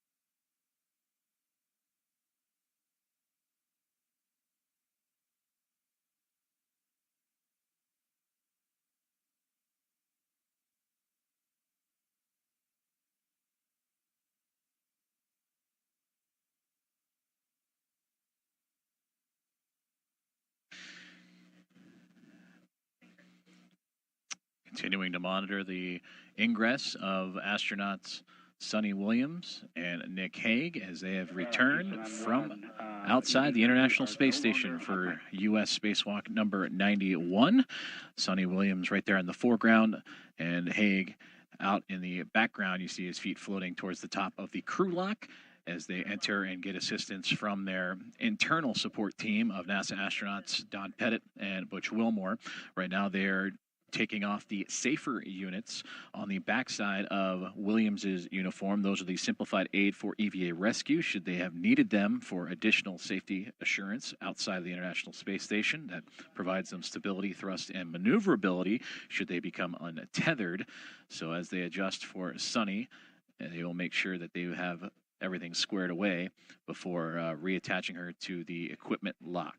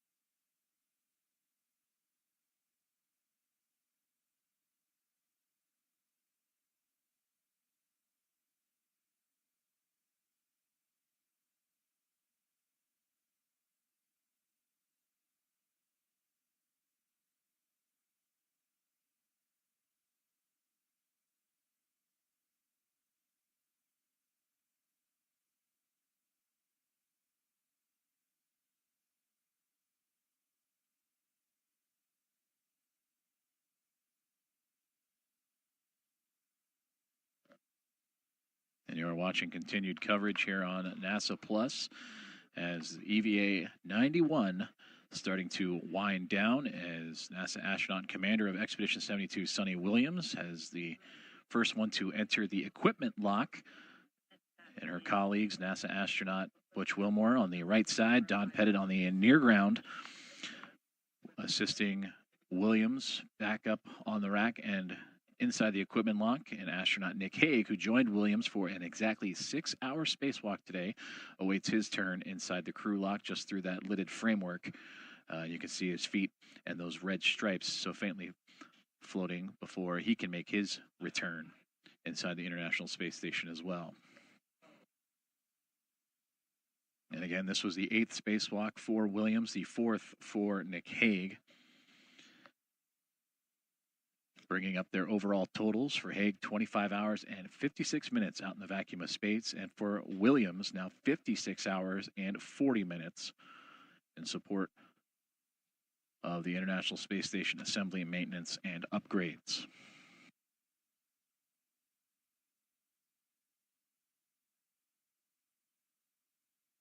We'll continue our coverage and keep things here right on NASA Plus as we watch the 2 astronauts return inside the space station and make sure that all systems are good with those 2.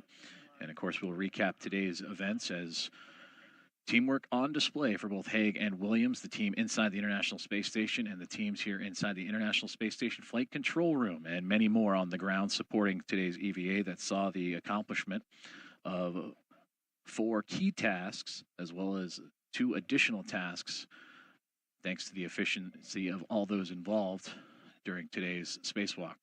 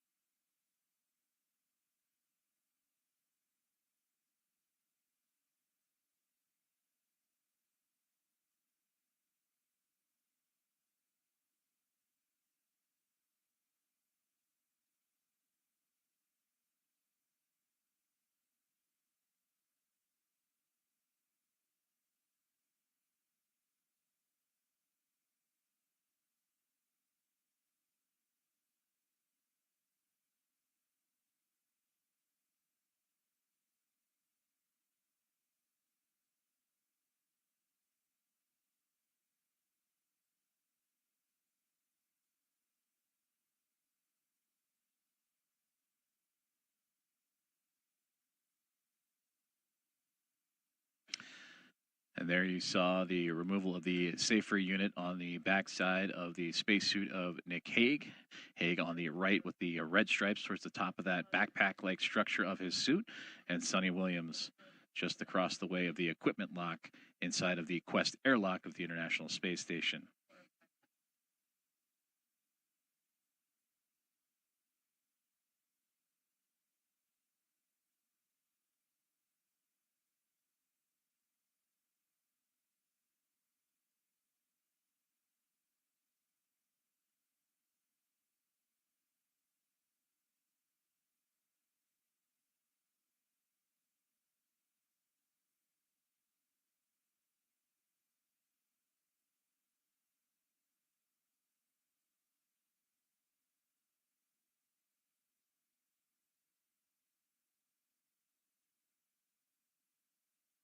Great to see those congratulatory handshakes and hugs for the two astronauts after completing a 6-hour spacewalk today, U.S. EVA number 91, in which they were able to remove and replace a rate gyro assembly, the number 2 unit that helps measure the International Space Station's vehicle motion, and also the rotational rate, and provide that data for better calculate orientation of the orbiting laboratory. They would then go on to remove and replace a planar reflector that was on the zenith side of the Harmony International docking adapter. That would be the spacing side of that port, to help with the communications for visiting vehicles for their approach to and docking procedures connecting with the orbiting laboratory. And then the two would then move on to install patches for the damaged NICER X-ray telescope, the Neutron Star Interior Composition Explorer. And then the two would move on to the Alpha Magnetic Spectrometer setup to look out for future EVA opportunities, preparatory tasks to upgrade the Alpha Magnetic Spectrometer, or AMS. And with that efficiency and the teamwork of those two and their guidance and teammates inside the International Space Station and those on the ground, they had extra time and were given additional tasks in which they were able to complete imagery of an ammonia line on the Unity module and pick up those photos for future use, as well as take a look and evaluate an articulating portable foot restraint unit also on the outside of the International Space Station. Now you are looking inside the equipment lock, the crew lock just past them, where both Nick Hague on the right side, Suni Williams on the left, would re-enter the International Space Station and are now being assisted back onto the racks by their internal support team of astronauts, NASA astronauts Butch Wilmore and Don Pettit.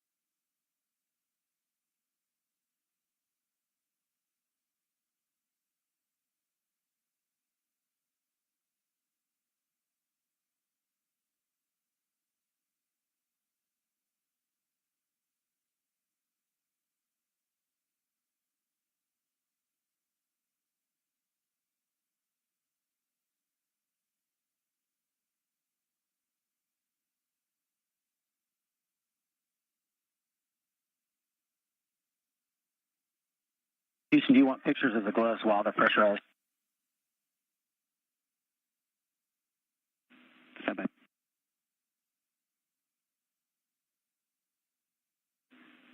But we do not need pressurized glove photos, only for unpressurized, unless there's something specific. Hang on. Gloves look good. Okay, then we're up to step 19. You ready?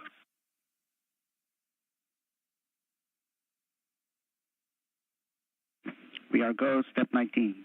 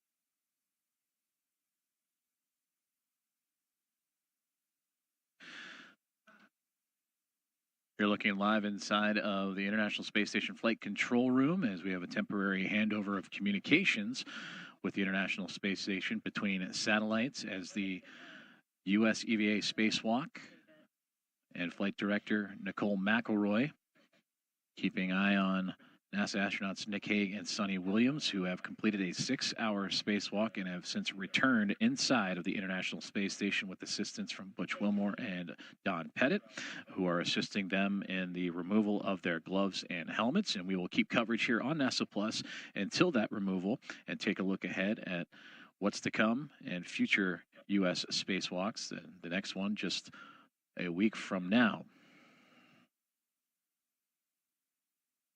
And there you can see the return feed coming from the inside of the equipment lock as Suni Williams on the left-hand side completing her 8th spacewalk today. Nick Hague on the right completing his 4th.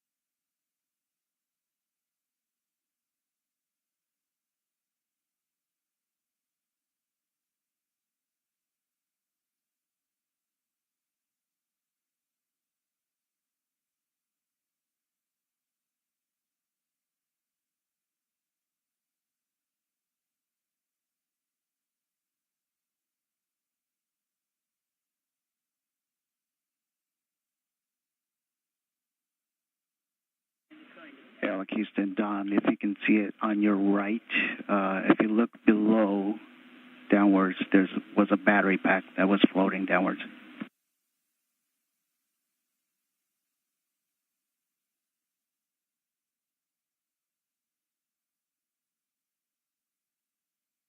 Good catch.